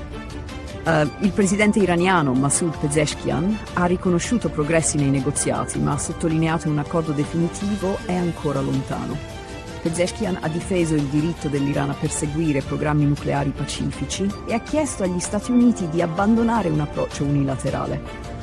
L'Unione Europea è stata accusata da Teheran di applicare un doppio standard, criticando l'Iran per le sue azioni, ma consentendo alle azioni degli Stati Uniti di minare il diritto internazionale. Nel frattempo, Trump ha elogiato l'alleanza con Israele, definendo il paese un grande alleato e accusando altri stati di non aver dimostrato la stessa lealtà. La crisi ha avuto anche ripercussioni in Libano, dove un attacco ha violato la tregua tra Hezbollah e Israele, causando la morte di un soldato francese della missione UNIFIL.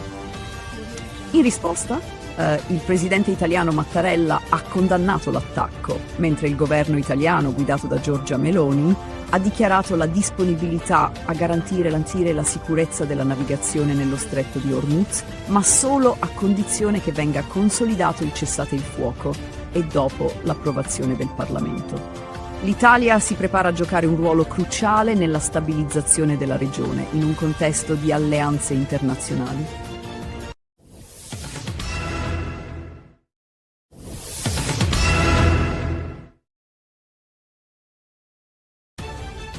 Una tragedia devastante ha scosso la città di Shreveport, in Louisiana, dove una sparatoria ha causato la morte di 8 bambini, lasciando la comunità sotto shock. L'incidente è avvenuto nelle prime ore del 19 aprile 2026, quando la polizia è intervenuta a seguito di segnalazioni su una lite domestica degenerata in violenza armata. Secondo le autorità, 10 minori tra 1 e 14 anni sono stati colpiti, con 8 di loro che non sono sopravvissuti. L'incidente ha coinvolto 3 abitazioni, creando una scena del crimine complessa. Dopo aver aperto il fuoco, il responsabile è fuggito a bordo di un'auto rubata, ma è stato raggiunto dalle forze dell'ordine e ucciso durante un inseguimento. Il portavoce della polizia ha confermato che il sospettato era l'unico coinvolto e che alcuni dei bambini erano suoi familiari. Il sindaco di Shreveport, Tom Arceneuk, ha definito l'incidente la peggiore tragedia mai vissuta dalla città, esprimendo incredulità e dolore per la devastante perdita. Anche il presidente della Camera dei rappresentanti, Mike Johnson, ha espresso il suo cordoglio, definendo l'evento una tragedia straziante e offrendo il suo sostegno alle famiglie delle vittime. Johnson ha ringraziato le forze dell'ordine per la rapidità dell'intervento. Le indagini sono in corso per chiarire i dettagli della sparatoria e le circostanze familiari che l'hanno preceduta. Nel frattempo, Shreveport rimane scossa e il dibattito sulla sicurezza e la violenza armata negli Stati Uniti è tornato prepotentemente al centro della discussione nazionale dopo una tragedia che ha colpito i più vulnerabili.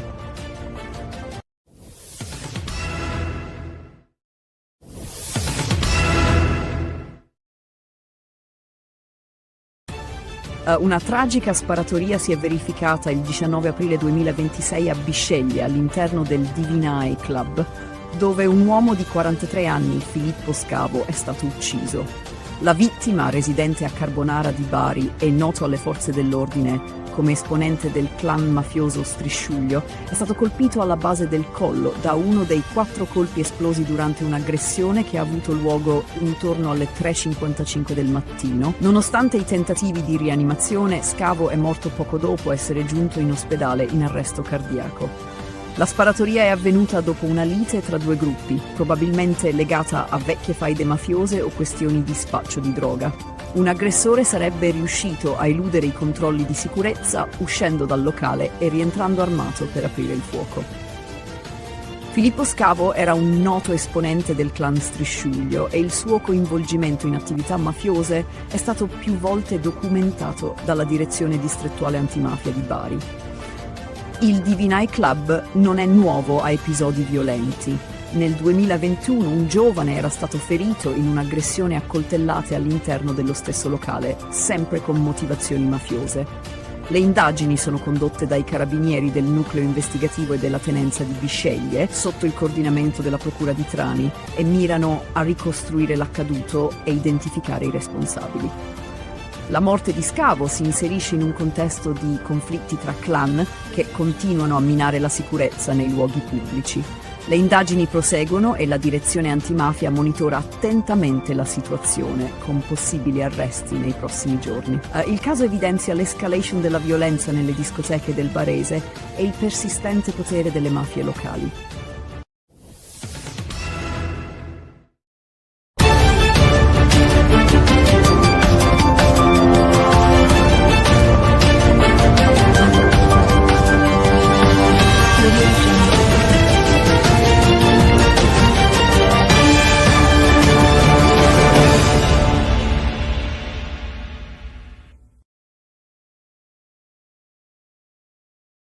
Il 17 aprile 2026, un attacco contro le forze di pace francesi nel sud del Libano ha causato la morte di un soldato francese e il ferimento di altri 3.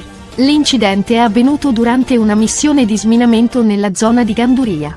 La responsabilità è stata attribuita a Hezbollah, con il presidente libanese Joseph Aoun che ha promesso di perseguire i colpevoli. In parallelo, la crisi nello stretto di Hormuz si intensifica, con 2 navi mercantili colpite dai colpi di arma da fuoco, presumibilmente da forze iraniane, che hanno nuovamente chiuso il passaggio strategico. Gli Stati Uniti, sotto la guida di Donald Trump, hanno convocato una riunione urgente per valutare l'escalation e l'eventuale ripresa del conflitto. L'Iran ha ribadito il suo controllo sullo stretto, mentre le sanzioni internazionali e la minaccia di guerra continuano a destabilizzare la regione e influenzare i mercati globali. Una tragedia ha colpito Suio Terme, in provincia di Latina, il 16 aprile 2026, quando un bambino di 7 anni è annegato nella piscina di un centro termale. Nonostante i tentativi di rianimazione da parte dei soccorsi, il piccolo è stato dichiarato morto sul posto. Le prime ipotesi suggeriscono che l'incidente possa essere stato causato da un bocchettone di scarico, che avrebbe trattenuto il bambino sotto l'acqua. Le indagini sono in corso per ricostruire la dinamica dell'incidente e verificare eventuali problemi nel sistema di drenaggio. Il caso richiama alla memoria tragedie simili, come quella avvenuta in un hotel di Rimini 2 settimane prima, quando un altro bambino era stato risucchiato da un bocchettone. Le autorità stanno indagando sulla sicurezza nelle strutture termali, con l'obiettivo di prevenire futuri incidenti. Il 17 aprile 2026, a Cossombrato, un piccolo borgo nell'Astigiano, Astrid Coni, un giardiniere di 59 anni, ha ucciso la sua ex moglie, Drita Mecollari, di 55 anni, e il suo nuovo compagno, Bardok Jega, di 57 anni, con una roncola, prima di suicidarsi. I corpi sono stati trovati il giorno successivo in un campo, mentre Coni si è gettato dalla torre del castello dove lavorava, lasciando un biglietto di scuse per il gesto. La motivazione sembra legata al fallimento di un tentativo di riavvicinamento con la ex moglie. La comunità locale, sconvolta, aveva sempre visto Coni come un uomo gentile e integra. Le indagini sono ancora in corso per ricostruire con precisione la dinamica degli eventi e i motivi dietro questo tragico atto di violenza. Sabato 18 aprile, un uomo di 58 anni originario di Mosca ha aperto il fuoco a Kiev, uccidendo 6 persone, tra cui un neonato, e ferendo 15. Dopo aver sparato sulla folla, si è barricato in un supermercato, prendendo ostaggi. Le forze di sicurezza sono intervenute, neutralizzando l'aggressore dopo uno scontro a fuoco. L'uomo, che possedeva legalmente l'arma, non ha risposto ai negoziatori, e l'operazione è terminata con la sua morte.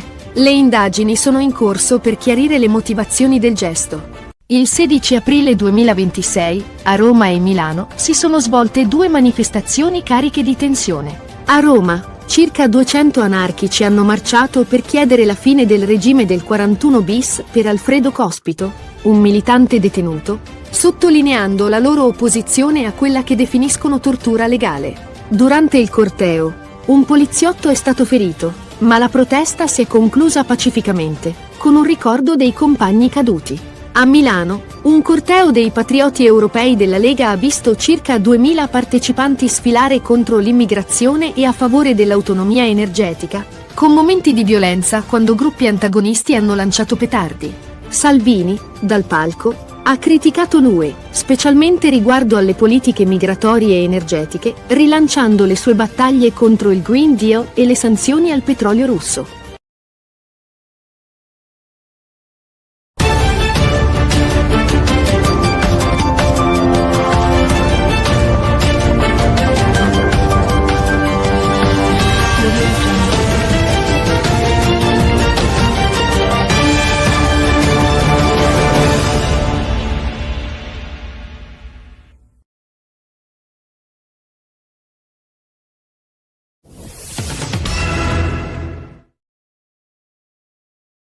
A Roma, il 18 aprile 2026, circa 200 anarchici hanno marciato per il 4º anno consecutivo in solidarietà con Alfredo Cospito, detenuto al 41 bis.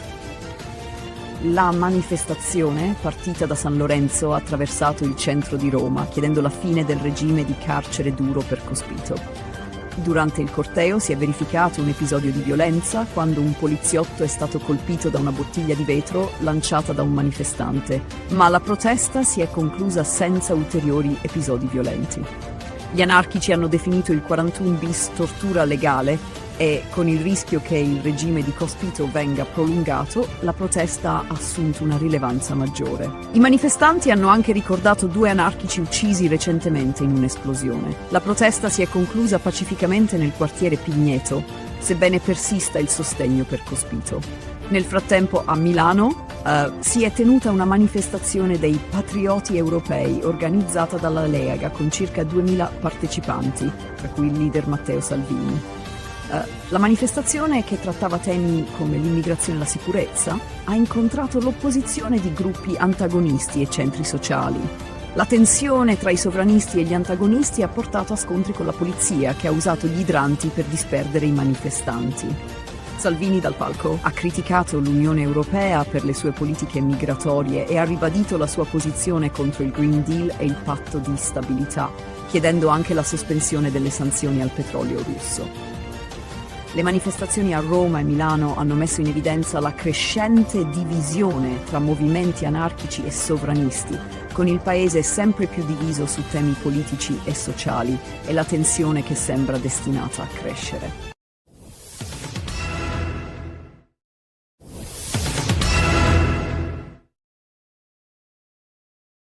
Il 17 aprile 2026, la comunità di Cossombrato, un piccolo borgo nell'Astigiano, è stata scossa da una tragedia familiare che ha coinvolto Astrid Coni, un giardiniere di 59 anni.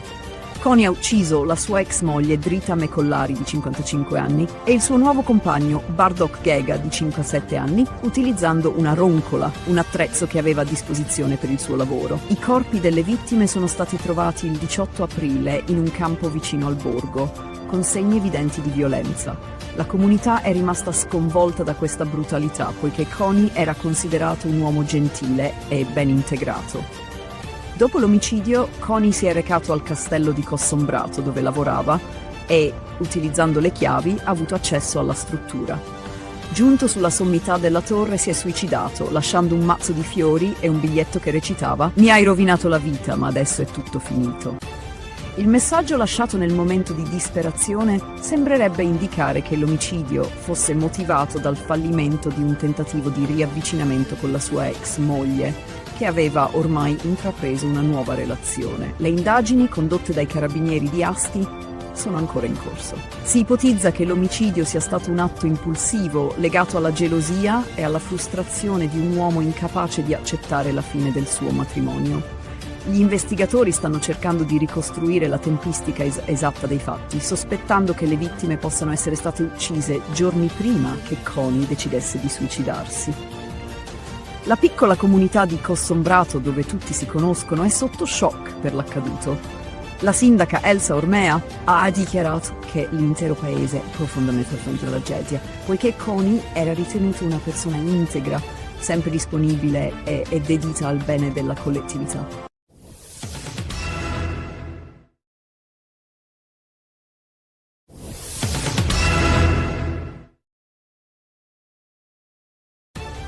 Un tragico attacco ha scosso Kiev sabato 18 aprile 2026, quando un uomo di 58 anni, originario di Mosca, ha aperto il fuoco sulla folla nel quartiere Olosivsky, uccidendo 6 persone e ferendone numerose altre.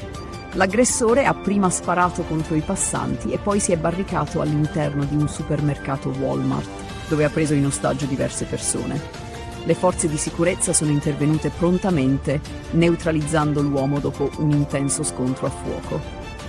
Il bilancio delle vittime è pesante, con 6 morti, tra cui un neonato di soli 4 mesi che è rimasto intossicato dal monossido di carbonio prodotto da un incendio causato dall'aggressore in un appartamento vicino prima di iniziare a sparare. Tra i 10 feriti, una donna di circa 30 anni è deceduta successivamente in ospedale. Gli altri feriti, 15 in totale, sono attualmente sotto osservazione ospedaliera. Il sindaco di Kiev, Vitali Klitschko, ha espresso le sue condoglianze e confermato che tutte le persone ferite stanno ricevendo le cure necessarie. Secondo quanto riportato dal presidente ucraino Volodymyr Zelensky, l'attentatore ha cominciato a sparare sulla folla senza apparente motivo. Dopo l'assalto iniziale, si è barricato nel supermercato, dove ha preso ostaggi. Le forze speciali del KORD, unità della Polizia Nazionale Ucraina, sono intervenute rapidamente e, dopo aver liberato 4 ostaggi, hanno neutralizzato l'aggressore. Nonostante i tentativi di negoziazione, l'uomo ha rifiutato qualsiasi dialogo, portando a una tragica conclusione.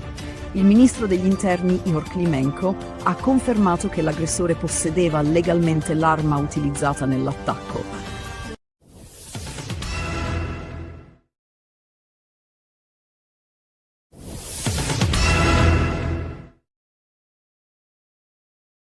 Il 16 aprile 2026 a Latisana i carabinieri dell'aliquota radiomobile hanno arrestato 2 persone coinvolte in un traffico illecito di animali. Durante un controllo di routine è stato intercettato un autocarro con targa straniera che trasportava 19 cuccioli di cane in condizioni disumane. Gli animali di razze pregiate come il pastore del Caucaso e l'American Bully erano stipati in 6 piccole gabbie senza spazio per muoversi e con evidenti segni di disagio. Il sospetto sul traffico illegale è nato grazie al controllo della stazione di Lignano Sabbiadoro, che aveva notato comportamenti sospetti da parte degli occupanti del veicolo. L'ispezione del veicolo ha rivelato numerose irregolarità. I cuccioli erano privi di microchip identificativo e alcuni avevano passaporti falsi o incompleti. Inoltre, il numero di animali superava il limite consentito per i trasporti non commerciali, confermando la natura illecita dell'operazione. I 2 stranieri, il conducente e il proprietario del veicolo, sono stati denunciati per maltrattamento di animali, falsità ideologica e traffico illecito. Durante le perquisizioni sono stati sequestrati anche 14 passaporti falsi, 12 fiale vuote di vaccino antirabbico e altre attrezzature utilizzate nel traffico.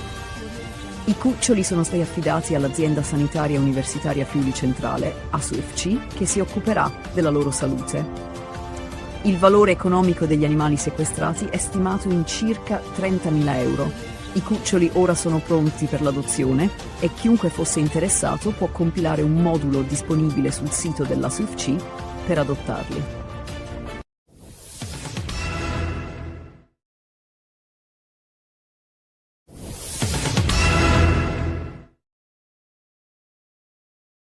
Un grave attacco contro le forze di pace francesi nel sud del Libano ha causato la morte di un soldato francese dell'UNIFIL e il ferimento di altri 3. L'incidente è avvenuto a Ganduria durante operazioni di sminamento per rimuovere ordigni esplosivi e ristabilire i collegamenti con le posizioni isolate della missione. Il presidente francese Emmanuel Macron ha attribuito la responsabilità all'organizzazione Hezbollah. La missione delle Nazioni Unite ha condannato l'aggressione, sottolineando l'importanza delle operazioni di disinnesco per la sicurezza della regione. Il governo libanese, tramite il presidente Joseph Aoun, ha promesso di perseguire i responsabili e garantire giustizia. Aoun ha condannato fermamente l'attacco e ha assicurato che simili aggressioni non saranno tollerate, danneggiando le relazioni con i paesi amici. Le indagini iniziali indicano che l'attacco potrebbe essere stato compiuto da gruppi legati a Hezbollah attivo nel sud del Libano. Contemporaneamente, la tensione nello stretto di Hormuz si intensifica, con 2 navi mercantili colpite da colpi d'arma da fuoco, mentre cercavano di attraversare il tratto strategico che collega il Golfo Persico al resto del mondo. Le fonti di sicurezza marittima sospettano che l'Iran sia responsabile, poiché mantiene il controllo sullo stretto.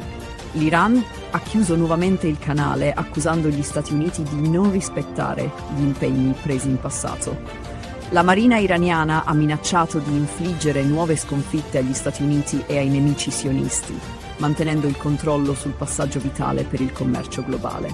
Nel frattempo, il presidente degli Stati Uniti, Donald Trump, ha convocato una riunione urgente per discutere dell'escalation con l'Iran, con il rischio di un conflitto aperto se non ci sarà una svolta nei negoziati.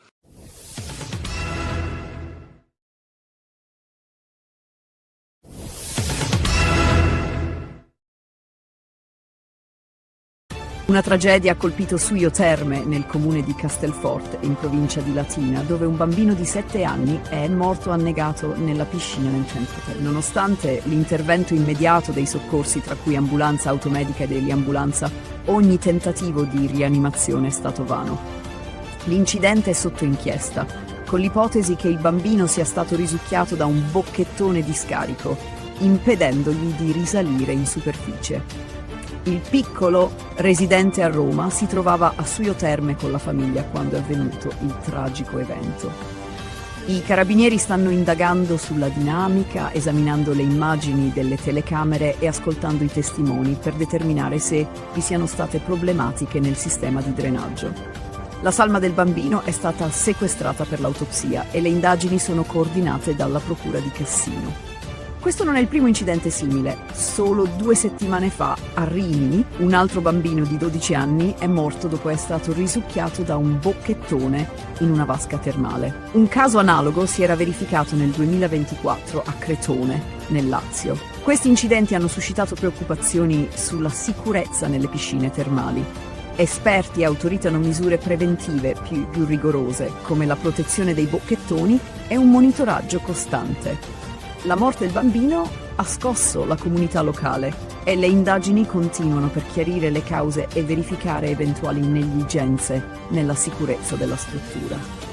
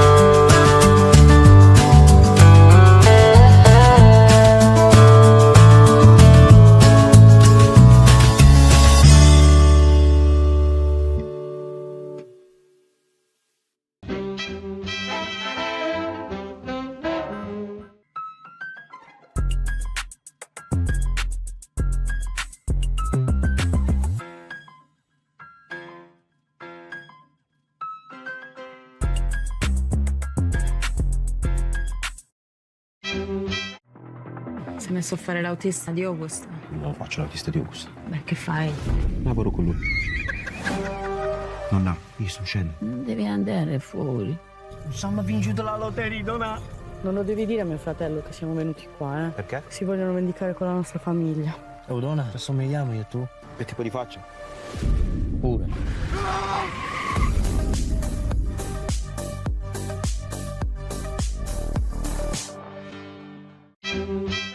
Pensate a cosa amate del vostro partner. È bellissima, divertente e ha una risata fantastica. Mi piace il fatto che sia premuroso, comprensivo, molto aperto. Zendaya e Robert Pattinson in una commedia romantica unica e imprevedibile. Cos'è successo? C'è solo un po' di dramma. Conosci davvero chi ami? Emma e Charlie. The Drama, un segreto e per sempre, dall'1 aprile al cinema. Il dio dell'amore fa dei giri lunghi, Sai quello che fa innamorare, che scocca le frecce. a volte incomprensibili. Sono incinta. Bello. Sei sicuro che è tuo? Insieme a te non ci sto. Dobbiamo smettere di vederci. Chi? Io e te. Anche io e Ada ci stavo conoscendo. Poi è successo questo miracolo. Il dio dell'amore. Dal 26 marzo al cinema. Quando vuoi siamo pronti, Michael. Sa cosa voglio? Essere la star più grande al mondo.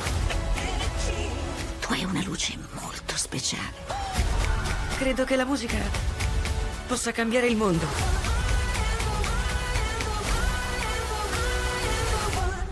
questo è solo l'inizio. Michael. Dal 22 aprile al cinema.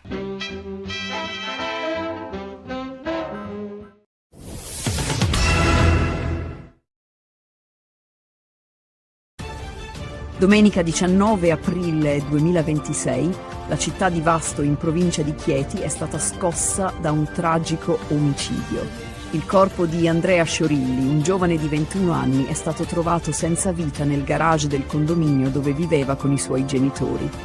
A fare la macabra scoperta sono stati proprio i genitori, che hanno trovato il figlio con evidenti ferite da arma da taglio. Nonostante l'intervento dei sanitari del 118, per Andrea non c'era più nulla da fare. Le forze dell'ordine, tra cui i carabinieri e la polizia locale, hanno isolato l'area circostante il condominio e avviato le indagini. La prima ipotesi formulata dagli investigatori è quella di omicidio, dato il numero delle coltellate rinvenute sul corpo della vittima.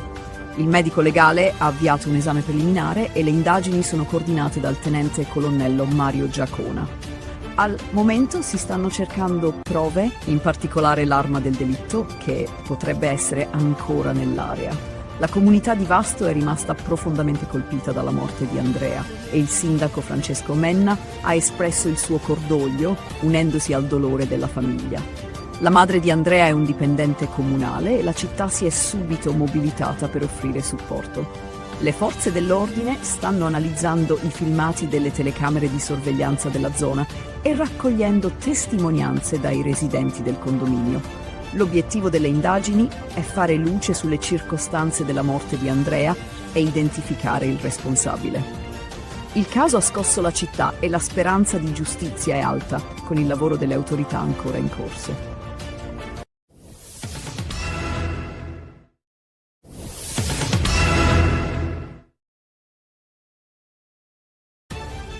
Poco prima di concludere la sua missione in Cina, il ministro degli esteri Antonio Tajani ha visitato la biblioteca municipale di Shanghai Zikawei, un simbolo della storica interazione culturale tra l'Occidente e l'Oriente.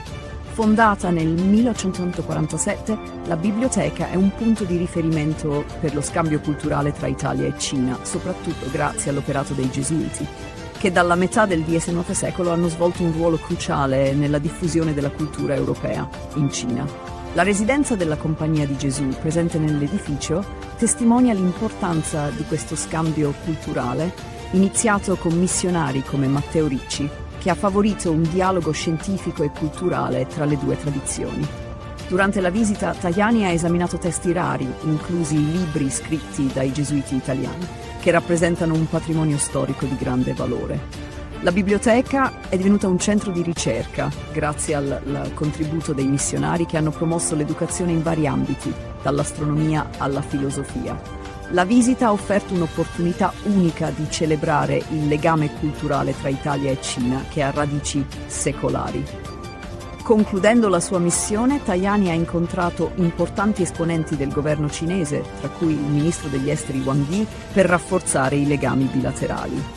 Durante la tappa a Shanghai, Tajani ha anche incontrato la comunità imprenditoriale italiana, sottolineando l'impegno del governo italiano nel sostenere le aziende italiane in Cina.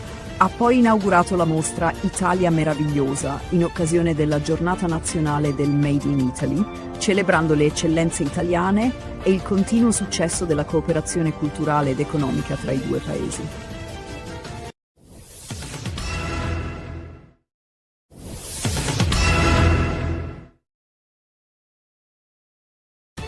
La tensione nel Golfo Persico è aumentata con la chiusura dello stretto di Hormuz da parte dell'Iran, come risposta al blocco dei porti iraniani imposto dagli Stati Uniti. La chiusura ha portato all'attacco di 3 mercantili da parte dei Pasdaran, ma uno di essi, l'italiana MSC, è riuscito a passare senza problemi. Il presidente degli Stati Uniti, Donald Trump, ha accusato l'Iran di ricatto, ribadendo il sostegno americano alla libertà di navigazione. Il presidente iraniano Masoud Pezeshkian ha riconosciuto progressi nei negoziati, ma ha sottolineato che un accordo definitivo è ancora lontano. Pezeshkian ha difeso il diritto dell'Iran a perseguire programmi nucleari pacifici e ha chiesto agli Stati Uniti di abbandonare un approccio unilaterale. L'Unione Europea è stata accusata da Teheran di applicare un doppio standard, criticando l'Iran per le sue azioni, ma consentendo alle azioni degli Stati Uniti di minare il diritto internazionale. Nel frattempo Trump ha elogiato l'alleanza con Israele, definendo il paese un grande alleato e accusando altri stati di non aver dimostrato la stessa lealtà. La crisi ha avuto anche ripercussioni in Libano, dove un attacco ha violato la tregua tra Hezbollah e Israele, causando la morte di un soldato francese della missione UNIFIL. In risposta, il presidente italiano Mattarella ha condannato l'attacco, mentre il governo italiano, guidato da Giorgia Meloni, ha dichiarato la disponibilità a garantire la sicurezza della navigazione nello stretto di Hormuz, ma solo a condizione che venga consolidato il cessate il fuoco e dopo l'approvazione del Parlamento. L'Italia si prepara a giocare un ruolo cruciale nella stabilizzazione della regione, in un contesto di alleanze internazionali.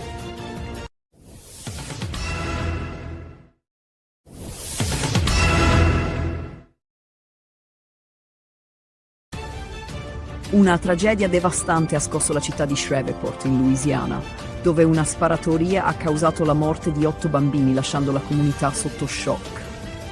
L'incidente è avvenuto nelle prime ore del 19 aprile 2026, quando la polizia è intervenuta a seguito di segnalazioni su una lite domestica degenerata in violenza armata.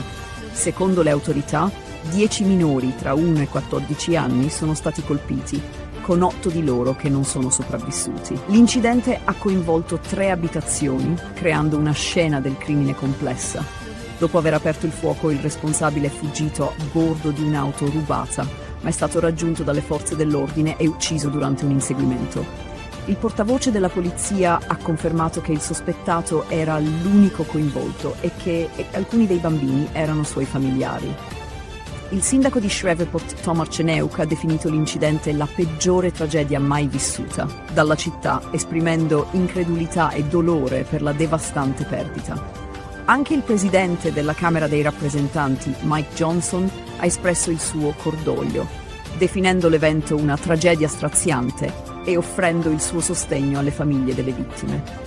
Johnson ha ringraziato le forze dell'ordine per la rapidità dell'intervento. Le indagini sono in corso per chiarire i dettagli della sparatoria e le circostanze familiari che l'hanno preceduta. Nel frattempo, Shreveport rimane scossa e il dibattito sulla sicurezza e la violenza armata negli Stati Uniti è tornato prepotentemente al centro della discussione nazionale dopo una tragedia che ha colpito i più vulnerabili.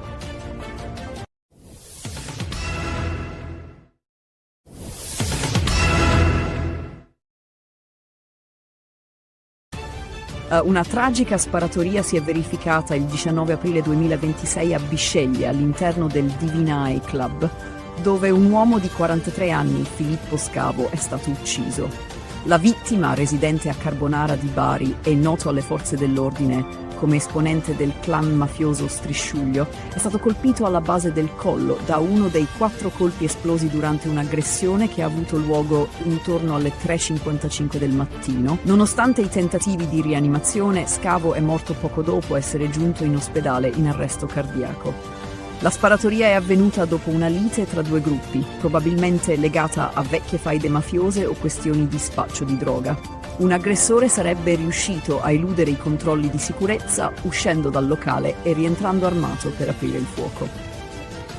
Filippo Scavo era un noto esponente del clan Strisciuglio e il suo coinvolgimento in attività mafiose è stato più volte documentato dalla Direzione Distrettuale Antimafia di Bari. Il Divine Club non è nuovo a episodi violenti. Nel 2021 un giovane era stato ferito in un'aggressione a coltellate all'interno dello stesso locale, sempre con motivazioni mafiose. Le indagini sono condotte dai carabinieri del nucleo investigativo e della tenenza di Bisceglie, sotto il coordinamento della procura di Trani, e mirano a ricostruire l'accaduto e identificare i responsabili.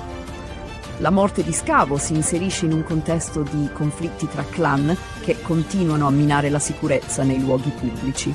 Le indagini proseguono e la direzione antimafia monitora attentamente la situazione, con possibili arresti nei prossimi giorni. Il caso evidenzia l'escalation della violenza nelle discoteche del Barese e il persistente potere delle mafie locali.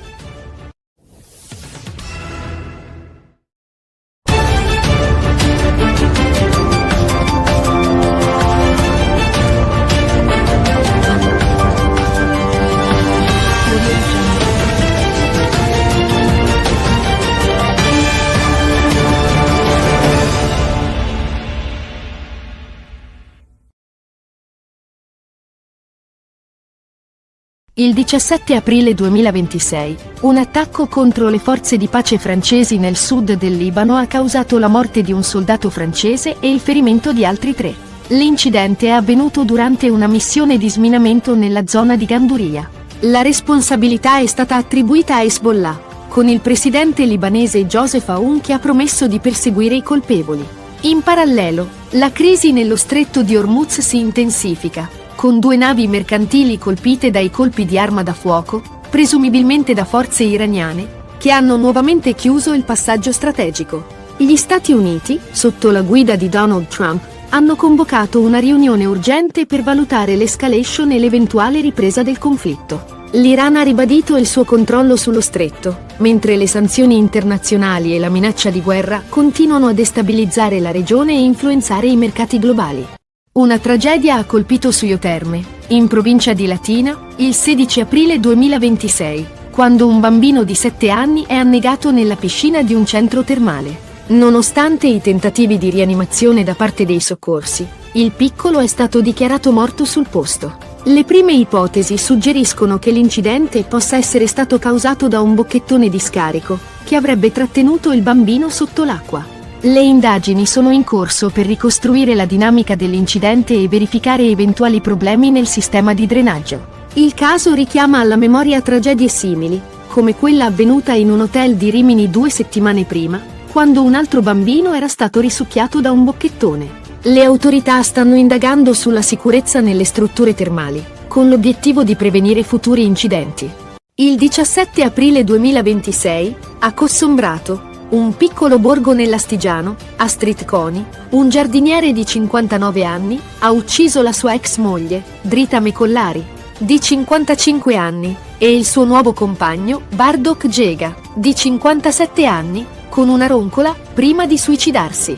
I corpi sono stati trovati il giorno successivo in un campo, mentre Coni si è gettato dalla torre del castello dove lavorava, lasciando un biglietto di scuse per il gesto. La motivazione sembra legata al fallimento di un tentativo di riavvicinamento con la ex moglie.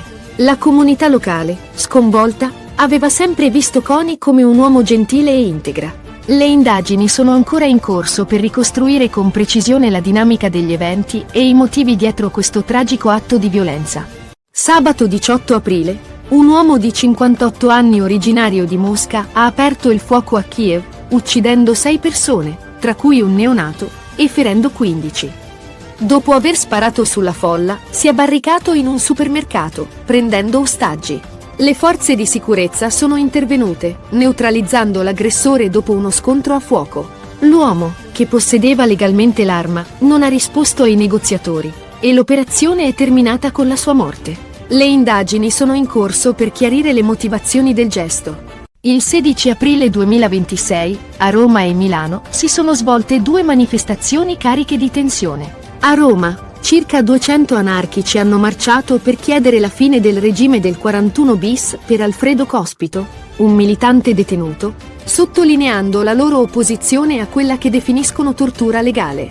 Durante il corteo, un poliziotto è stato ferito, ma la protesta si è conclusa pacificamente, con un ricordo dei compagni caduti. A Milano, un corteo dei patrioti europei della Lega ha visto circa 2000 partecipanti sfilare contro l'immigrazione e a favore dell'autonomia energetica, con momenti di violenza quando gruppi antagonisti hanno lanciato petardi. Salvini, dal palco, ha criticato l'UE, specialmente riguardo alle politiche migratorie e energetiche, rilanciando le sue battaglie contro il Green Deal e le sanzioni al petrolio russo.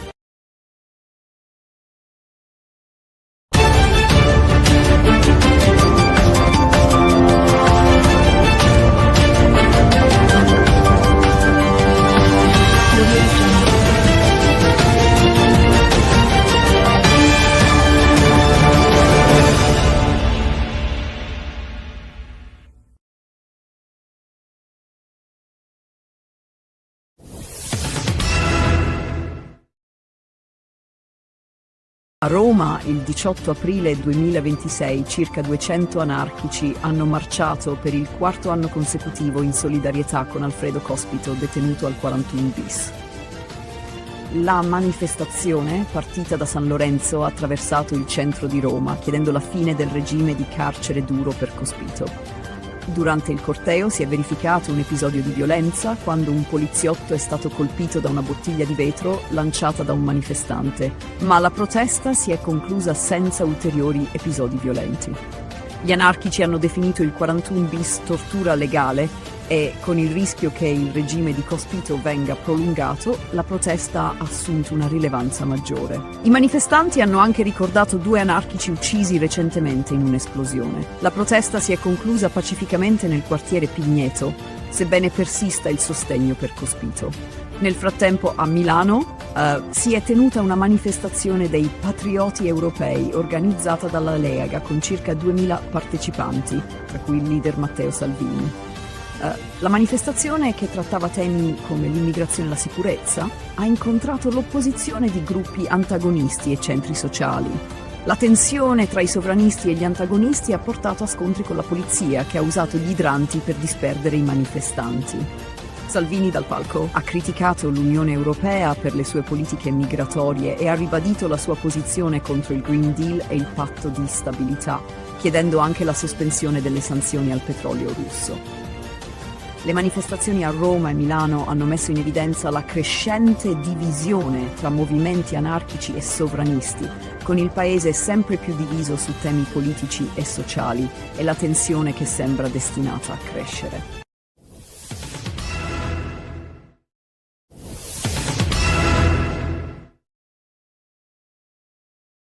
Il 17 aprile 2026 la comunità di Cossombrato, un piccolo borgo nell'Astigiano, è stata scossa da una tragedia familiare che ha coinvolto Astrid Coni, un giardiniere di 59 anni.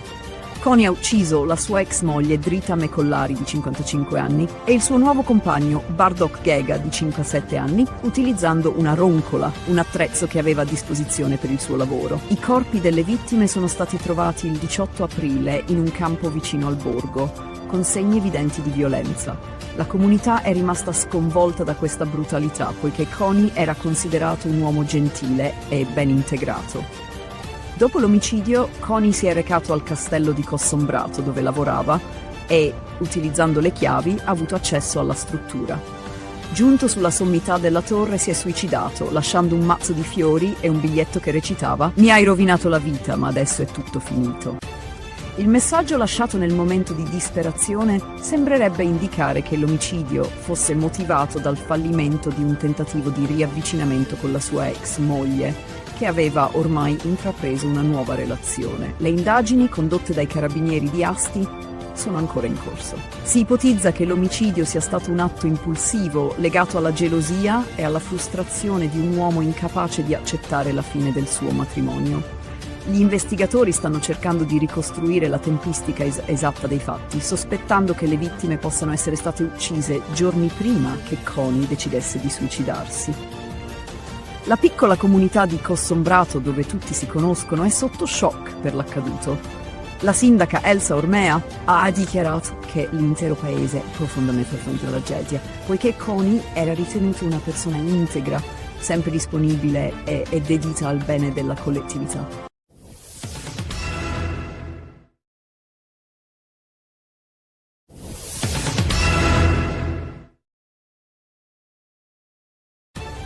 Un tragico attacco ha scosso Kiev sabato 18 aprile 2026, quando un uomo di 58 anni, originario di Mosca, ha aperto il fuoco sulla folla nel quartiere Olosivsky, uccidendo 6 persone e ferendone numerose altre. L'aggressore ha prima sparato contro i passanti e poi si è barricato all'interno di un supermercato Walmart, dove ha preso in ostaggio diverse persone. Le forze di sicurezza sono intervenute prontamente, neutralizzando l'uomo dopo un intenso scontro a fuoco. Il bilancio delle vittime è pesante, con 6 morti, tra cui un neonato di soli 4 mesi che è rimasto intossicato dal monossido di carbonio prodotto da un incendio causato dall'aggressore in un appartamento vicino prima di iniziare a sparare. Tra i 10 feriti, una donna di circa 30 anni è deceduta successivamente in ospedale. Gli altri feriti, 15 in totale, sono attualmente sotto osservazione ospedaliera. Il sindaco di Kiev, Vitali Klitschko, ha espresso le sue condoglianze e confermato che tutte le persone ferite stanno ricevendo le cure necessarie. Secondo quanto riportato dal presidente ucraino Volodymyr Zelensky, l'attentatore ha cominciato a sparare sulla folla senza apparente motivo. Dopo l'assalto iniziale si è barricato nel supermercato, dove ha preso ostaggi. Le forze speciali del KORD, unità della Polizia Nazionale Ucraina, sono intervenute rapidamente e, dopo aver liberato 4 ostaggi, hanno neutralizzato l'aggressore. Nonostante i tentativi di negoziazione, l'uomo ha rifiutato qualsiasi dialogo, portando a una tragica condanna. Ihor Klimenko ha confermato che l'aggressore possedeva legalmente l'arma utilizzata nell'attacco.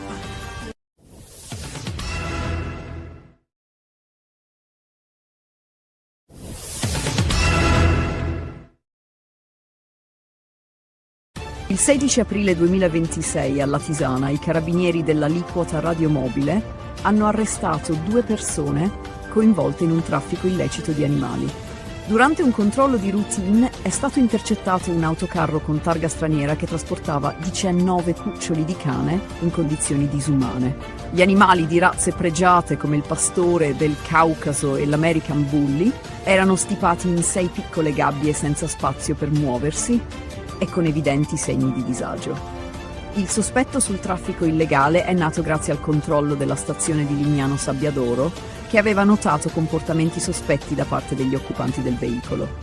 L'ispezione del veicolo ha rivelato numerose irregolarità. I cuccioli erano privi di microchip identificativo e alcuni avevano passaporti falsi o incompleti. Inoltre, il numero di animali superava il limite consentito per i trasporti non commerciali, confermando la natura illecita dell'operazione. I 2 stranieri, il conducente e il proprietario del veicolo, sono stati denunciati per maltrattamento di animali, falsità ideologica e traffico illecito. Durante le perquisizioni sono stati sequestrati anche 14 passaporti falsi, 12 fiale vuote di vaccino antirabbico e altre attrezzature utilizzate nel traffico. I cuccioli sono stati affidati all'azienda sanitaria universitaria Friuli Centrale, ASUFC, che si occuperà della loro salute. Il valore economico degli animali sequestrati è stimato in circa 30.000 euro. I cuccioli ora sono pronti per l'adozione e chiunque fosse interessato può compilare un modulo disponibile sul sito dell'ASUFC per adottarli.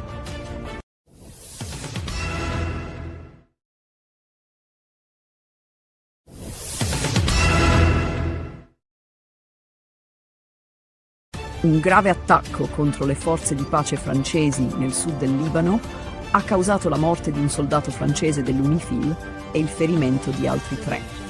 L'incidente è avvenuto a Ganduria durante operazioni di sminamento per rimuovere ordigni esplosivi e ristabilire i collegamenti con le posizioni isolate della missione. Il presidente francese Emmanuel Macron ha attribuito la responsabilità all'organizzazione Hezbollah. La missione delle Nazioni Unite ha condannato l'aggressione, sottolineando l'importanza delle operazioni di disinnesco per la sicurezza della regione. Il governo libanese, tramite il presidente Joseph Aoun, ha promesso di perseguire i responsabili e garantire giustizia. Aoun ha condannato fermamente l'attacco e ha assicurato che simili aggressioni non saranno tollerate, danneggiando le relazioni con i paesi amici. Le indagini iniziali indicano che l'attacco potrebbe essere stato compiuto da gruppi legati a Hezbollah attivo nel sud del Libano. Contemporaneamente la tensione nello stretto di Hormuz si intensifica, con 2 navi mercantili colpite da colpi d'arma da fuoco, mentre cercavano di attraversare il tratto strategico che collega il Golfo Persico al resto del mondo.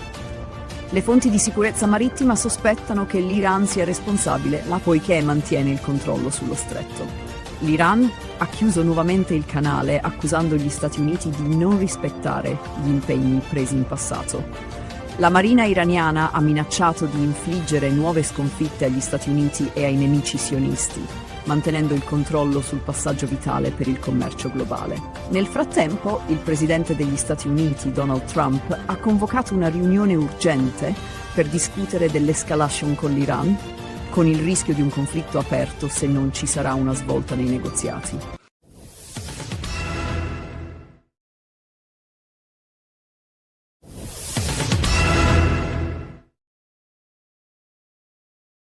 Una tragedia ha colpito Suio Terme, nel comune di Castelforte, in provincia di Latina, dove un bambino di 7 anni è morto annegato nella piscina nel centro Terme. Nonostante l'intervento immediato dei soccorsi, tra cui ambulanza automedica e dell'ambulanza, ogni tentativo di rianimazione è stato vano. L'incidente è sotto inchiesta, con l'ipotesi che il bambino sia stato risucchiato da un bocchettone di scarico, impedendogli di risalire in superficie. Il piccolo, residente a Roma, si trovava a Suio Terme con la famiglia quando è avvenuto il tragico evento. I carabinieri stanno indagando sulla dinamica, esaminando le immagini delle telecamere e ascoltando i testimoni per determinare se vi siano state problematiche nel sistema di drenaggio. La salma del bambino è stata sequestrata per l'autopsia e le indagini sono coordinate dalla Procura di Cassino. Questo non è il primo incidente simile. Solo 2 settimane fa, a Rimini, un altro bambino di 12 anni è morto dopo essere stato risucchiato da un bocchettone in una vasca termale. Un caso analogo si era verificato nel 2024 a Cretone, nel Lazio. Questi incidenti hanno suscitato preoccupazioni sulla sicurezza nelle piscine termali. Esperti autoritano misure preventive più rigorose, come la protezione dei bocchettoni e un monitoraggio costante.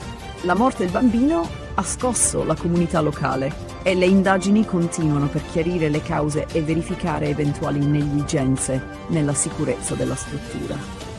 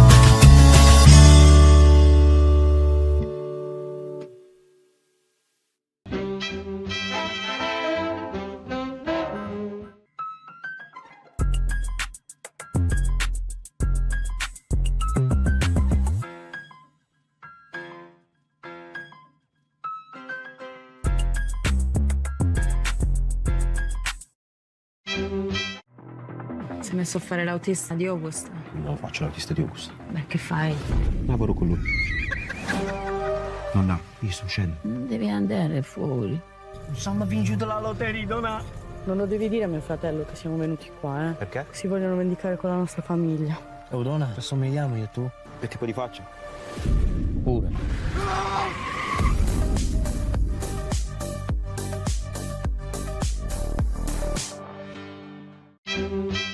Pensate a cosa amate del vostro partner. È bellissima, divertente e ha una risata fantastica.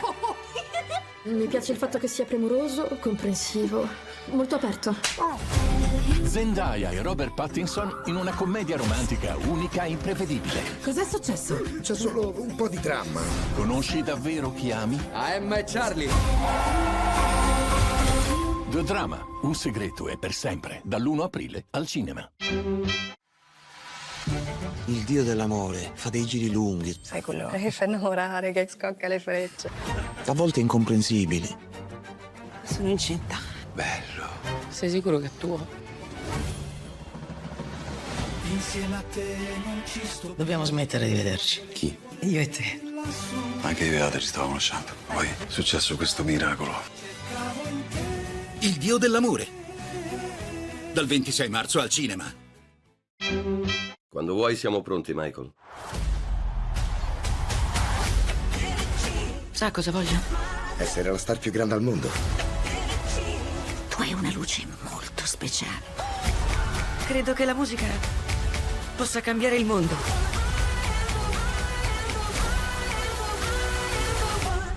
questo è solo l'inizio. Michael. Dal 22 aprile al cinema.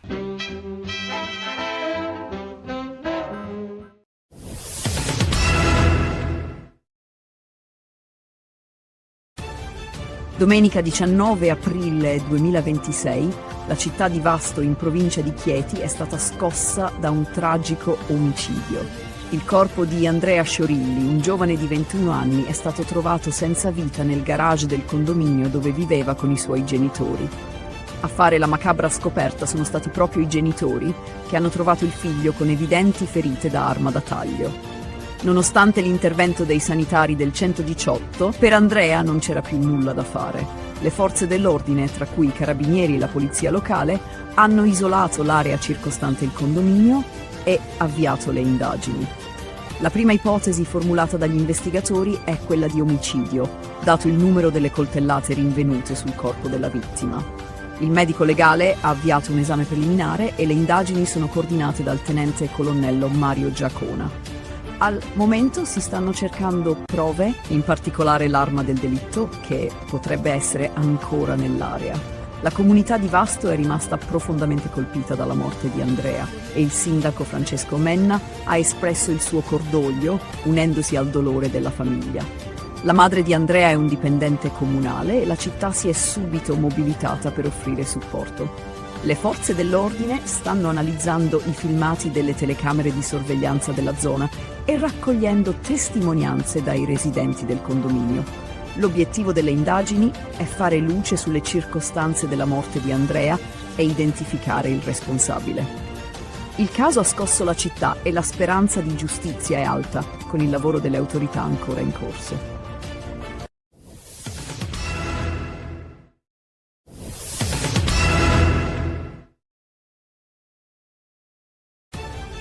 Poco prima di concludere la sua missione in Cina, il ministro degli esteri Antonio Tajani ha visitato la biblioteca municipale di Shanghai Zikawei, un simbolo della storica interazione culturale tra l'Occidente e l'Oriente.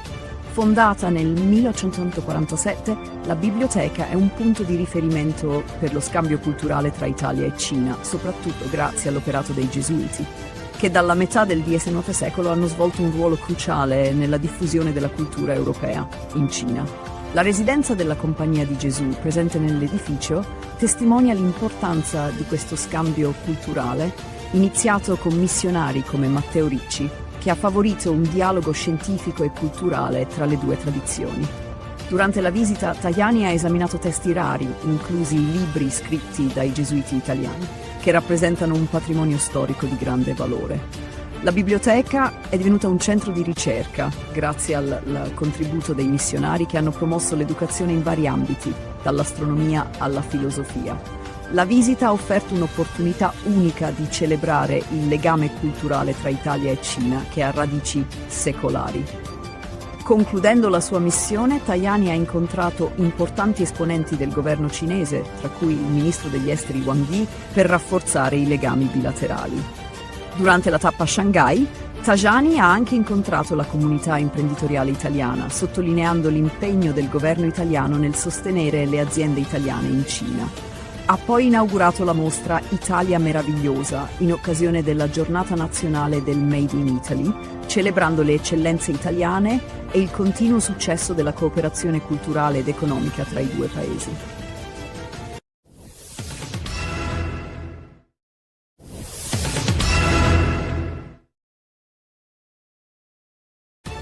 La tensione nel Golfo Persico è aumentata con la chiusura dello stretto di Hormuz da parte dell'Iran, come risposta al blocco dei porti iraniani imposto dagli Stati Uniti.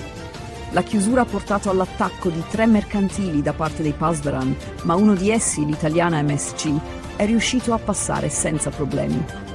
Il presidente degli Stati Uniti, Donald Trump, ha accusato l'Iran di ricatto, ribadendo il sostegno americano alla libertà di navigazione. Il presidente iraniano Masoud Pezeshkian ha riconosciuto progressi nei negoziati, ma ha sottolineato che un accordo definitivo è ancora lontano. Pezeshkian ha difeso il diritto dell'Iran a perseguire programmi nucleari pacifici e ha chiesto agli Stati Uniti di abbandonare un approccio unilaterale. L'Unione Europea è stata accusata da Teheran di applicare un doppio standard, criticando l'Iran per le sue azioni, ma consentendo alle azioni degli Stati Uniti di minare il diritto internazionale. Nel frattempo Trump ha elogiato l'alleanza con Israele, definendo il paese un grande alleato e accusando altri stati di non aver dimostrato la stessa lealtà. La crisi ha avuto anche ripercussioni in Libano, dove un attacco ha violato la tregua tra Hezbollah e Israele, causando la morte di un soldato francese della missione UNIFIL.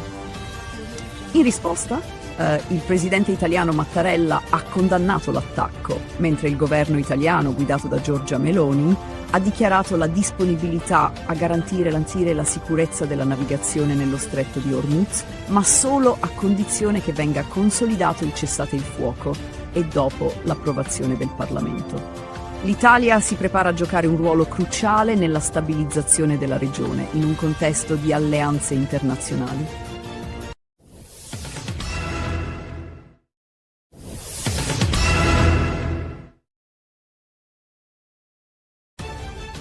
Una tragedia devastante ha scosso la città di Shreveport, in Louisiana, dove una sparatoria ha causato la morte di 8 bambini, lasciando la comunità sotto shock. L'incidente è avvenuto nelle prime ore del 19 aprile 2026, quando la polizia è intervenuta a seguito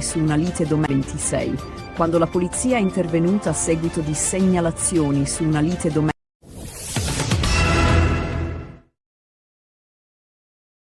A Roma, il 18 aprile 2026, circa 200 anarchici hanno marciato per il 4º anno consecutivo in solidarietà con Alfredo Cospito, detenuto al 41 bis.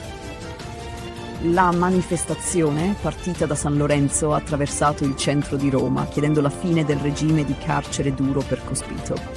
Durante il corteo si è verificato un episodio di violenza quando un poliziotto è stato colpito da una bottiglia di vetro lanciata da un manifestante, ma la protesta si è conclusa senza ulteriori episodi violenti.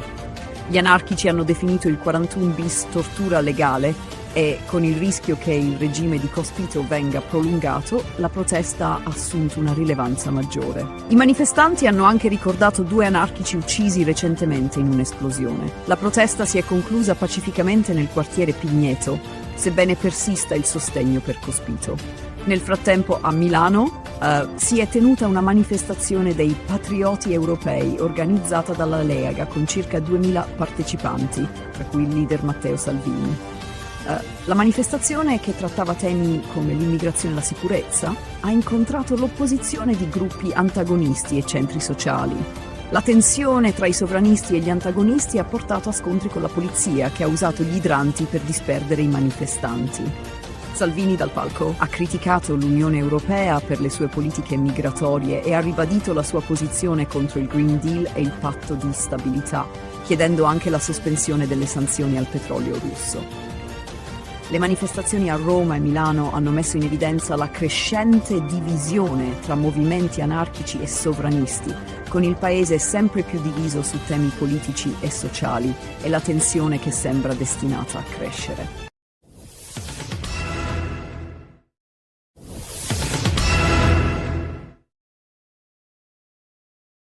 Il 17 aprile 2026, la comunità di Cossombrato, un piccolo borgo nell'Astigiano, è stata scossa da una tragedia familiare che ha coinvolto Astrid Coni, un giardiniere di 59 anni. Coni ha ucciso la sua ex moglie Drita Mecollari di 55 anni e il suo nuovo compagno Bardok Gega di 57 anni utilizzando una roncola, un attrezzo che aveva a disposizione per il suo lavoro. I corpi delle vittime sono stati trovati il 18 aprile in un campo vicino al borgo, con segni evidenti di violenza. La comunità è rimasta sconvolta da questa brutalità, poiché Coni era considerato un uomo gentile e ben integrato. Dopo l'omicidio, Coni si è recato al castello di Cossombrato, dove lavorava, e, utilizzando le chiavi, ha avuto accesso alla struttura. Giunto sulla sommità della torre, si è suicidato, lasciando un mazzo di fiori e un biglietto che recitava: «Mi hai rovinato la vita, ma adesso è tutto finito». Il messaggio lasciato nel momento di disperazione sembrerebbe indicare che l'omicidio fosse motivato dal fallimento di un tentativo di riavvicinamento con la sua ex moglie, che aveva ormai intrapreso una nuova relazione. Le indagini condotte dai carabinieri di Asti sono ancora in corso. Si ipotizza che l'omicidio sia stato un atto impulsivo legato alla gelosia e alla frustrazione di un uomo incapace di accettare la fine del suo matrimonio. Gli investigatori stanno cercando di ricostruire la tempistica esatta dei fatti, sospettando che le vittime possano essere state uccise giorni prima che Connie decidesse di suicidarsi. La piccola comunità di Cossombrato, dove tutti si conoscono, è sotto shock per l'accaduto. La sindaca Elsa Ormea ha dichiarato che l'intero paese è profondamente affronta la tragedia, poiché Connie era ritenuta una persona integra, sempre disponibile e dedita al bene della collettività.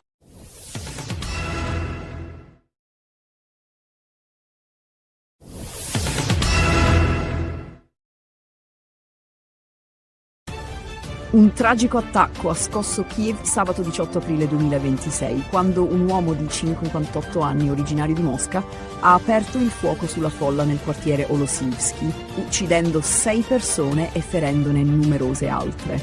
L'aggressore ha prima sparato contro i passanti e poi si è barricato all'interno di un supermercato Walmart, dove ha preso in ostaggio diverse persone. Le forze di sicurezza sono intervenute prontamente, neutralizzando l'uomo dopo un intenso scontro a fuoco. Il bilancio delle vittime è pesante, con 6 morti, tra cui un neonato di soli 4 mesi che è rimasto intossicato dal monossido di carbonio prodotto da un incendio causato dall'aggressore in un appartamento vicino prima di iniziare a sparare. Tra i 10 feriti, una donna di circa 30 anni è deceduta successivamente in ospedale. Gli altri feriti, 15 in totale, sono attualmente sotto osservazione ospedaliera. Il sindaco di Kiev, Vitali Klitschko, ha espresso le sue condoglianze e confermato che tutte le persone ferite stanno ricevendo le cure necessarie. Secondo quanto riportato dal presidente ucraino Volodymyr Zelensky, l'attentatore ha cominciato a sparare sulla folla senza apparente motivo. Dopo l'assalto iniziale, si è barricato nel supermercato, dove ha preso ostaggi. Le forze speciali del KORD, unità della Polizia Nazionale Ucraina, sono intervenute rapidamente e, dopo aver liberato 4 ostaggi, hanno neutralizzato l'aggressore. Nonostante i tentativi di negoziazione, l'uomo ha rifiutato qualsiasi dialogo, portando a una tragica conclusione. Il ministro degli interni, Ihor Klimenko, ha confermato che l'aggressore possedeva legalmente l'arma utilizzata nell'attacco.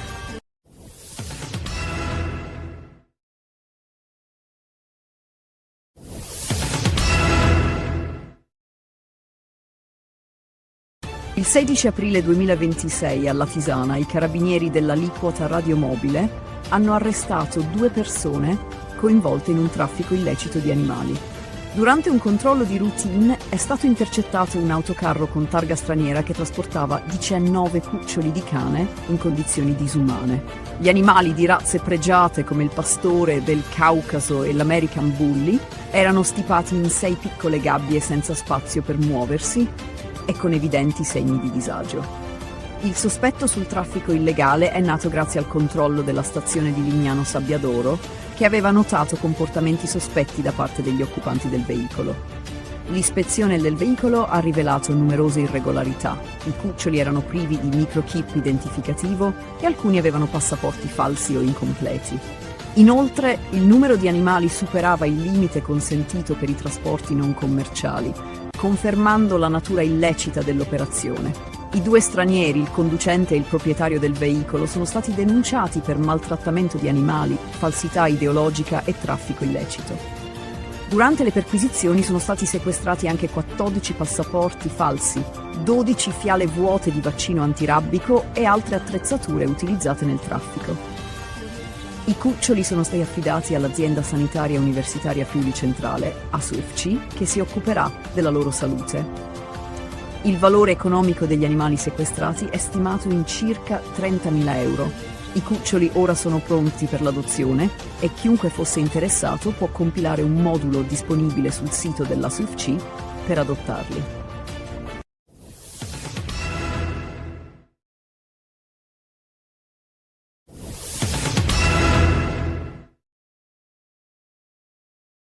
Un grave attacco contro le forze di pace francesi nel sud del Libano ha causato la morte di un soldato francese dell'UNIFIL e il ferimento di altri 3. L'incidente è avvenuto a Ganduria, durante operazioni di sminamento per rimuovere ordigni esplosivi e ristabilire i collegamenti con le posizioni isolate della missione. Il presidente francese Emmanuel Macron ha attribuito la responsabilità all'organizzazione Hezbollah. La missione delle Nazioni Unite ha condannato l'aggressione, sottolineando l'importanza delle operazioni di disinnesco per la sicurezza della regione. Il governo libanese, tramite il presidente Joseph Aoun, ha promesso di perseguire i responsabili e garantire giustizia. Aoun ha condannato fermamente l'attacco e ha assicurato che simili aggressioni non saranno tollerate, danneggiando le relazioni con i paesi amici. Le indagini iniziali indicano che l'attacco potrebbe essere stato compiuto da gruppi legati a Hezbollah attivo nel sud del Libano. Contemporaneamente, la tensione nello stretto di Hormuz si intensifica, con 2 navi mercantili colpite da colpi d'arma da fuoco, mentre cercavano di attraversare il tratto strategico che collega il Golfo Persico al resto del mondo. Le fonti di sicurezza marittima sospettano che l'Iran sia responsabile, ma poiché mantiene il controllo sullo stretto. L'Iran ha chiuso nuovamente il canale, accusando gli Stati Uniti di non rispettare gli impegni presi in passato. La marina iraniana ha minacciato di infliggere nuove sconfitte agli Stati Uniti e ai nemici sionisti, mantenendo il controllo sul passaggio vitale per il commercio globale. Nel frattempo, il presidente degli Stati Uniti, Donald Trump, ha convocato una riunione urgente per discutere dell'escalation con l'Iran, con il rischio di un conflitto aperto se non ci sarà una svolta nei negoziati.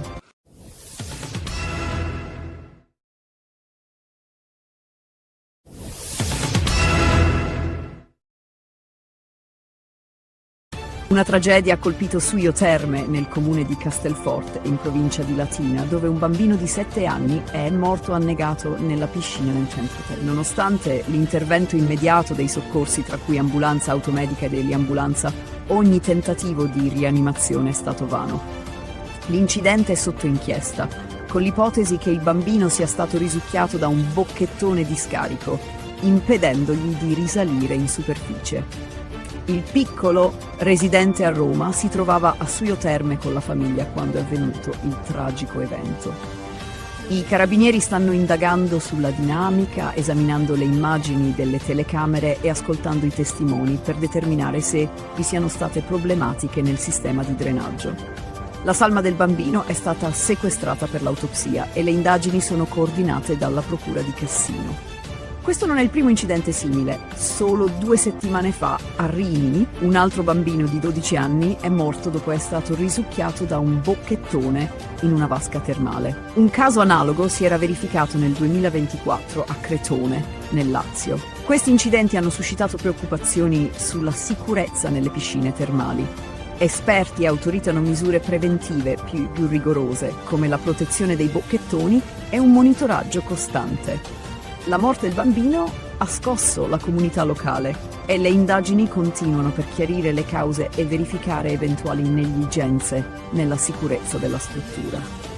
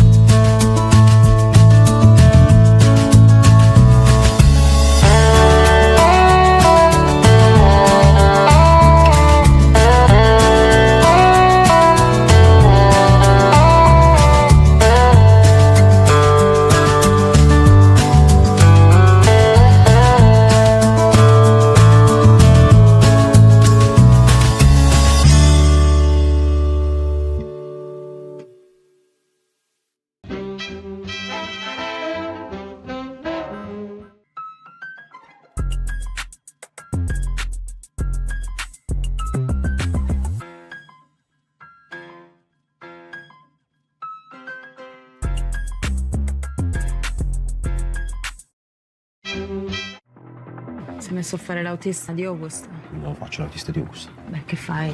Lavoro con lui. Nonna, mi sto uscendo. Non devi andare fuori.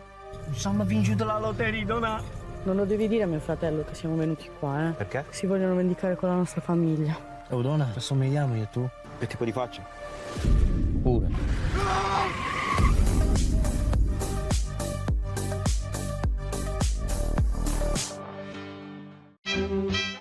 Pensate a cosa amate del vostro partner. È bellissima, divertente e ha una risata fantastica. Mi piace il fatto che sia premuroso, comprensivo, molto aperto. Zendaya e Robert Pattinson in una commedia romantica unica e imprevedibile. Cos'è successo? C'è solo un po' di dramma. Conosci davvero chi ami? Emma e Charlie. The Drama, un segreto e per sempre, dall'1 aprile al cinema. Il dio dell'amore fa dei giri lunghi, Sai quello che fa innamorare, che scocca le frecce. a volte incomprensibili. Sono incinta. Bello. Sei sicuro che è tuo? Insieme a te non ci sto. Dobbiamo smettere di vederci. Chi? Io e te. Anche io e Adri stavamo conoscendo. Poi è successo questo miracolo. Il dio dell'amore. Dal 26 marzo al cinema. Quando vuoi siamo pronti, Michael. Sa cosa voglio? Essere la star più grande al mondo. Tu hai una luce molto speciale. Credo che la musica possa cambiare il mondo.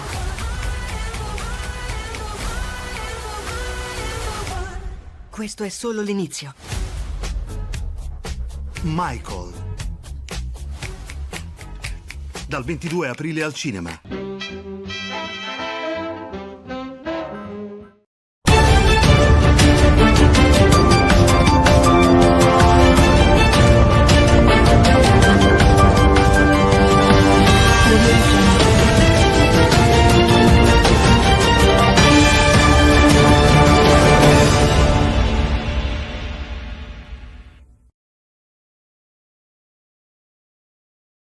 Rumen Radev, ex presidente della Bulgaria, ha trionfato alle elezioni parlamentari, con il suo partito Bulgaria Progressista conquistando la maggioranza assoluta dei seggi. Con il 45,9% dei voti, Radev ha evitato alleanze con altri partiti, sconfiggendo il partito conservatore Gerb, che ha ottenuto solo il 15,4%. La sua campagna anticorruzione, che ha promesso di distruggere il modello oligarchico, ha attratto un elettorato deluso dai governi precedenti. Radev ha mantenuto posizioni ambigue in politica estera, criticando l'entrata della Bulgaria nell'euro e rifiutando l'invio di aiuti militari all'Ucraina. Sebbene alcuni lo etichettino come filo rosso, Radev si difende affermando che la sua posizione è filobulgara e realistica. L'affluenza alle urne ha superato il 50%, segnalando un recupero di fiducia, mentre Bruxelles ha espresso preoccupazione per le sue posizioni euroscettiche e pro-Russia. Nonostante ciò, Radev ha vinto con il 44,58% dei voti, promettendo una nuova visione per il paese. Ora, con almeno 132 seggi dei 240, si prepara a formare un governo stabile, sfidando la vecchia politica. Il 17 aprile 2026, Gabriele Vaccaro, un giovane di 25 anni originario di Favara, è stato tragicamente ucciso a Pavia dopo un'aggressione nel parcheggio di via Cattaneo, vicino al centro storico. La vittima è stata colpita al collo con un coltello o un cacciavite e, nonostante il tentativo dei suoi amici di portarlo in salvo, è morto poco dopo al Policlinico San Matteo. A seguito delle indagini, la Polizia di Stato ha fermato un sedicenne di origini egiziane, accusato di omicidio. L'aggressione è stata innescata da una discussione su una ragazza tra il gruppo di Vaccaro e quello del sospettato, durante una serata in un locale della Movida pavese. La rissa è poi degenerata nel parcheggio Cattaneo, dove il giovane ha estratto un cacciavite e colpito Vaccaro. Il 19 aprile 2026, il giovane Andrea Sciorilli, di 21 anni, è stato trovato morto nel garage del condominio dove viveva a Vasto, provincia di Chieti. Il corpo del ragazzo presentava evidenti ferite da coltellate, e la scoperta è stata fatta dai genitori, che hanno subito allertato le autorità. Nonostante l'intervento dei soccorsi, per Andrea non c'era più nulla da fare. Le indagini hanno rapidamente indirizzato l'attenzione sulle persone più vicine alla vittima, e nelle ultime ore, il padre di Andrea, Antonio Sciorilli, è stato fermato con l'accusa di omicidio volontario.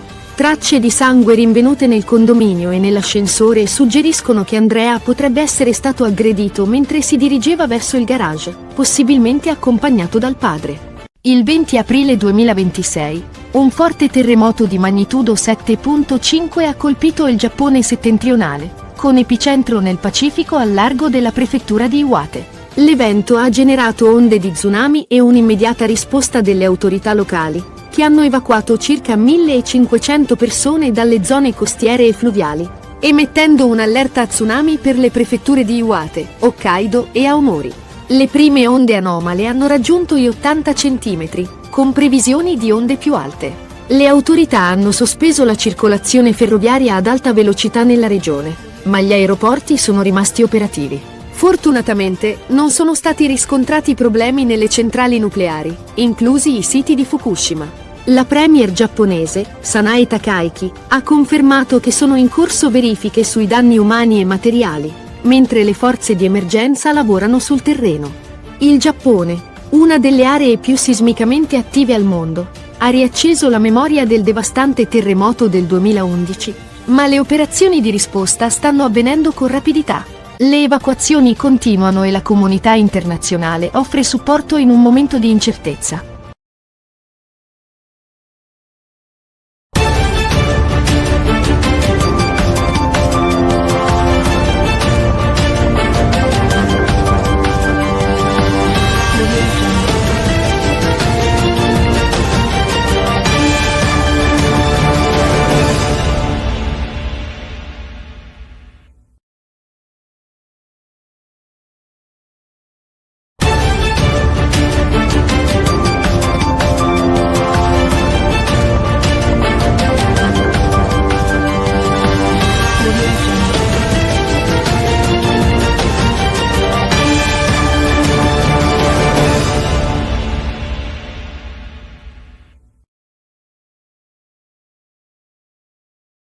Rumen Radev, ex presidente della Bulgaria, ha trionfato alle elezioni parlamentari, con il suo partito Bulgaria Progressista conquistando la maggioranza assoluta dei seggi. Con il 45,9% dei voti, Radev ha evitato alleanze con altri partiti, sconfiggendo il partito conservatore GERB, che ha ottenuto solo il 15,4%. La sua campagna anticorruzione, che ha promesso di distruggere il modello oligarchico, ha attratto un elettorato deluso dai governi precedenti. Radev ha mantenuto posizioni ambigue in politica estera, criticando l'entrata della Bulgaria nell'euro e rifiutando l'invio di aiuti militari all'Ucraina. Sebbene alcuni lo etichettino come filo rosso, Radev si difende affermando che la sua posizione è filobulgara e realistica. L'affluenza alle urne ha superato il 50%, segnalando un recupero di fiducia, mentre Bruxelles ha espresso preoccupazione per le sue posizioni euroscettiche e pro-Russia. Nonostante ciò, Radev ha vinto con il 44,58% dei voti, promettendo una nuova visione per il paese. Ora, con almeno 132 seggi dei 240, si prepara a formare un governo stabile, sfidando la vecchia politica. Il 17 aprile 2026, Gabriele Vaccaro, un giovane di 25 anni originario di Favara, è stato tragicamente ucciso a Pavia dopo un'aggressione nel parcheggio di via Cattaneo, vicino al centro storico. La vittima è stata colpita al collo con un coltello o un cacciavite e, nonostante il tentativo dei suoi amici di portarlo in salvo, è morto poco dopo al Policlinico San Matteo. A seguito delle indagini, la Polizia di Stato ha fermato un sedicenne di origini egiziane, accusato di omicidio. L'aggressione è stata innescata da una discussione su una ragazza tra il gruppo di Vaccaro e quello del sospettato, durante una serata in un locale della Movida pavese. La rissa è poi degenerata nel parcheggio Cattaneo, dove il giovane ha estratto un cacciavite e colpito Vaccaro. Il 19 aprile 2026, il giovane Andrea Sciorilli, di 21 anni, è stato trovato morto nel garage del condominio dove viveva a Vasto, provincia di Chieti. Il corpo del ragazzo presentava evidenti ferite da coltellate, e la scoperta è stata fatta dai genitori, che hanno subito allertato le autorità. Nonostante l'intervento dei soccorsi, per Andrea non c'era più nulla da fare. Le indagini hanno rapidamente indirizzato l'attenzione sulle persone più vicine alla vittima, e nelle ultime ore, il padre di Andrea, Antonio Sciorilli, è stato fermato con l'accusa di omicidio volontario. Tracce di sangue rinvenute nel condominio e nell'ascensore suggeriscono che Andrea potrebbe essere stato aggredito mentre si dirigeva verso il garage, possibilmente accompagnato dal padre. Il 20 aprile 2026, un forte terremoto di magnitudo 7.5 ha colpito il Giappone settentrionale, con epicentro nel Pacifico al largo della prefettura di Iwate. L'evento ha generato onde di tsunami e un'immediata risposta delle autorità locali, che hanno evacuato circa 1.500 persone dalle zone costiere e fluviali, emettendo un'allerta a tsunami per le prefetture di Iwate, Hokkaido e Aomori. Le prime onde anomale hanno raggiunto gli 80 centimetri, con previsioni di onde più alte. Le autorità hanno sospeso la circolazione ferroviaria ad alta velocità nella regione, ma gli aeroporti sono rimasti operativi. Fortunatamente, non sono stati riscontrati problemi nelle centrali nucleari, inclusi i siti di Fukushima. La premier giapponese, Sanae Takaichi, ha confermato che sono in corso verifiche sui danni umani e materiali, mentre le forze di emergenza lavorano sul terreno. Il Giappone, una delle aree più sismicamente attive al mondo, ha riacceso la memoria del devastante terremoto del 2011, ma le operazioni di risposta stanno avvenendo con rapidità. Le evacuazioni continuano e la comunità internazionale offre supporto in un momento di incertezza.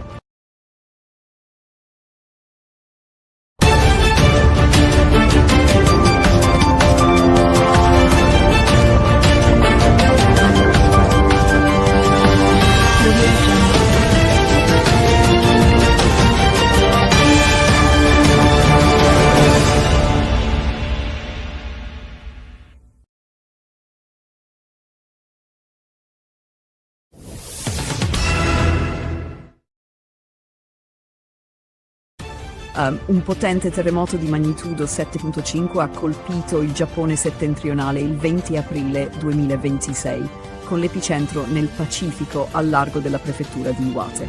Il sisma, che si è verificato a una profondità di 10 km, ha scatenato onde di tsunami e sollecitato un'immediata risposta delle autorità. L'allerta tsunami riguarda le prefetture di Iwate, Hokkaido e Aomori, con onde previste fino a 3 metri. Le prime onde sono state già avvistate nei porti, raggiungendo un'altezza di 80 cm. In risposta sono state avviate evacuazioni dalle zone costiere e fluviali e la circolazione ferroviaria ad alta velocità è stata sospesa, sebbene gli aeroporti di Shinchitose e Sendai siano rimasti operativi. Le centrali nucleari giapponesi non hanno segnalato anomalie, con la Tokyo Electric Power Company che ha confermato l'assenza di malfunzionamenti a Fukushima Daiichi, Daini, Higashidori e Onagawa. La premier giapponese Sanae Takaichi ha dichiarato che sono in corso verifiche sui danni umani e materiali, mentre le forze di polizia e i vigili del fuoco sono impegnati nelle operazioni di emergenza. La situazione resta fluida e le autorità monitorano costantemente l'evolversi della crisi. Il Giappone, situato lungo l'anello di fuoco del Pacifico, è una delle aree più sismicamente attive al mondo e la memoria del disastro del 2011, che portò al devastante tsunami e al disastro nucleare di Fukushima, è ancora viva. Le evacuazioni sono in corso, con le autorità che esortano la popolazione a seguire le misure di sicurezza. La comunità internazionale osserva con attenzione, pronta a offrire supporto in questo momento di incertezze.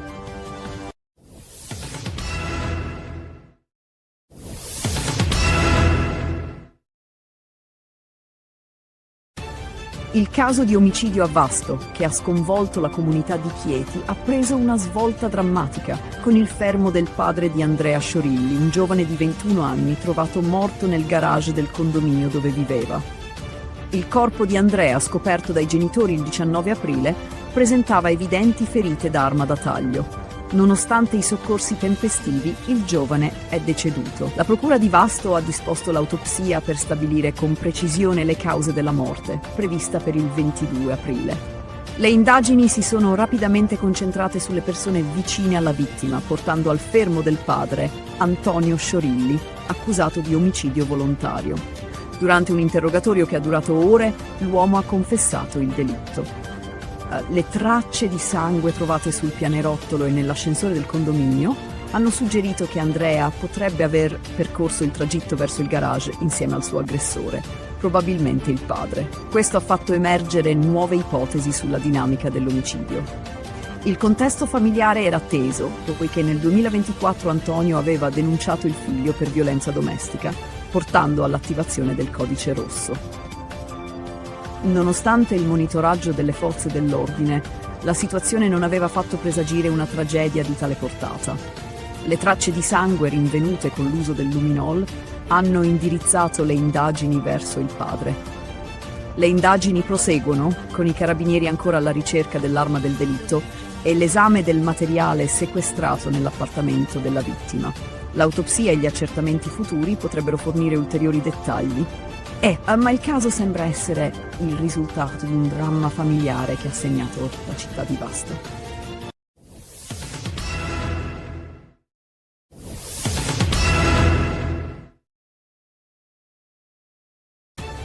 Una tragedia ha scosso la città di Pavia nella notte tra sabato e domenica, quando Gabriele Vaccaro, un giovane di 25 anni originario di Favara, Agrigento, è stato ucciso in un parcheggio vicino al centro storico.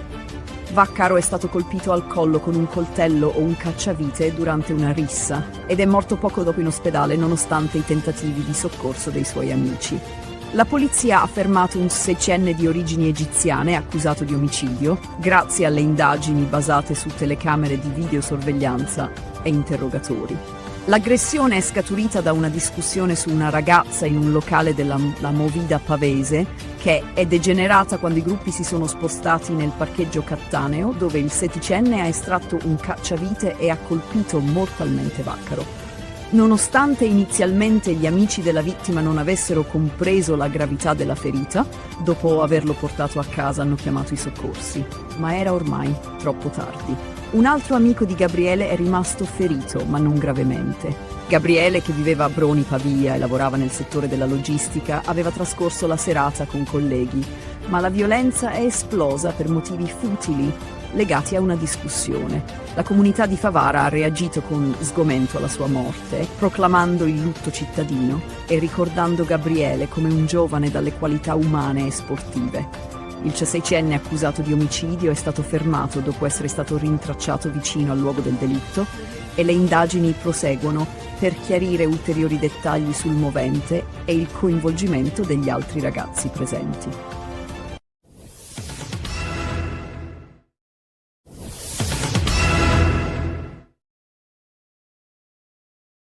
Rumen Radev, ex presidente della Bulgaria, ha trionfato nelle elezioni parlamentari con il suo partito, Bulgaria Progressista, conquistando la maggioranza assoluta dei seggi, grazie al 45,9% dei voti. Questo successo segna una svolta politica decisiva per il paese, poiché Radev non avrà bisogno di alleanze con altri partiti, contrariamente alle previsioni degli exit poll. Il suo principale avversario, il partito conservatore Gerb, ha subito un crollo, ottenendo solo il 15,4%, ben al di sotto delle aspettative. Questo rappresenta un duro colpo per Boyko Borisov, leader di Gerb e figura dominante della politica bulgara per oltre un decennio. Radev ha costruito il suo successo su una campagna anticorruzione, promettendo di combattere la mafia e distruggere il modello oligarchico che permea la politica bulgara. Le sue posizioni politiche sono forti sul piano interno, ma più ambigue in politica estera. Sebbene abbia sempre condannato la Russia come aggressore nell'Ucraina, ha rifiutato l'invio di aiuti militari a Kiev, suscitando preoccupazioni per la sua inclinazione filorussa e euroscettica. Nonostante queste critiche, Radev ha mantenuto un approccio pragmatista, sottolineando che una Bulgaria forte necessita di un'Europa forte, ma con una visione critica delle sue politiche. Le elezioni si sono svolte in un clima di malessere sociale e instabilità economica, con l'inflazione elevata e un carovita crescente. La vittoria di Radev ha riportato fiducia tra gli elettori con un'affluenza superiore al 50%. Nonostante le preoccupazioni a Bruxelles, Radev ha promesso di formare un governo stabile, sfidando la vecchia politica e cercando di instaurare una nuova visione per la Bulgaria.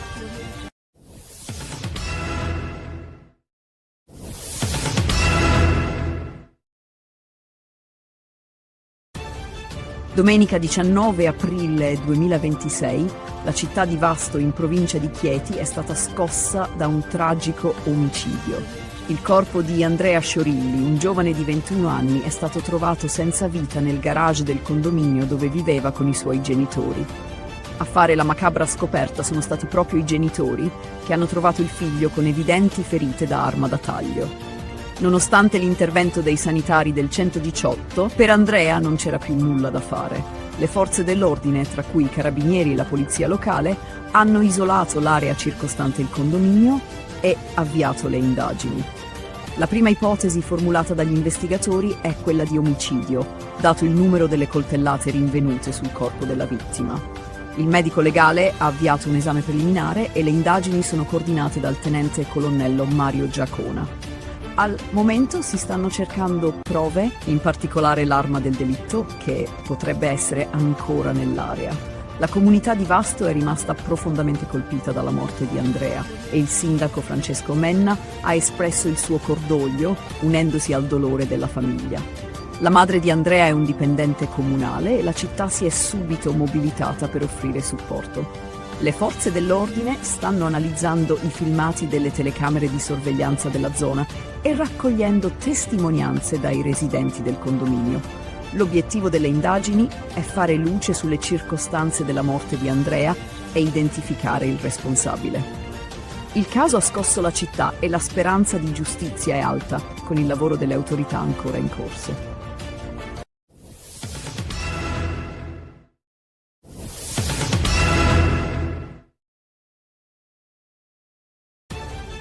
Poco prima di concludere la sua missione in Cina, il ministro degli esteri Antonio Tajani ha visitato la biblioteca municipale di Shanghai Zikawei, un simbolo della storica interazione culturale tra l'Occidente e l'Oriente. Fondata nel 1847, la biblioteca è un punto di riferimento per lo scambio culturale tra Italia e Cina, soprattutto grazie all'operato dei Gesuiti, che dalla metà del XIX secolo hanno svolto un ruolo cruciale nella diffusione della cultura europea in Cina.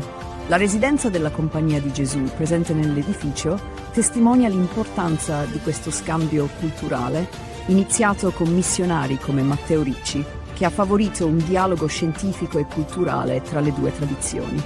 Durante la visita, Tajani ha esaminato testi rari, inclusi libri scritti dai gesuiti italiani, che rappresentano un patrimonio storico di grande valore. La biblioteca è divenuta un centro di ricerca, grazie al contributo dei missionari che hanno promosso l'educazione in vari ambiti, dall'astronomia alla filosofia. La visita ha offerto un'opportunità unica di celebrare il legame culturale tra Italia e Cina, che ha radici secolari. Concludendo la sua missione, Tajani ha incontrato importanti esponenti del governo cinese, tra cui il ministro degli esteri Wang Yi, per rafforzare i legami bilaterali. Durante la tappa a Shanghai, Tajani ha anche incontrato la comunità imprenditoriale italiana, sottolineando l'impegno del governo italiano nel sostenere le aziende italiane in Cina. Ha poi inaugurato la mostra Italia Meravigliosa in occasione della Giornata Nazionale del Made in Italy, celebrando le eccellenze italiane e il continuo successo della cooperazione culturale ed economica tra i due paesi.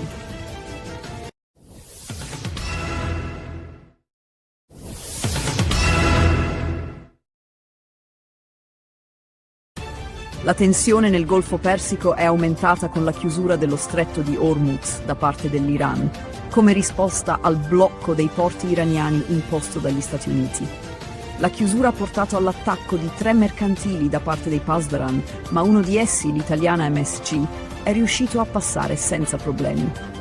Il presidente degli Stati Uniti, Donald Trump, ha accusato l'Iran di ricatto, ribadendo il sostegno americano alla libertà di navigazione. Il presidente iraniano Masoud Pezeshkian ha riconosciuto progressi nei negoziati, ma ha sottolineato che un accordo definitivo è ancora lontano. Pezeshkian ha difeso il diritto dell'Iran a perseguire programmi nucleari pacifici e ha chiesto agli Stati Uniti di abbandonare un approccio unilaterale. L'Unione Europea è stata accusata da Teheran di applicare un doppio standard, criticando l'Iran per le sue azioni, ma consentendo alle azioni degli Stati Uniti di minare il diritto internazionale. Nel frattempo, Trump ha elogiato l'alleanza con Israele, definendo il paese un grande alleato e accusando altri stati di non aver dimostrato la stessa lealtà. La crisi ha avuto anche ripercussioni in Libano, dove un attacco ha violato la tregua tra Hezbollah e Israele, causando la morte di un soldato francese della missione UNIFIL. In risposta, il presidente italiano Mattarella ha condannato l'attacco, mentre il governo italiano, guidato da Giorgia Meloni, ha dichiarato la disponibilità a garantire la sicurezza della navigazione nello stretto di Hormuz, ma solo a condizione che venga consolidato il cessate il fuoco e dopo l'approvazione del Parlamento. L'Italia si prepara a giocare un ruolo cruciale nella stabilizzazione della regione, in un contesto di alleanze internazionali.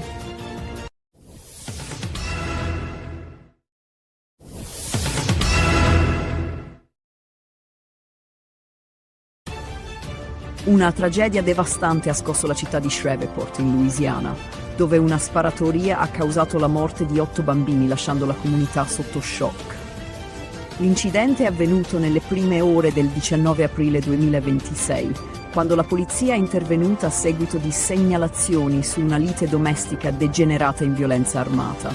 Secondo le autorità, 10 minori tra 1 e 14 anni sono stati colpiti, con 8 di loro che non sono sopravvissuti. L'incidente ha coinvolto 3 abitazioni, creando una scena del crimine complessa. Dopo aver aperto il fuoco, il responsabile è fuggito a bordo di un'auto rubata, ma è stato raggiunto dalle forze dell'ordine e ucciso durante un inseguimento. Il portavoce della polizia ha confermato che il sospettato era l'unico coinvolto e che alcuni dei bambini erano suoi familiari. Il sindaco di Shreveport, Tom Arceneuk, ha definito l'incidente la peggiore tragedia mai vissuta dalla città, esprimendo incredulità e dolore per la devastante perdita. Anche il presidente della Camera dei rappresentanti, Mike Johnson, ha espresso il suo cordoglio, definendo l'evento una tragedia straziante e offrendo il suo sostegno alle famiglie delle vittime.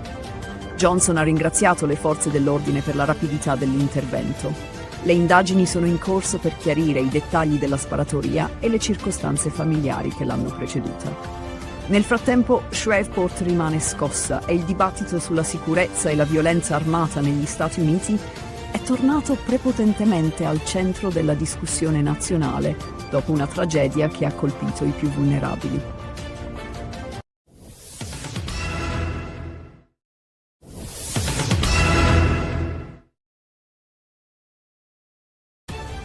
Una tragica sparatoria si è verificata il 19 aprile 2026 a Bisceglie, all'interno del Divinae Club, dove un uomo di 43 anni, Filippo Scavo, è stato ucciso. La vittima, residente a Carbonara di Bari e noto alle forze dell'ordine come esponente del clan mafioso Strisciuglio, è stato colpito alla base del collo da uno dei 4 colpi esplosi durante un'aggressione che ha avuto luogo intorno alle 3:55 del mattino. Nonostante i tentativi di rianimazione, Scavo è morto poco dopo essere giunto in ospedale in arresto cardiaco. La sparatoria è avvenuta dopo una lite tra 2 gruppi, probabilmente legata a vecchie faide mafiose o questioni di spaccio di droga. Un aggressore sarebbe riuscito a eludere i controlli di sicurezza uscendo dal locale e rientrando armato per aprire il fuoco. Filippo Scavo era un noto esponente del clan Strisciuglio e il suo coinvolgimento in attività mafiose è stato più volte documentato dalla Direzione Distrettuale Antimafia di Bari. Il Divinae Club non è nuovo a episodi violenti.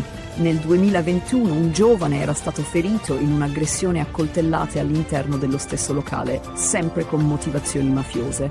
Le indagini sono condotte dai carabinieri del nucleo investigativo e della tenenza di Bisceglie, sotto il coordinamento della procura di Trani, e mirano a ricostruire l'accaduto e identificare i responsabili.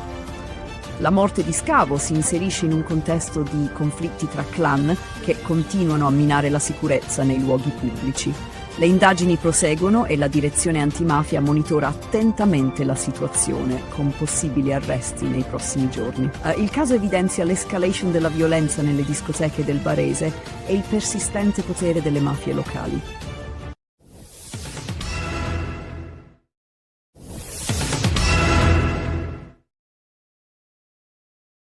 A Roma, il 18 aprile 2026, circa 200 anarchici hanno marciato per il 4º anno consecutivo in solidarietà con Alfredo Cospito, detenuto al 41 bis. La manifestazione, partita da San Lorenzo, ha attraversato il centro di Roma, chiedendo la fine del regime di carcere duro per Cospito. Durante il corteo si è verificato un episodio di violenza quando un poliziotto è stato colpito da una bottiglia di vetro lanciata da un manifestante, ma la protesta si è conclusa senza ulteriori episodi violenti. Gli anarchici hanno definito il 41 bis tortura legale e, con il rischio che il regime di Cospito venga prolungato, la protesta ha assunto una rilevanza maggiore. I manifestanti hanno anche ricordato 2 anarchici uccisi recentemente in un'esplosione. La protesta si è conclusa pacificamente nel quartiere Pigneto, sebbene persista il sostegno per Cospito. Nel frattempo a Milano si è tenuta una manifestazione dei patrioti europei organizzata dalla Lega con circa 2000 partecipanti, tra cui il leader Matteo Salvini. La manifestazione, che trattava temi come l'immigrazione e la sicurezza, ha incontrato l'opposizione di gruppi antagonisti e centri sociali. La tensione tra i sovranisti e gli antagonisti ha portato a scontri con la polizia, che ha usato gli idranti per disperdere i manifestanti. Salvini dal palco ha criticato l'Unione Europea per le sue politiche migratorie e ha ribadito la sua posizione contro il Green Deal e il patto di stabilità, chiedendo anche la sospensione delle sanzioni al petrolio russo. Le manifestazioni a Roma e Milano hanno messo in evidenza la crescente divisione tra movimenti anarchici e sovranisti, con il paese sempre più diviso su temi politici e sociali e la tensione che sembra destinata a crescere.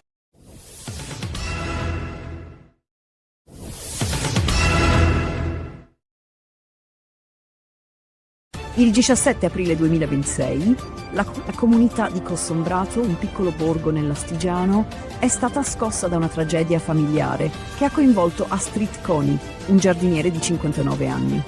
Coni ha ucciso la sua ex moglie Drita Mecollari di 55 anni e il suo nuovo compagno Bardok Gega di 57 anni utilizzando una roncola, un attrezzo che aveva a disposizione per il suo lavoro. I corpi delle vittime sono stati trovati il 18 aprile in un campo vicino al borgo, con segni evidenti di violenza.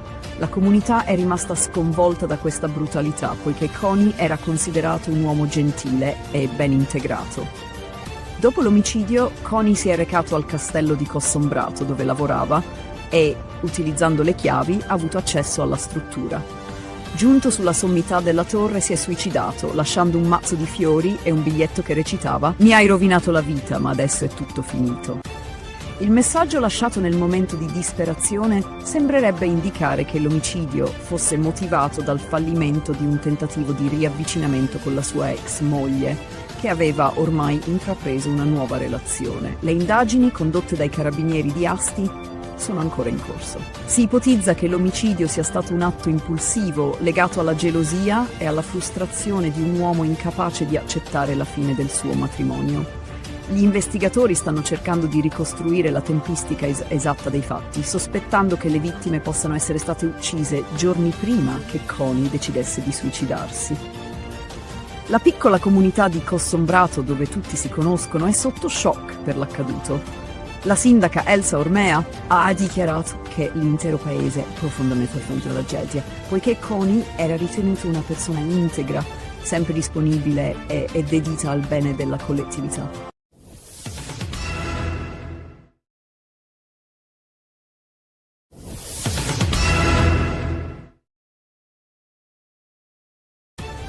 Un tragico attacco ha scosso Kiev sabato 18 aprile 2026, quando un uomo di 58 anni, originario di Mosca, ha aperto il fuoco sulla folla nel quartiere Olosivsky, uccidendo 6 persone e ferendone numerose altre.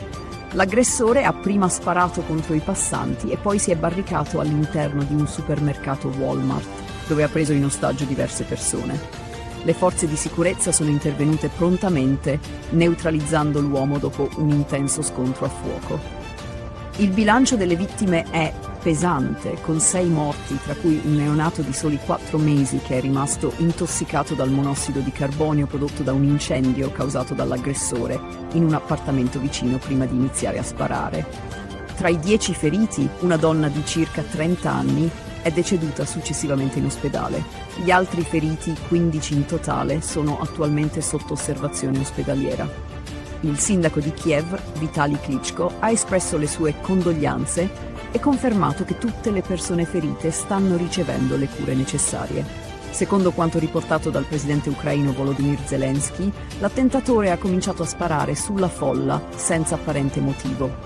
Dopo l'assalto iniziale si è barricato nel supermercato dove ha preso ostaggi. Le forze speciali del KORD, unità della Polizia Nazionale Ucraina, sono intervenute rapidamente e, dopo aver liberato 4 ostaggi, hanno neutralizzato l'aggressore. Nonostante i tentativi di negoziazione, l'uomo ha rifiutato qualsiasi dialogo, portando a una tragica conclusione. Il ministro degli interni Ihor Klimenko ha confermato che l'aggressore possedeva legalmente l'arma utilizzata nell'attacco.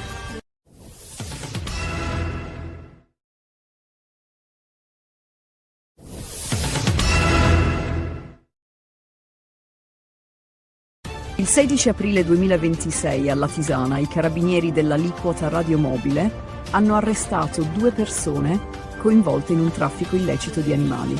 Durante un controllo di routine è stato intercettato un autocarro con targa straniera che trasportava 19 cuccioli di cane in condizioni disumane.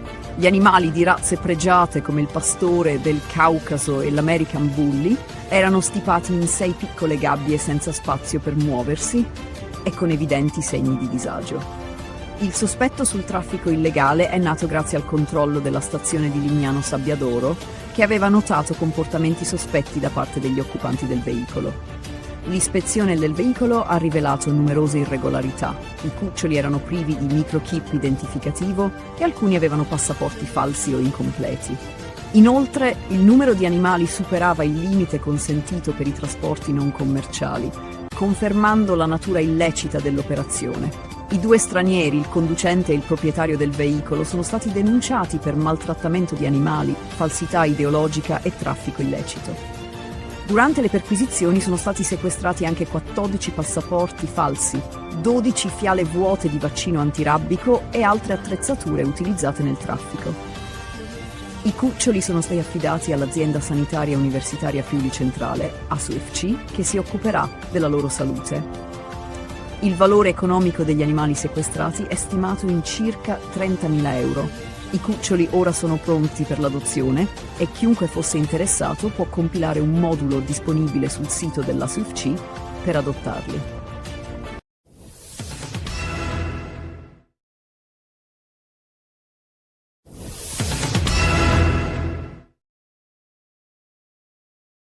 Un grave attacco contro le forze di pace francesi nel sud del Libano ha causato la morte di un soldato francese dell'UNIFIL e il ferimento di altri 3.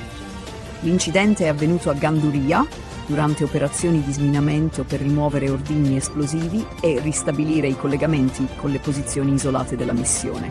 Il presidente francese Emmanuel Macron ha attribuito la responsabilità all'organizzazione Hezbollah. La missione delle Nazioni Unite ha condannato l'aggressione, sottolineando l'importanza delle operazioni di disinnesco per la sicurezza della regione. Il governo libanese, tramite il presidente Joseph Aoun, ha promesso di perseguire i responsabili e garantire giustizia. Aoun ha condannato fermamente l'attacco e ha assicurato che simili aggressioni non saranno tollerate, danneggiando le relazioni con i paesi amici. Le indagini iniziali indicano che l'attacco potrebbe essere stato compiuto da gruppi legati a Hezbollah attivo nel sud del Libano. Contemporaneamente la tensione nello stretto di Hormuz si intensifica, con 2 navi mercantili colpite da colpi d'arma da fuoco, mentre cercavano di attraversare il tratto strategico che collega il Golfo Persico al resto del mondo. Le fonti di sicurezza marittima sospettano che l'Iran sia responsabile, poiché mantiene il controllo sullo stretto. L'Iran ha chiuso nuovamente il canale, accusando gli Stati Uniti di non rispettare gli impegni presi in passato. La marina iraniana ha minacciato di infliggere nuove sconfitte agli Stati Uniti e ai nemici sionisti, mantenendo il controllo sul passaggio vitale per il commercio globale. Nel frattempo, il presidente degli Stati Uniti, Donald Trump, ha convocato una riunione urgente per discutere dell'escalation con l'Iran, con il rischio di un conflitto aperto se non ci sarà una svolta nei negoziati.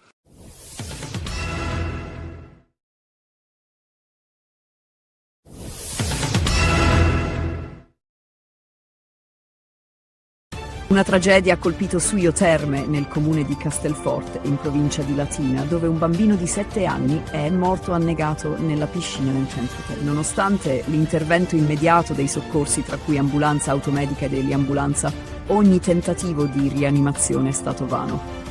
L'incidente è sotto inchiesta, con l'ipotesi che il bambino sia stato risucchiato da un bocchettone di scarico, impedendogli di risalire in superficie. Il piccolo, residente a Roma, si trovava a Suio Terme con la famiglia quando è avvenuto il tragico evento. I carabinieri stanno indagando sulla dinamica, esaminando le immagini delle telecamere e ascoltando i testimoni per determinare se vi siano state problematiche nel sistema di drenaggio. La salma del bambino è stata sequestrata per l'autopsia e le indagini sono coordinate dalla Procura di Cassino. Questo non è il primo incidente simile. Solo 2 settimane fa, a Rimini, un altro bambino di 12 anni è morto dopo essere stato risucchiato da un bocchettone in una vasca termale. Un caso analogo si era verificato nel 2024 a Cretone, nel Lazio. Questi incidenti hanno suscitato preoccupazioni sulla sicurezza nelle piscine termali. Esperti autoritano misure preventive più rigorose, come la protezione dei bocchettoni e un monitoraggio costante. La morte del bambino ha scosso la comunità locale e le indagini continuano per chiarire le cause e verificare eventuali negligenze nella sicurezza della struttura.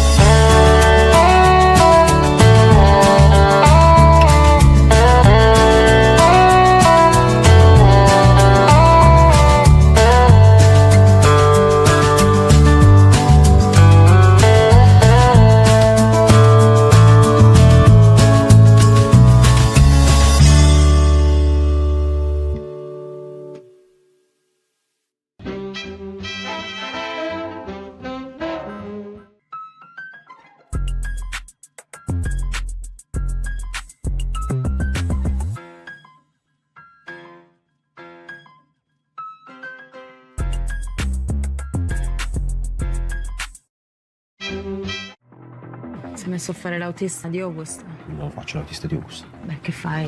Lavoro con lui. Nonna, io sto uscendo. Devi andare fuori. Siamo vinto la lotteria, donna. Non lo devi dire a mio fratello che siamo venuti qua, eh? Perché? Si vogliono vendicare con la nostra famiglia. Oh, donna, ci assomigliamo io e tu? Che tipo di faccia? Pure.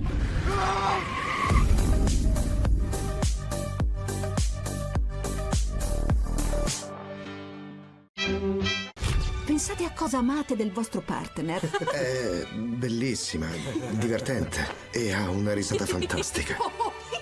Mi piace il fatto che sia premuroso, comprensivo, molto aperto. Zendaya e Robert Pattinson in una commedia romantica unica e imprevedibile. Cos'è successo? C'è solo un po' di dramma. Conosci davvero chi ami? Emma e Charlie. The Drama, un segreto e per sempre, dall'1 aprile al cinema. Il dio dell'amore fa dei giri lunghi, Sai quello che fa innamorare, che scocca le frecce. a volte incomprensibili. Sono incinta. Bello. Sei sicuro che è tuo? Insieme a te non ci sto. Dobbiamo smettere di vederci. Chi? Io e te. Anche io e Ada ci stavamo lasciando. Poi è successo questo miracolo. Il dio dell'amore. Dal 26 marzo al cinema. Quando vuoi siamo pronti, Michael. Sa cosa voglio? Essere la star più grande al mondo. Tu hai una luce molto speciale. Credo che la musica possa cambiare il mondo.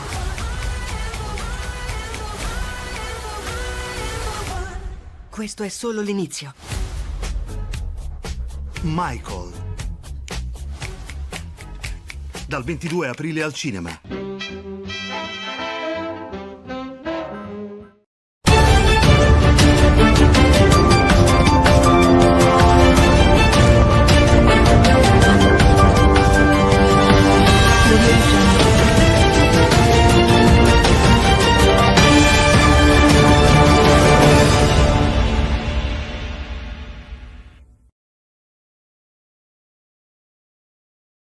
Rumen Radev, ex presidente della Bulgaria, ha trionfato alle elezioni parlamentari, con il suo partito Bulgaria Progressista conquistando la maggioranza assoluta dei seggi. Con il 45,9% dei voti, Radev ha evitato alleanze con altri partiti, sconfiggendo il partito conservatore Gerb, che ha ottenuto solo il 15,4%. La sua campagna anticorruzione, che ha promesso di distruggere il modello oligarchico, ha attratto un elettorato deluso dai governi precedenti. Radev ha mantenuto posizioni ambigue in politica estera, criticando l'entrata della Bulgaria nell'euro e rifiutando l'invio di aiuti militari all'Ucraina. Sebbene alcuni lo etichettino come filo rosso, Radev si difende affermando che la sua posizione è filobulgara e realistica. L'affluenza alle urne ha superato il 50%, segnalando un recupero di fiducia, mentre Bruxelles ha espresso preoccupazione per le sue posizioni euroscettiche e pro-Russia. Nonostante ciò, Radev ha vinto con il 44,58% dei voti, promettendo una nuova visione per il paese. Ora, con almeno 132 seggi dei 240, si prepara a formare un governo stabile, sfidando la vecchia politica. Il 17 aprile 2026, Gabriele Vaccaro, un giovane di 25 anni originario di Favara, è stato tragicamente ucciso a Pavia dopo un'aggressione nel parcheggio di via Cattaneo, vicino al centro storico. La vittima è stata colpita al collo con un coltello o un cacciavite e, nonostante il tentativo dei suoi amici di portarlo in salvo, è morto poco dopo al Policlinico San Matteo. A seguito delle indagini, la Polizia di Stato ha fermato un sedicenne di origini egiziane, accusato di omicidio. L'aggressione è stata innescata da una discussione su una ragazza tra il gruppo di Vaccaro e quello del sospettato, durante una serata in un locale della Movida pavese. La rissa è poi degenerata nel parcheggio Cattaneo, dove il giovane ha estratto un cacciavite e colpito Vaccaro. Il 19 aprile 2026, il giovane Andrea Sciorilli, di 21 anni, è stato trovato morto nel garage del condominio dove viveva a Vasto, provincia di Chieti. Il corpo del ragazzo presentava evidenti ferite da coltellate, e la scoperta è stata fatta dai genitori, che hanno subito allertato le autorità. Nonostante l'intervento dei soccorsi, per Andrea non c'era più nulla da fare. Le indagini hanno rapidamente indirizzato l'attenzione sulle persone più vicine alla vittima, e nelle ultime ore, il padre di Andrea, Antonio Sciorilli, è stato fermato con l'accusa di omicidio volontario. Tracce di sangue rinvenute nel condominio e nell'ascensore suggeriscono che Andrea potrebbe essere stato aggredito mentre si dirigeva verso il garage, possibilmente accompagnato dal padre. Il 20 aprile 2026, un forte terremoto di magnitudo 7.5 ha colpito il Giappone settentrionale, con epicentro nel Pacifico al largo della prefettura di Iwate. L'evento ha generato onde di tsunami e un'immediata risposta delle autorità locali, che hanno evacuato circa 1.500 persone dalle zone costiere e fluviali, emettendo un'allerta a tsunami per le prefetture di Iwate, Hokkaido e Aomori. Le prime onde anomale hanno raggiunto gli 80 cm, con previsioni di onde più alte. Le autorità hanno sospeso la circolazione ferroviaria ad alta velocità nella regione, ma gli aeroporti sono rimasti operativi. Fortunatamente, non sono stati riscontrati problemi nelle centrali nucleari, inclusi i siti di Fukushima. La premier giapponese, Sanae Takaichi, ha confermato che sono in corso verifiche sui danni umani e materiali, mentre le forze di emergenza lavorano sul terreno. Il Giappone, una delle aree più sismicamente attive al mondo, ha riacceso la memoria del devastante terremoto del 2011, ma le operazioni di risposta stanno avvenendo con rapidità. Le evacuazioni continuano e la comunità internazionale offre supporto in un momento di incertezza.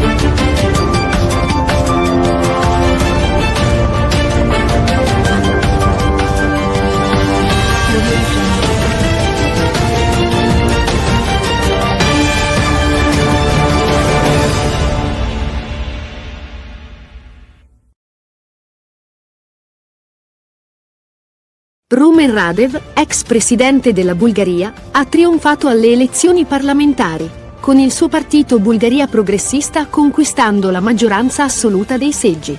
Con il 45,9% dei voti, Radev ha evitato alleanze con altri partiti, sconfiggendo il partito conservatore Gerb, che ha ottenuto solo il 15,4%. La sua campagna anticorruzione, che ha promesso di distruggere il modello oligarchico, ha attratto un elettorato deluso dai governi precedenti. Radev ha mantenuto posizioni ambigue in politica estera, criticando l'entrata della Bulgaria nell'euro e rifiutando l'invio di aiuti militari all'Ucraina. Sebbene alcuni lo etichettino come filo rosso, Radev si difende affermando che la sua posizione è filobulgara e realistica. L'affluenza alle urne ha superato il 50%, segnalando un recupero di fiducia, mentre Bruxelles ha espresso preoccupazione per le sue posizioni euroscettiche e pro-Russia. Nonostante ciò, Radev ha vinto con il 44,58% dei voti, promettendo una nuova visione per il paese. Ora, con almeno 132 seggi dei 240, si prepara a formare un governo stabile, sfidando la vecchia politica. Il 17 aprile 2026, Gabriele Vaccaro, un giovane di 25 anni originario di Favara, è stato tragicamente ucciso a Pavia dopo un'aggressione nel parcheggio di via Cattaneo, vicino al centro storico. La vittima è stata colpita al collo con un coltello o un cacciavite e, nonostante il tentativo dei suoi amici di portarlo in salvo, è morto poco dopo al Policlinico San Matteo. A seguito delle indagini, la Polizia di Stato ha fermato un sedicenne di origini egiziane, accusato di omicidio. L'aggressione è stata innescata da una discussione su una ragazza tra il gruppo di Vaccaro e quello del sospettato, durante una serata in un locale della Movida pavese. La rissa è poi degenerata nel parcheggio Cattaneo, dove il giovane ha estratto un cacciavite e colpito Vaccaro. Il 19 aprile 2026, il giovane Andrea Sciorilli, di 21 anni, è stato trovato morto nel garage del condominio dove viveva a Vasto, provincia di Chieti. Il corpo del ragazzo presentava evidenti ferite da coltellate, e la scoperta è stata fatta dai genitori, che hanno subito allertato le autorità. Nonostante l'intervento dei soccorsi, per Andrea non c'era più nulla da fare. Le indagini hanno rapidamente indirizzato l'attenzione sulle persone più vicine alla vittima, e nelle ultime ore, il padre di Andrea, Antonio Sciorilli, è stato fermato con l'accusa di omicidio volontario. Tracce di sangue rinvenute nel condominio e nell'ascensore suggeriscono che Andrea potrebbe essere stato aggredito mentre si dirigeva verso il garage, possibilmente accompagnato dal padre. Il 20 aprile 2026, un forte terremoto di magnitudo 7.5 ha colpito il Giappone settentrionale, con epicentro nel Pacifico al largo della prefettura di Iwate. L'evento ha generato onde di tsunami e un'immediata risposta delle autorità locali, che hanno evacuato circa 1.500 persone dalle zone costiere e fluviali, emettendo un'allerta tsunami per le prefetture di Iwate, Hokkaido e Aomori. Le prime onde anomale hanno raggiunto gli 80 cm, con previsioni di onde più alte.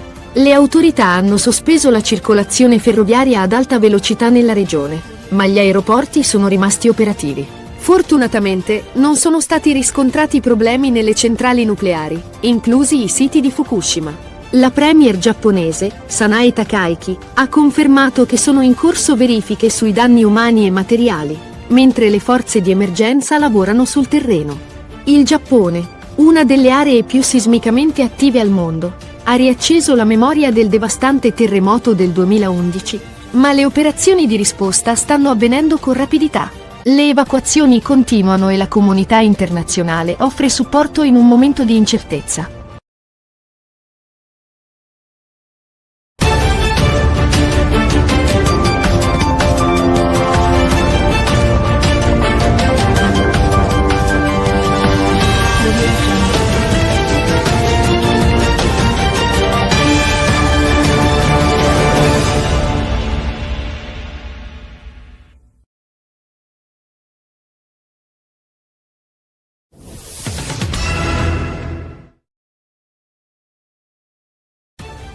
Un potente terremoto di magnitudo 7.5 ha colpito il Giappone settentrionale il 20 aprile 2026, con l'epicentro nel Pacifico al largo della prefettura di Iwate.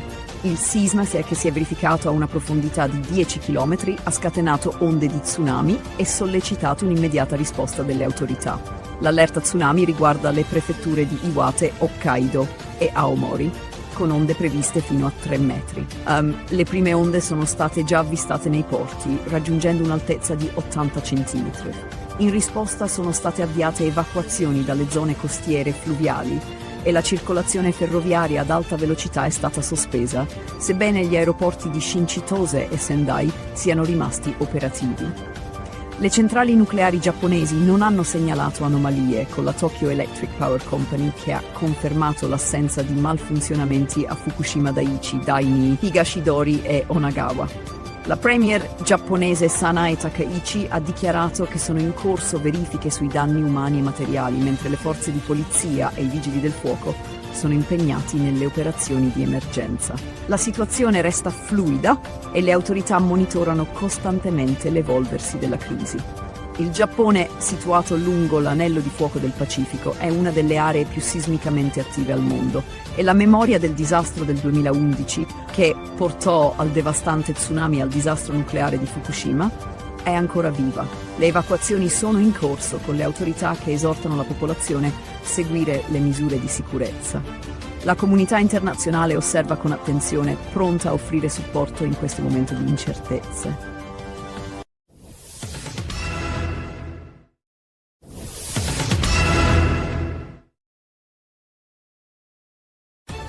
Il caso di omicidio a Vasto, che ha sconvolto la comunità di Chieti, ha preso una svolta drammatica, con il fermo del padre di Andrea Sciorilli, un giovane di 21 anni trovato morto nel garage del condominio dove viveva.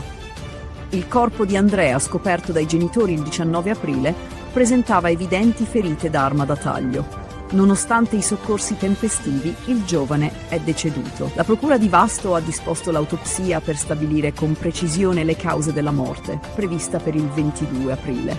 Le indagini si sono rapidamente concentrate sulle persone vicine alla vittima, portando al fermo del padre, Antonio Sciorilli, accusato di omicidio volontario. Durante un interrogatorio che ha durato ore, l'uomo ha confessato il delitto.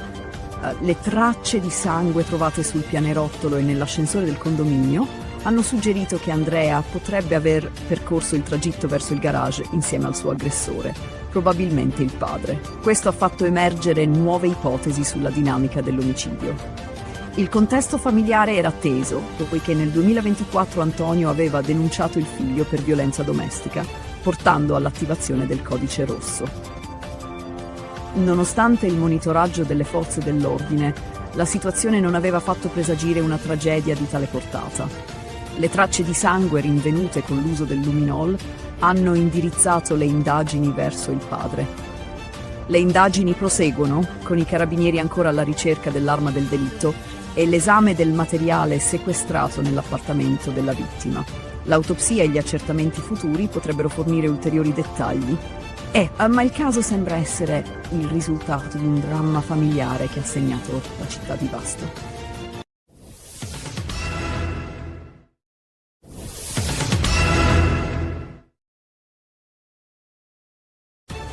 Una tragedia ha scosso la città di Pavia nella notte tra sabato e domenica, quando Gabriele Vaccaro, un giovane di 25 anni originario di Favara, Agrigento, è stato ucciso in un parcheggio vicino al centro storico. Vaccaro è stato colpito al collo con un coltello o un cacciavite durante una rissa ed è morto poco dopo in ospedale nonostante i tentativi di soccorso dei suoi amici.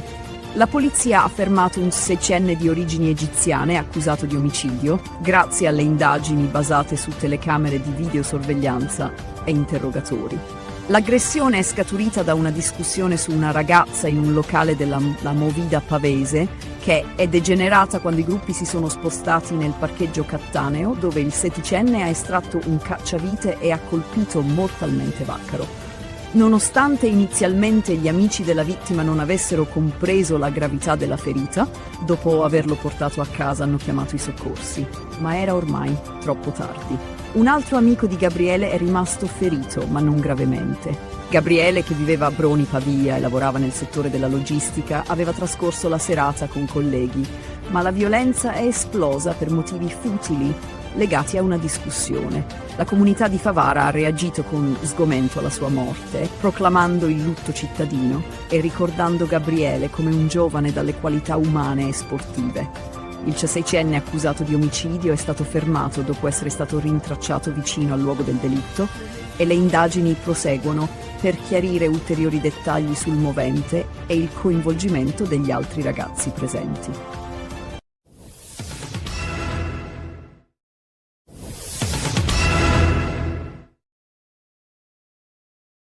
Rumen Radev, ex presidente della Bulgaria, ha trionfato nelle elezioni parlamentari con il suo partito, Bulgaria Progressista, conquistando la maggioranza assoluta dei seggi, grazie al 45,9% dei voti. Questo successo segna una svolta politica decisiva per il paese, poiché Radev non avrà bisogno di alleanze con altri partiti, contrariamente alle previsioni degli exit poll. Il suo principale avversario, il partito conservatore GERB, ha subito un crollo, ottenendo solo il 15,4%, ben al di sotto delle aspettative. Questo rappresenta un duro colpo per Boyko Borisov, leader di GERB e figura dominante della politica bulgara per oltre un decennio. Radev ha costruito il suo successo su una campagna anticorruzione, promettendo di combattere la mafia e distruggere il modello oligarchico che permea la politica bulgara. Le sue posizioni politiche sono forti sul piano interno, ma più ambigue in politica estera. Sebbene abbia sempre condannato la Russia come aggressore nell'Ucraina, ha rifiutato l'invio di aiuti militari a Kiev, suscitando preoccupazioni per la sua inclinazione filorussa e euroscettica. Nonostante queste critiche, Radev ha mantenuto un approccio pragmatista, sottolineando che una Bulgaria forte necessita di un'Europa forte, ma con una visione critica delle sue politiche. Le elezioni si sono svolte in un clima di malessere sociale e instabilità economica, con l'inflazione elevata e un carovita crescente. La vittoria di Radev ha riportato fiducia tra gli elettori con un'affluenza superiore al 50%. Nonostante le preoccupazioni a Bruxelles, Radev ha promesso di formare un governo stabile, sfidando la vecchia politica e cercando di instaurare una nuova visione per la Bulgaria.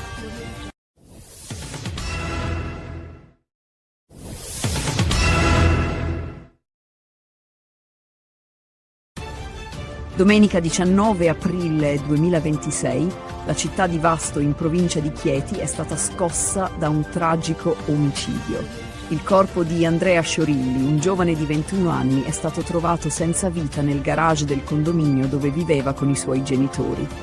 A fare la macabra scoperta sono stati proprio i genitori, che hanno trovato il figlio con evidenti ferite da arma da taglio. Nonostante l'intervento dei sanitari del 118, per Andrea non c'era più nulla da fare. Le forze dell'ordine, tra cui i carabinieri e la polizia locale, hanno isolato l'area circostante il condominio e avviato le indagini.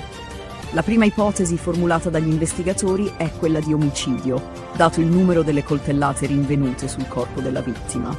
Il medico legale ha avviato un esame preliminare e le indagini sono coordinate dal tenente colonnello Mario Giacona. Al momento si stanno cercando prove, in particolare l'arma del delitto, che potrebbe essere ancora nell'area.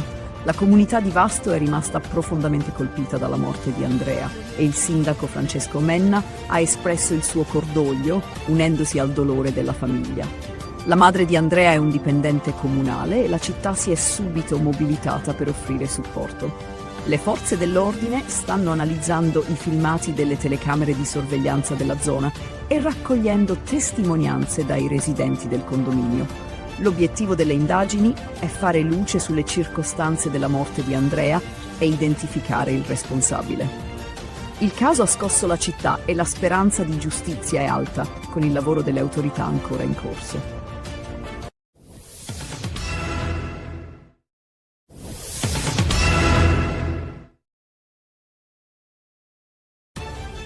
Poco prima di concludere la sua missione in Cina, il ministro degli esteri Antonio Tajani ha visitato la biblioteca municipale di Shanghai Zikawei, un simbolo della storica interazione culturale tra l'Occidente e l'Oriente. Fondata nel 1847, la biblioteca è un punto di riferimento per lo scambio culturale tra Italia e Cina, soprattutto grazie all'operato dei Gesuiti, che dalla metà del XIX secolo hanno svolto un ruolo cruciale nella diffusione della cultura europea in Cina. La residenza della Compagnia di Gesù, presente nell'edificio, testimonia l'importanza di questo scambio culturale, iniziato con missionari come Matteo Ricci, che ha favorito un dialogo scientifico e culturale tra le due tradizioni. Durante la visita, Tajani ha esaminato testi rari, inclusi i libri scritti dai gesuiti italiani, che rappresentano un patrimonio storico di grande valore. La biblioteca è divenuta un centro di ricerca, grazie al contributo dei missionari che hanno promosso l'educazione in vari ambiti, dall'astronomia alla filosofia. La visita ha offerto un'opportunità unica di celebrare il legame culturale tra Italia e Cina, che ha radici secolari. Concludendo la sua missione, Tajani ha incontrato importanti esponenti del governo cinese, tra cui il ministro degli esteri Wang Yi, per rafforzare i legami bilaterali. Durante la tappa a Shanghai, Tajani ha anche incontrato la comunità imprenditoriale italiana, sottolineando l'impegno del governo italiano nel sostenere le aziende italiane in Cina. Ha poi inaugurato la mostra Italia Meravigliosa, in occasione della Giornata Nazionale del Made in Italy, celebrando le eccellenze italiane e il continuo successo della cooperazione culturale ed economica tra i due paesi.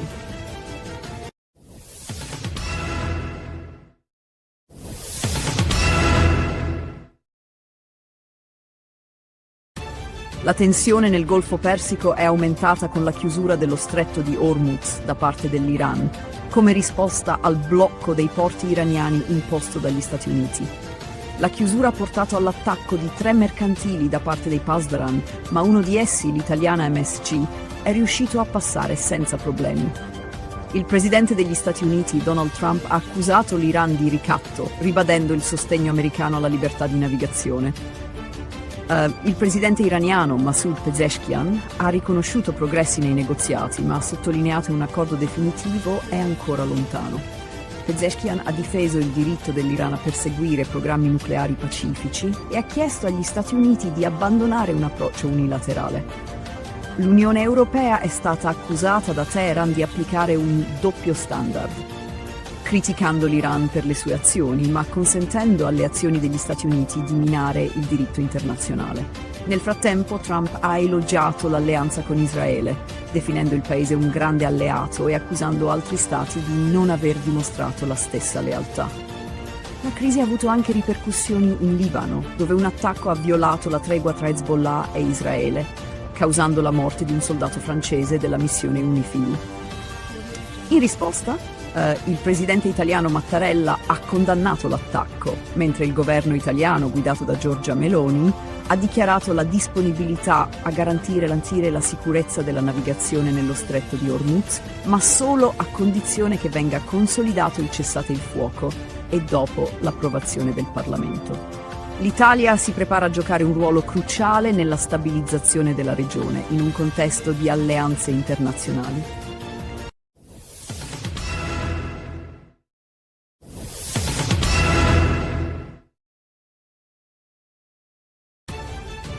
Una tragedia devastante ha scosso la città di Shreveport, in Louisiana, dove una sparatoria ha causato la morte di 8 bambini, lasciando la comunità sotto shock.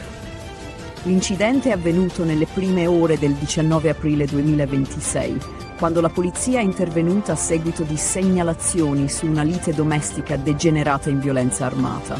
Secondo le autorità, 10 minori tra 1 e 14 anni sono stati colpiti, con 8 di loro che non sono sopravvissuti. L'incidente ha coinvolto 3 abitazioni, creando una scena del crimine complessa. Dopo aver aperto il fuoco, il responsabile è fuggito a bordo di un'auto rubata, ma è stato raggiunto dalle forze dell'ordine e ucciso durante un inseguimento. Il portavoce della polizia ha confermato che il sospettato era l'unico coinvolto e che alcuni dei bambini erano suoi familiari. Il sindaco di Shreveport, Tom Arceneuk, ha definito l'incidente la peggiore tragedia mai vissuta dalla città, esprimendo incredulità e dolore per la devastante perdita. Anche il presidente della Camera dei rappresentanti, Mike Johnson, ha espresso il suo cordoglio, definendo l'evento una tragedia straziante e offrendo il suo sostegno alle famiglie delle vittime. Johnson ha ringraziato le forze dell'ordine per la rapidità dell'intervento. Le indagini sono in corso per chiarire i dettagli della sparatoria e le circostanze familiari che l'hanno preceduta. Nel frattempo, Shreveport rimane scossa e il dibattito sulla sicurezza e la violenza armata negli Stati Uniti è tornato prepotentemente al centro della discussione nazionale dopo una tragedia che ha colpito i più vulnerabili.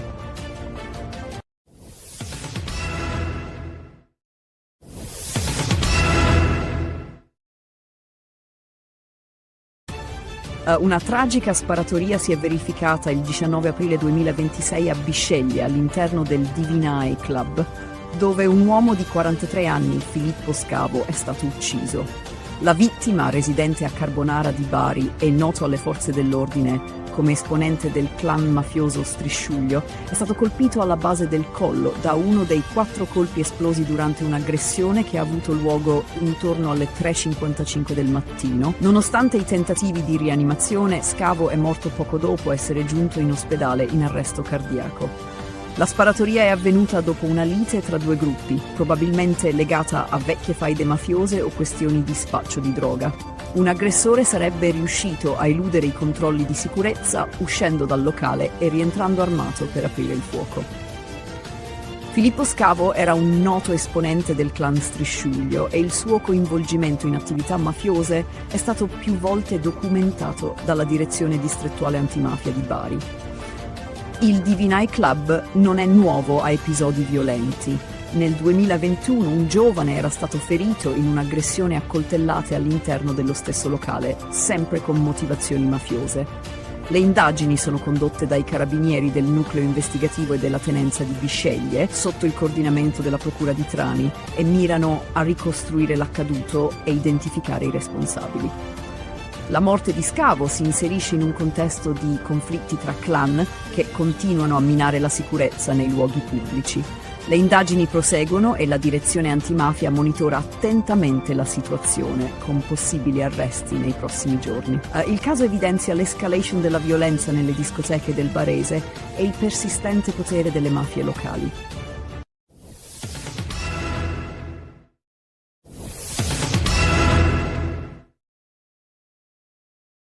A Roma, il 18 aprile 2026, circa 200 anarchici hanno marciato per il 4º anno consecutivo in solidarietà con Alfredo Cospito, detenuto al 41 bis. La manifestazione, partita da San Lorenzo, ha attraversato il centro di Roma, chiedendo la fine del regime di carcere duro per Cospito. Durante il corteo si è verificato un episodio di violenza quando un poliziotto è stato colpito da una bottiglia di vetro lanciata da un manifestante, ma la protesta si è conclusa senza ulteriori episodi violenti. Gli anarchici hanno definito il 41 bis tortura legale e, con il rischio che il regime di Cospito venga prolungato, la protesta ha assunto una rilevanza maggiore. I manifestanti hanno anche ricordato 2 anarchici uccisi recentemente in un'esplosione. La protesta si è conclusa pacificamente nel quartiere Pigneto, sebbene persista il sostegno per Cospito. Nel frattempo a Milano si è tenuta una manifestazione dei patrioti europei organizzata dalla Lega con circa 2000 partecipanti, tra cui il leader Matteo Salvini. La manifestazione, che trattava temi come l'immigrazione e la sicurezza, ha incontrato l'opposizione di gruppi antagonisti e centri sociali. La tensione tra i sovranisti e gli antagonisti ha portato a scontri con la polizia, che ha usato gli idranti per disperdere i manifestanti. Salvini dal palco ha criticato l'Unione Europea per le sue politiche migratorie e ha ribadito la sua posizione contro il Green Deal e il patto di stabilità, chiedendo anche la sospensione delle sanzioni al petrolio russo. Le manifestazioni a Roma e Milano hanno messo in evidenza la crescente divisione tra movimenti anarchici e sovranisti, con il paese sempre più diviso su temi politici e sociali e la tensione che sembra destinata a crescere.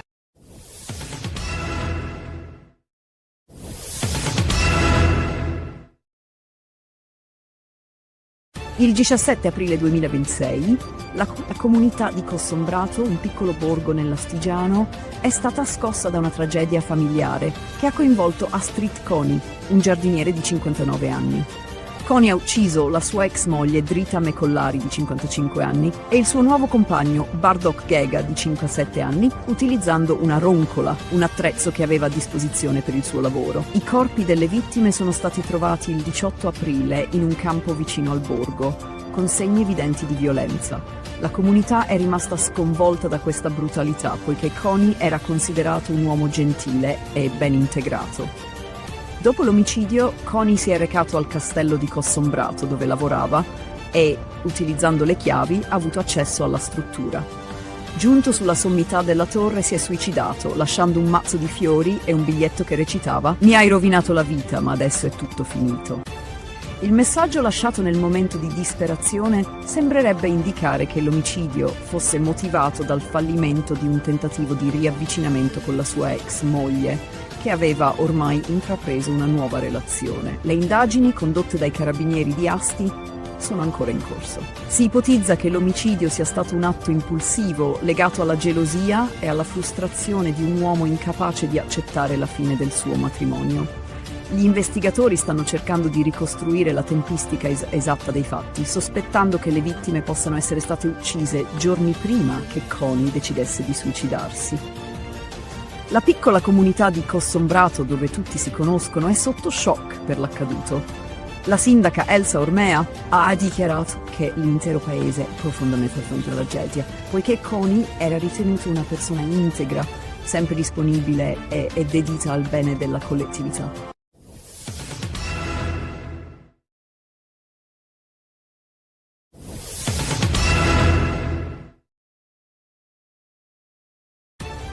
Un tragico attacco ha scosso Kiev sabato 18 aprile 2026, quando un uomo di 58 anni, originario di Mosca, ha aperto il fuoco sulla folla nel quartiere Olosivsky, uccidendo 6 persone e ferendone numerose altre. L'aggressore ha prima sparato contro i passanti e poi si è barricato all'interno di un supermercato Walmart, dove ha preso in ostaggio diverse persone. Le forze di sicurezza sono intervenute prontamente, neutralizzando l'uomo dopo un intenso scontro a fuoco. Il bilancio delle vittime è pesante, con 6 morti, tra cui un neonato di soli 4 mesi che è rimasto intossicato dal monossido di carbonio prodotto da un incendio causato dall'aggressore in un appartamento vicino prima di iniziare a sparare. Tra i 10 feriti, una donna di circa 30 anni è deceduta successivamente in ospedale. Gli altri feriti, 15 in totale, sono attualmente sotto osservazione ospedaliera. Il sindaco di Kiev, Vitali Klitschko, ha espresso le sue condoglianze e confermato che tutte le persone ferite stanno ricevendo le cure necessarie. Secondo quanto riportato dal presidente ucraino Volodymyr Zelensky, l'attentatore ha cominciato a sparare sulla folla senza apparente motivo. Dopo l'assalto iniziale, si è barricato nel supermercato, dove ha preso ostaggi. Le forze speciali del KORD, unità della Polizia Nazionale Ucraina, sono intervenute rapidamente e, dopo aver liberato 4 ostaggi, hanno neutralizzato l'aggressore. Nonostante i tentativi di negoziazione, l'uomo ha rifiutato qualsiasi dialogo, portando a una tragica conclusione. Il ministro degli interni, Ihor Klimenko, ha confermato che l'aggressore possedeva legalmente l'arma utilizzata nell'attacco.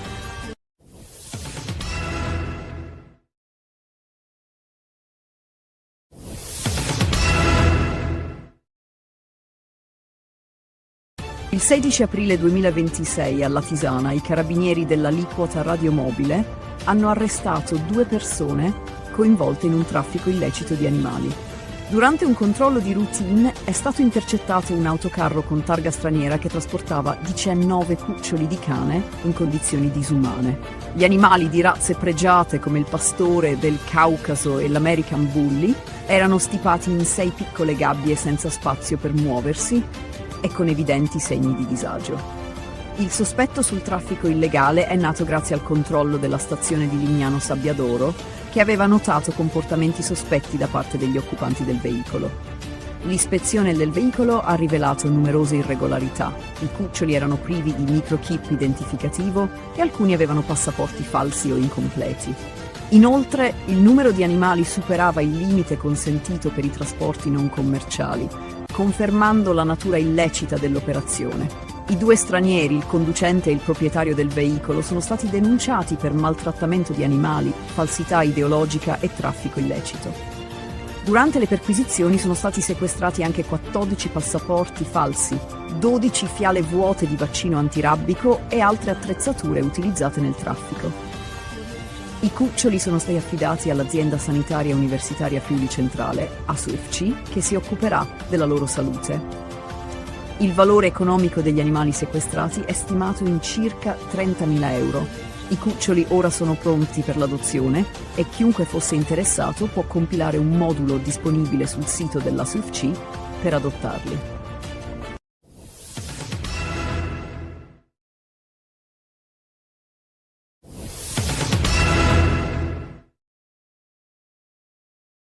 Un grave attacco contro le forze di pace francesi nel sud del Libano ha causato la morte di un soldato francese dell'UNIFIL e il ferimento di altri 3. L'incidente è avvenuto a Ganduria durante operazioni di sminamento per rimuovere ordigni esplosivi e ristabilire i collegamenti con le posizioni isolate della missione. Il presidente francese Emmanuel Macron ha attribuito la responsabilità all'organizzazione Hezbollah.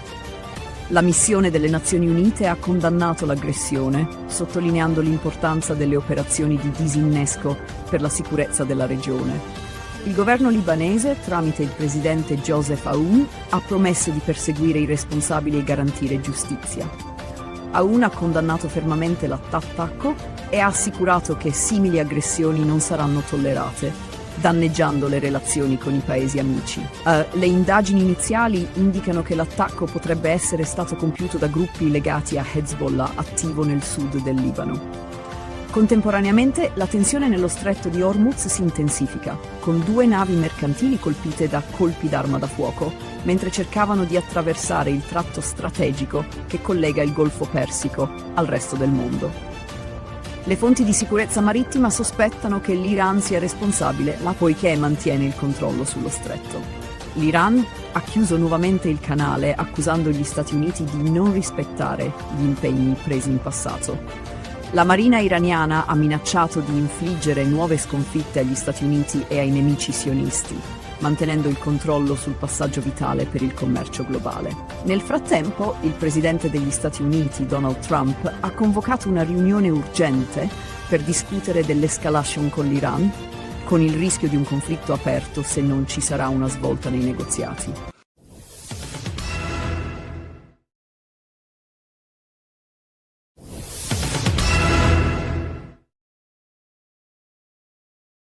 Una tragedia ha colpito Suio Terme, nel comune di Castelfort, in provincia di Latina, dove un bambino di 7 anni è morto annegato nella piscina nel centro. Nonostante l'intervento immediato dei soccorsi, tra cui ambulanza automedica ed eliambulanza, ogni tentativo di rianimazione è stato vano.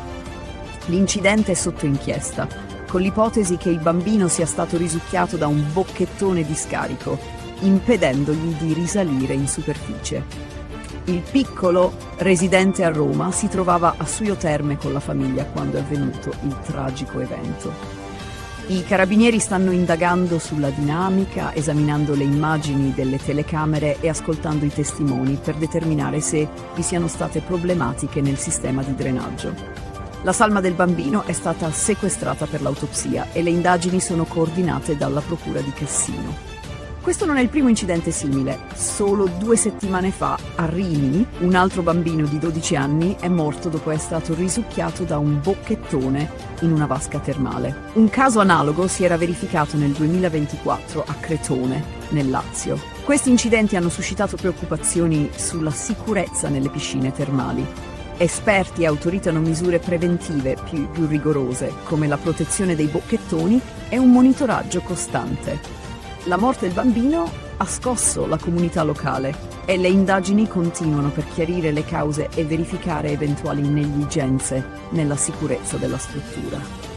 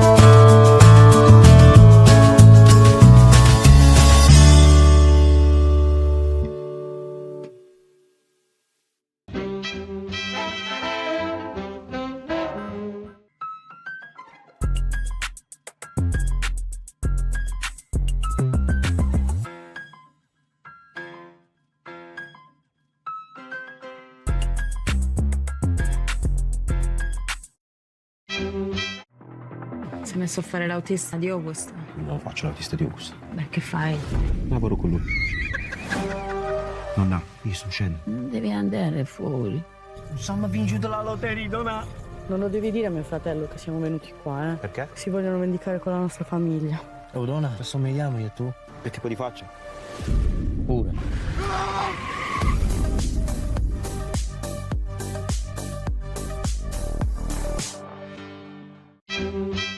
Pensate a cosa amate del vostro partner. È bellissima, divertente e ha una risata fantastica. Mi piace il fatto che sia premuroso, comprensivo, molto aperto. Zendaya e Robert Pattinson in una commedia romantica unica e imprevedibile. Cos'è successo? C'è solo un po' di dramma. Conosci davvero chi ami? Emma e Charlie.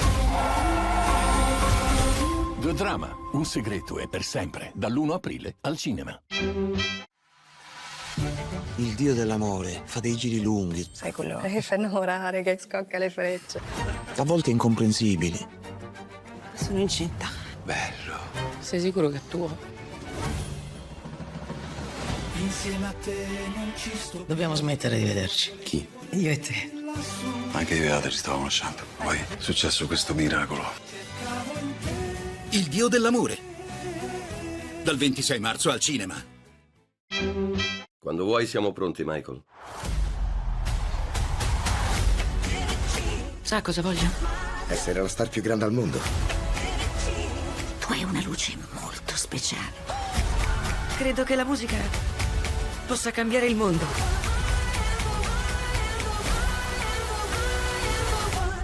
Questo è solo l'inizio. Michael. Dal 22 aprile al cinema.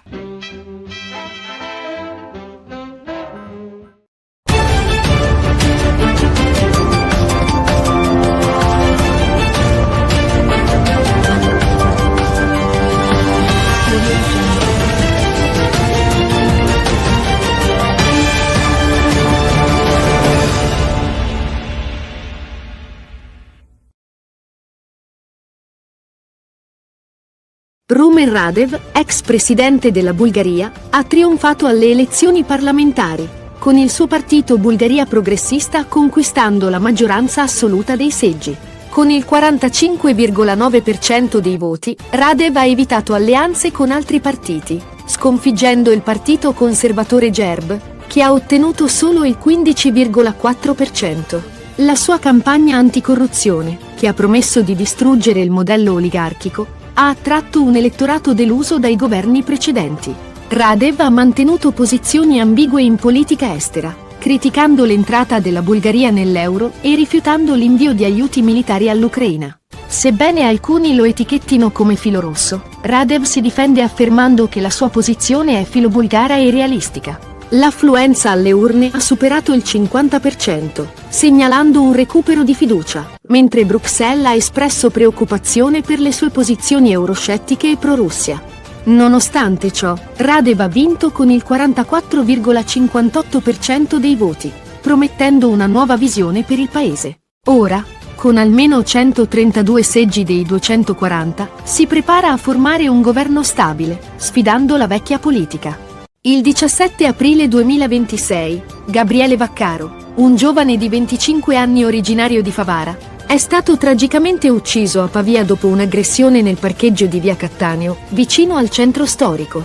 La vittima è stata colpita al collo con un coltello o un cacciavite. Nonostante il tentativo dei suoi amici di portarlo in salvo, è morto poco dopo al Policlinico San Matteo. A seguito delle indagini, la Polizia di Stato ha fermato un sedicenne di origini egiziane, accusato di omicidio. L'aggressione è stata innescata da una discussione su una ragazza tra il gruppo di Vaccaro e quello del sospettato, durante una serata in un locale della Movida pavese. La rissa è poi degenerata nel parcheggio Cattaneo, dove il giovane ha estratto un cacciavite e colpito Vaccaro. Il 19 aprile 2026, il giovane Andrea Sciorilli, di 21 anni, è stato trovato morto nel garage del condominio dove viveva a Vasto, provincia di Chieti.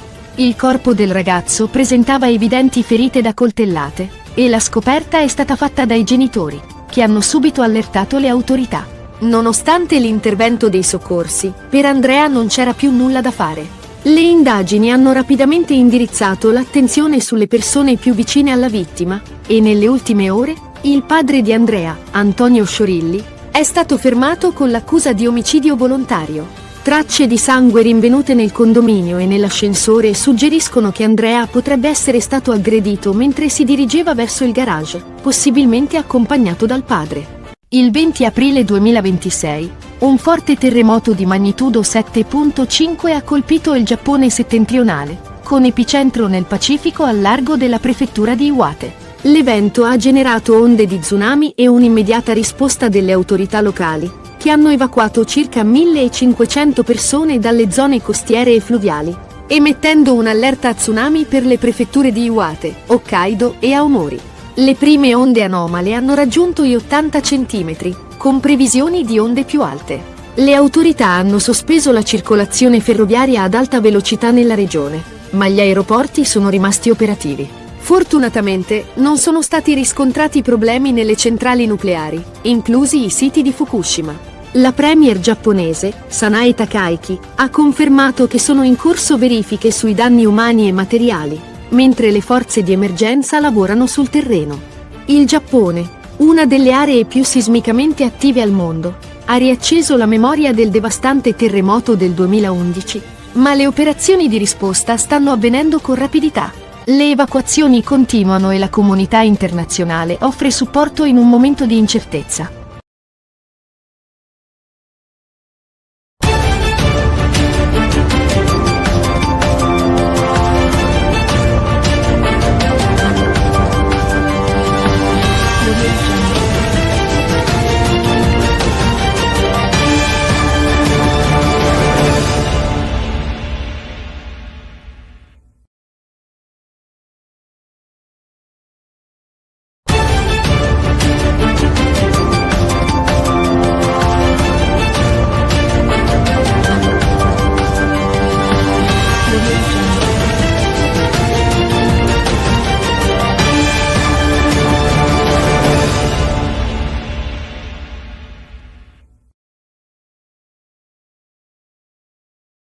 Rumen Radev, ex presidente della Bulgaria, ha trionfato alle elezioni parlamentari, con il suo partito Bulgaria Progressista conquistando la maggioranza assoluta dei seggi.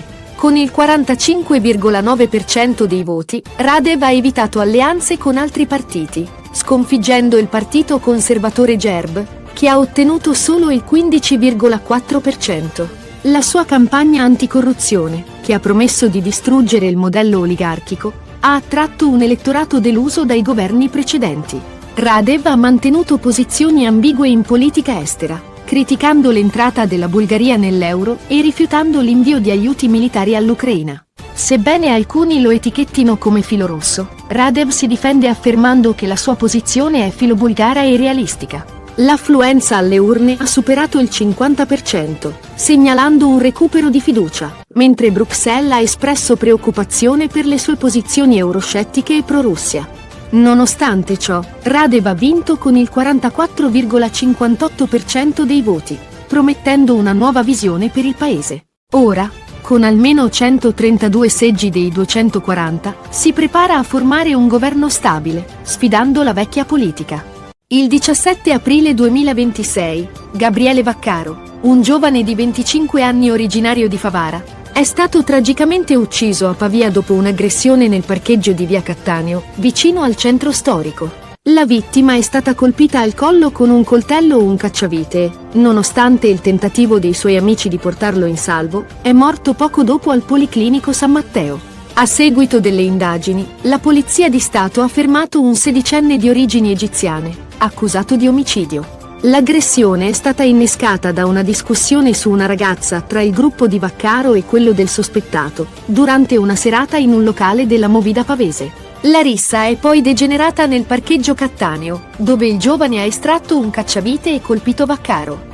Il 19 aprile 2026, il giovane Andrea Sciorilli, di 21 anni, è stato trovato morto nel garage del condominio dove viveva a Vasto, provincia di Chieti.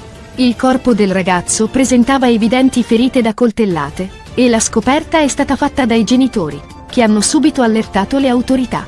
Nonostante l'intervento dei soccorsi, per Andrea non c'era più nulla da fare. Le indagini hanno rapidamente indirizzato l'attenzione sulle persone più vicine alla vittima, e nelle ultime ore, il padre di Andrea, Antonio Sciorilli, è stato fermato con l'accusa di omicidio volontario.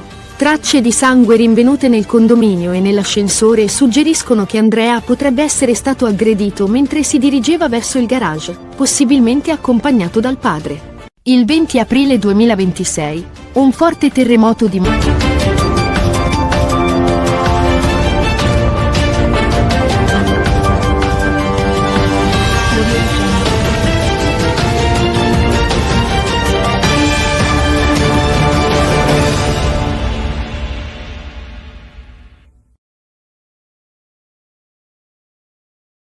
Rumen Radev, ex presidente della Bulgaria, ha trionfato alle elezioni parlamentari, con il suo partito Bulgaria Progressista conquistando la maggioranza assoluta dei seggi. Con il 45,9% dei voti, Radev ha evitato alleanze con altri partiti, sconfiggendo il partito conservatore Gerb, che ha ottenuto solo il 15,4%. La sua campagna anticorruzione, che ha promesso di distruggere il modello oligarchico, ha attratto un elettorato deluso dai governi precedenti. Radev ha mantenuto posizioni ambigue in politica estera, criticando l'entrata della Bulgaria nell'euro e rifiutando l'invio di aiuti militari all'Ucraina. Sebbene alcuni lo etichettino come filo rosso, Radev si difende affermando che la sua posizione è filobulgara e realistica. L'affluenza alle urne ha superato il 50%, segnalando un recupero di fiducia, mentre Bruxelles ha espresso preoccupazione per le sue posizioni euroscettiche e pro-Russia.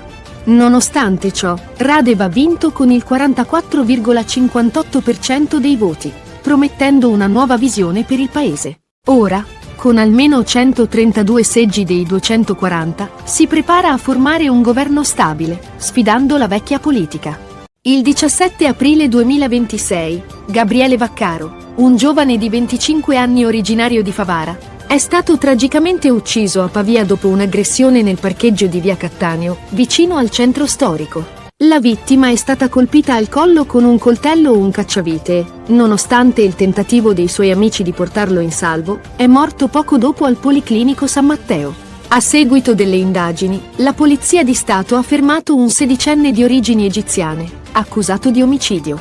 L'aggressione è stata innescata da una discussione su una ragazza tra il gruppo di Vaccaro e quello del sospettato, durante una serata in un locale della Movida pavese. La rissa è poi degenerata nel parcheggio Cattaneo, dove il giovane ha estratto un cacciavite e colpito Vaccaro. Il 19 aprile 2026, il giovane Andrea Sciorilli, di 21 anni, è stato trovato morto nel garage del condominio dove viveva a Vasto, provincia di Chieti. Il corpo del ragazzo presentava evidenti ferite da coltellate, e la scoperta è stata fatta dai genitori, che hanno subito allertato le autorità. Nonostante l'intervento dei soccorsi, per Andrea non c'era più nulla da fare. Le indagini hanno rapidamente indirizzato l'attenzione sulle persone più vicine alla vittima, e nelle ultime ore, il padre di Andrea, Antonio Sciorilli, è stato fermato con l'accusa di omicidio volontario. Tracce di sangue rinvenute nel condominio e nell'ascensore suggeriscono che Andrea potrebbe essere stato aggredito mentre si dirigeva verso il garage, possibilmente accompagnato dal padre. Il 20 aprile 2026, un forte terremoto di magnitudo 7.5 ha colpito il Giappone settentrionale, con epicentro nel Pacifico al largo della prefettura di Iwate. L'evento ha generato onde di tsunami e un'immediata risposta delle autorità locali, che hanno evacuato circa 1.500 persone dalle zone costiere e fluviali, emettendo un'allerta tsunami per le prefetture di Iwate, Hokkaido e Aomori. Le prime onde anomale hanno raggiunto gli 80 cm, con previsioni di onde più alte. Le autorità hanno sospeso la circolazione ferroviaria ad alta velocità nella regione, ma gli aeroporti sono rimasti operativi. Fortunatamente, non sono stati riscontrati problemi nelle centrali nucleari, inclusi i siti di Fukushima. La premier giapponese, Sanae Takaichi, ha confermato che sono in corso verifiche sui danni umani e materiali, mentre le forze di emergenza lavorano sul terreno. Il Giappone, una delle aree più sismicamente attive al mondo, ha riacceso la memoria del devastante terremoto del 2011, ma le operazioni di risposta stanno avvenendo con rapidità.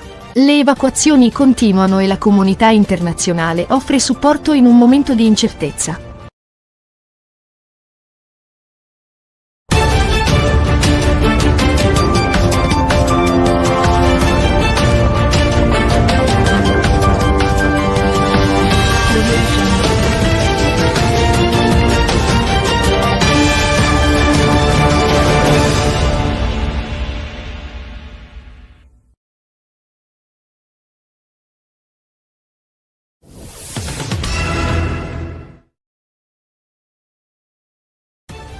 Un potente terremoto di magnitudo 7.5 ha colpito il Giappone settentrionale il 20 aprile 2026, con l'epicentro nel Pacifico al largo della prefettura di Iwate.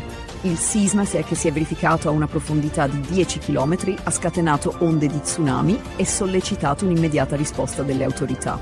L'allerta tsunami riguarda le prefetture di Iwate, Hokkaido e Aomori, con onde previste fino a 3 metri.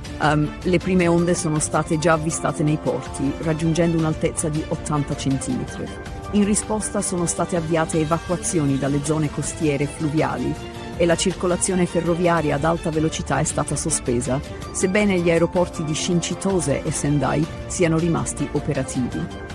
Le centrali nucleari giapponesi non hanno segnalato anomalie, con la Tokyo Electric Power Company che ha confermato l'assenza di malfunzionamenti a Fukushima Daiichi, Daini, Higashidori e Onagawa. La premier giapponese Sanae Takaichi ha dichiarato che sono in corso verifiche sui danni umani e materiali, mentre le forze di polizia e i vigili del fuoco sono impegnati nelle operazioni di emergenza. La situazione resta fluida e le autorità monitorano costantemente l'evolversi della crisi.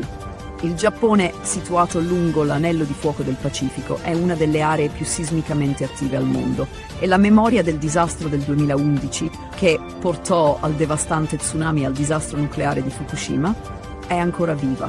Le evacuazioni sono in corso, con le autorità che esortano la popolazione a seguire le misure di sicurezza. La comunità internazionale osserva con attenzione, pronta a offrire supporto in questo momento di incertezze.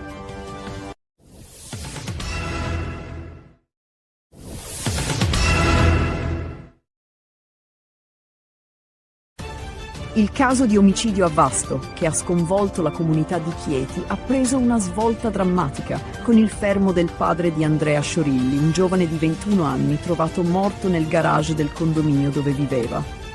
Il corpo di Andrea, scoperto dai genitori il 19 aprile, presentava evidenti ferite d'arma da taglio. Nonostante i soccorsi tempestivi, il giovane è deceduto. La procura di Vasto ha disposto l'autopsia per stabilire con precisione le cause della morte, prevista per il 22 aprile. Le indagini si sono rapidamente concentrate sulle persone vicine alla vittima, portando al fermo del padre, Antonio Sciorilli, accusato di omicidio volontario. Durante un interrogatorio che ha durato ore, l'uomo ha confessato il delitto. Le tracce di sangue trovate sul pianerottolo e nell'ascensore del condominio hanno suggerito che Andrea potrebbe aver percorso il tragitto verso il garage insieme al suo aggressore, probabilmente il padre. Questo ha fatto emergere nuove ipotesi sulla dinamica dell'omicidio. Il contesto familiare era teso, poiché nel 2024 Antonio aveva denunciato il figlio per violenza domestica, portando all'attivazione del codice rosso. Nonostante il monitoraggio delle forze dell'ordine, la situazione non aveva fatto presagire una tragedia di tale portata. Le tracce di sangue rinvenute con l'uso del luminol hanno indirizzato le indagini verso il padre. Le indagini proseguono, con i carabinieri ancora alla ricerca dell'arma del delitto e l'esame del materiale sequestrato nell'appartamento della vittima. L'autopsia e gli accertamenti futuri potrebbero fornire ulteriori dettagli. Ma il caso sembra essere il risultato di un dramma familiare che ha segnato la città di Vasto.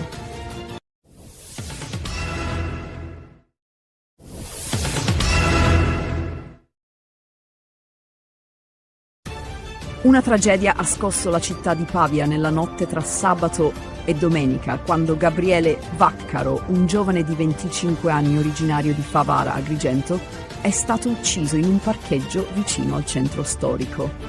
Vaccaro è stato colpito al collo con un coltello o un cacciavite durante una rissa ed è morto poco dopo in ospedale nonostante i tentativi di soccorso dei suoi amici. La polizia ha fermato un sedicenne di origini egiziane accusato di omicidio, grazie alle indagini basate su telecamere di videosorveglianza e interrogatori. L'aggressione è scaturita da una discussione su una ragazza in un locale della Movida Pavese, che è degenerata quando i gruppi si sono spostati nel parcheggio Cattaneo, dove il sedicenne ha estratto un cacciavite e ha colpito mortalmente Vaccaro. Nonostante inizialmente gli amici della vittima non avessero compreso la gravità della ferita, dopo averlo portato a casa hanno chiamato i soccorsi, ma era ormai troppo tardi. Un altro amico di Gabriele è rimasto ferito, ma non gravemente. Gabriele, che viveva a Broni Pavia e lavorava nel settore della logistica, aveva trascorso la serata con colleghi, ma la violenza è esplosa per motivi futili legati a una discussione.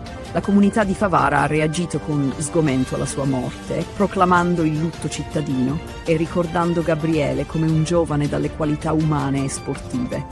Il 16enne accusato di omicidio è stato fermato dopo essere stato rintracciato vicino al luogo del delitto e le indagini proseguono per chiarire ulteriori dettagli sul movente e il coinvolgimento degli altri ragazzi presenti.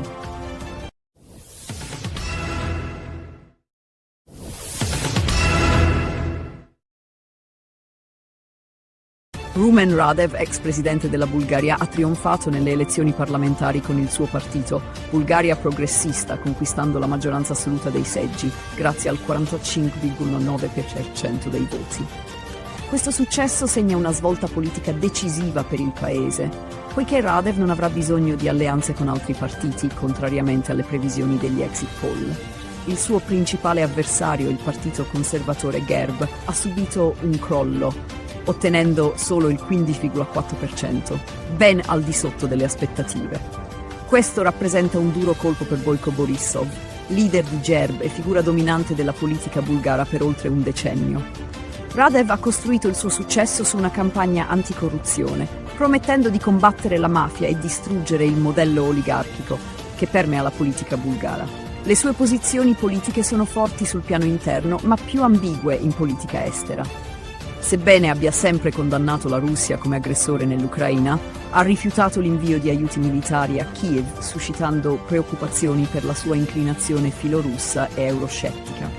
Nonostante queste critiche, Radev ha mantenuto un approccio pragmatista, sottolineando che una Bulgaria forte necessita di un'Europa forte, ma con una visione critica delle sue politiche. Le elezioni si sono svolte in un clima di malessere sociale e instabilità economica, con l'inflazione elevata e un carovita crescente. La vittoria di Radev ha riportato fiducia tra gli elettori con un'affluenza superiore al 50%. Nonostante le preoccupazioni a Bruxelles, Radev ha promesso di formare un governo stabile, sfidando la vecchia politica e cercando di instaurare una nuova visione per la Bulgaria.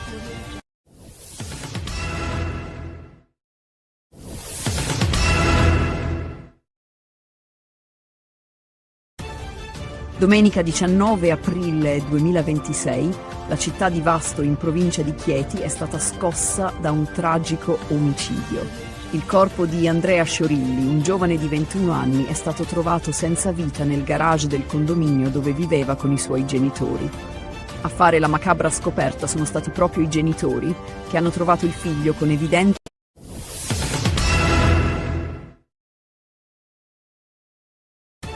La tensione nel Golfo Persico è aumentata con la chiusura dello stretto di Hormuz da parte dell'Iran, come risposta al blocco dei porti iraniani imposto dagli Stati Uniti. La chiusura ha portato all'attacco di 3 mercantili da parte dei Pasdaran, ma uno di essi, l'italiana MSC, è riuscito a passare senza problemi. Il presidente degli Stati Uniti, Donald Trump, ha accusato l'Iran di ricatto, ribadendo il sostegno americano alla libertà di navigazione. Il presidente iraniano Masoud Pezeshkian ha riconosciuto progressi nei negoziati, ma ha sottolineato che un accordo definitivo è ancora lontano. Pezeshkian ha difeso il diritto dell'Iran a perseguire programmi nucleari pacifici e ha chiesto agli Stati Uniti di abbandonare un approccio unilaterale. L'Unione Europea è stata accusata da Teheran di applicare un doppio standard, criticando l'Iran per le sue azioni, ma consentendo alle azioni degli Stati Uniti di minare il diritto internazionale. Nel frattempo Trump ha elogiato l'alleanza con Israele, definendo il paese un grande alleato e accusando altri stati di non aver dimostrato la stessa lealtà. La crisi ha avuto anche ripercussioni in Libano, dove un attacco ha violato la tregua tra Hezbollah e Israele, causando la morte di un soldato francese della missione UNIFIL. In risposta, il presidente italiano Mattarella ha condannato l'attacco, mentre il governo italiano, guidato da Giorgia Meloni, ha dichiarato la disponibilità a garantire la sicurezza della navigazione nello stretto di Hormuz, ma solo a condizione che venga consolidato il cessate il fuoco e dopo l'approvazione del Parlamento. L'Italia si prepara a giocare un ruolo cruciale nella stabilizzazione della regione, in un contesto di alleanze internazionali.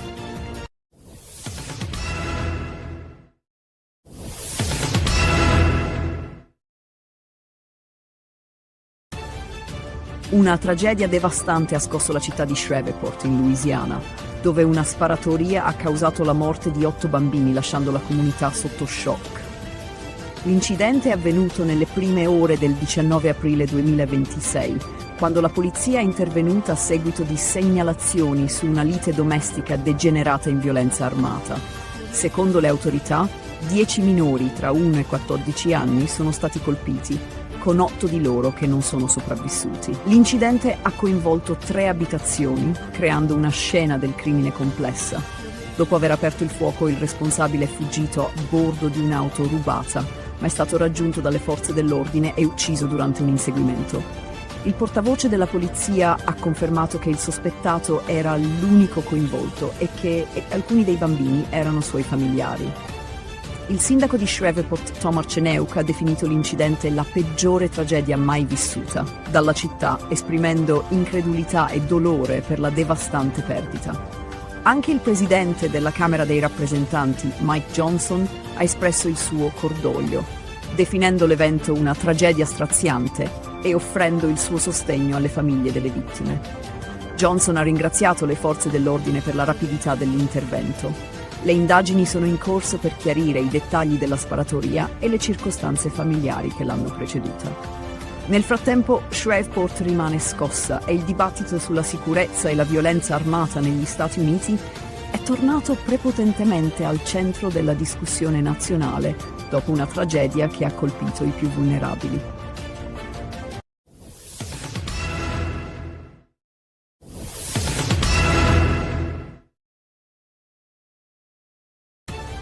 Una tragica sparatoria si è verificata il 19 aprile 2026 a Bisceglie, all'interno del Divinae Club, dove un uomo di 43 anni, Filippo Scavo, è stato ucciso. La vittima, residente a Carbonara di Bari e noto alle forze dell'ordine come esponente del clan mafioso Strisciuglio, è stato colpito alla base del collo da uno dei 4 colpi esplosi durante un'aggressione che ha avuto luogo intorno alle 3:55 del mattino. Nonostante i tentativi di rianimazione, Scavo è morto poco dopo essere giunto in ospedale in arresto cardiaco. La sparatoria è avvenuta dopo una lite tra 2 gruppi, probabilmente legata a vecchie faide mafiose o questioni di spaccio di droga. Un aggressore sarebbe riuscito a eludere i controlli di sicurezza uscendo dal locale e rientrando armato per aprire il fuoco. Filippo Scavo uscendo dal locale e rientrando armato per aprire il fuoco. Filippo Scavo uscendo dal locale e rientrando armato per aprire il fuoco. Filippo Scavo uscendo dal locale e rientrando armato per aprire il fuoco. Filippo Scavo uscendo dal locale e rientrando armato per aprire il fuoco. Filippo Scavo uscendo dal locale e rientrando